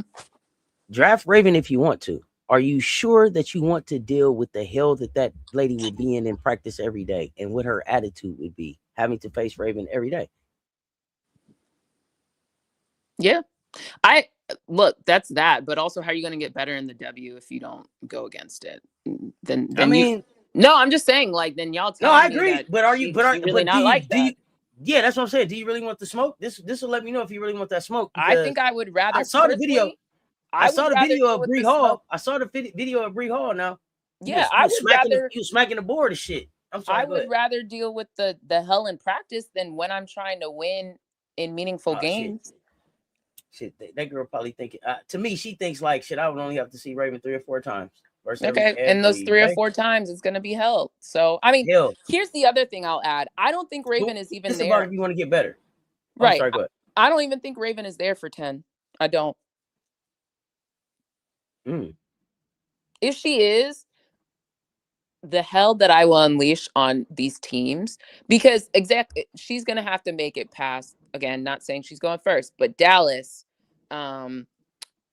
Seattle, who Skylar's not coming back to. So Dallas, Seattle, who's 3? Or sorry, the Lynx are 2. Dallas, Lynx, Seattle, Mystics, Chicago. And then like the Mystics again. You know what I mean? Like she gonna make it all, and the expansion teams. Mm-hmm.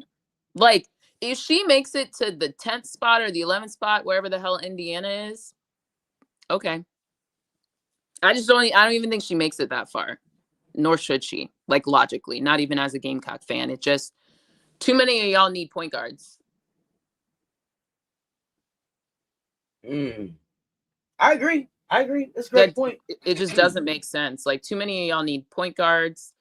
That it would be really, really dumb. Now, if you tell me the conversation we were having earlier with this potential trade with Atkins and Rakia, and the 5th rounder is thrown in there, then we can come back to the Jeff P conversation. He better have another plan. He better go get Tony, Rory, somebody else in later rounds, because you need a younger point guard. I don't think Jordan Canada is the answer, but who knows? Maybe they'll decide Jordan Canada is the answer, because I don't think Jordan Canada is staying in Atlanta. I also don't think Jordan Canada is going to want to go to Chicago. I think she's going to want to compete. She's going to want to be on a faster track. But, you know, they sweet talk people all the time. I don't know what they be telling them and they be agreeing to, and then it turns out not to be true. But if you just look at that, I think it looks different. So people want Jaquez allegedly. So maybe Jaquez is. I think Jaquez is going to be, whoever gets her, it's going to be a great pick. Oh yeah, no, I think no, but I was just repeating to the chat. I think Jaquez is going to be a good pick. I was actually looking at the invitees and saying this may be a class that sticks. Right, this class may have a great chance of sticking in this WNBA. The majority of them sticking, you mean? Mm-hmm. Having the most people stick here out of this class than what we've seen recently.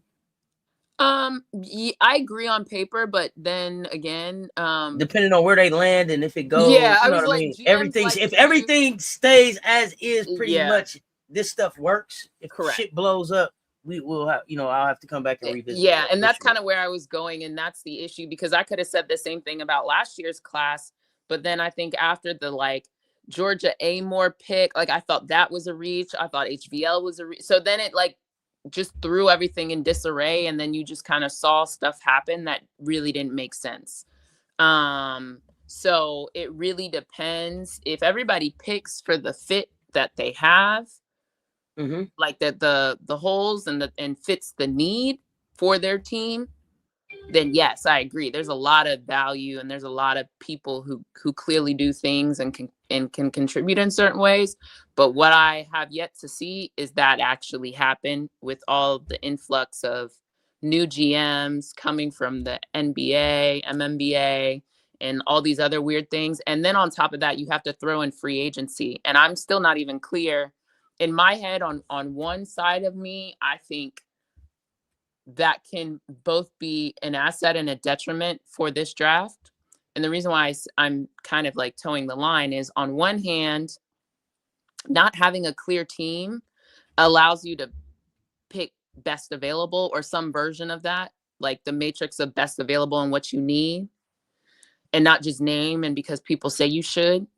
So that could be a pro for the draftees. It can also be a con, because not knowing what's going on with the free agency behind the market, behind the curtain, that could also influence certain teams to reach for people as a plan B or a contingency. If I don't get Ariel Atkins, I need da-da-da-da-da. So I'm going to go pick these people, and then it kind of throws everything into disarray when the final teams get settled and you have duplications instead of complementary pieces. So I'm just not, the whole free agency being in the middle of this has me kind of thinking on, both sides of my head, how things will turn out.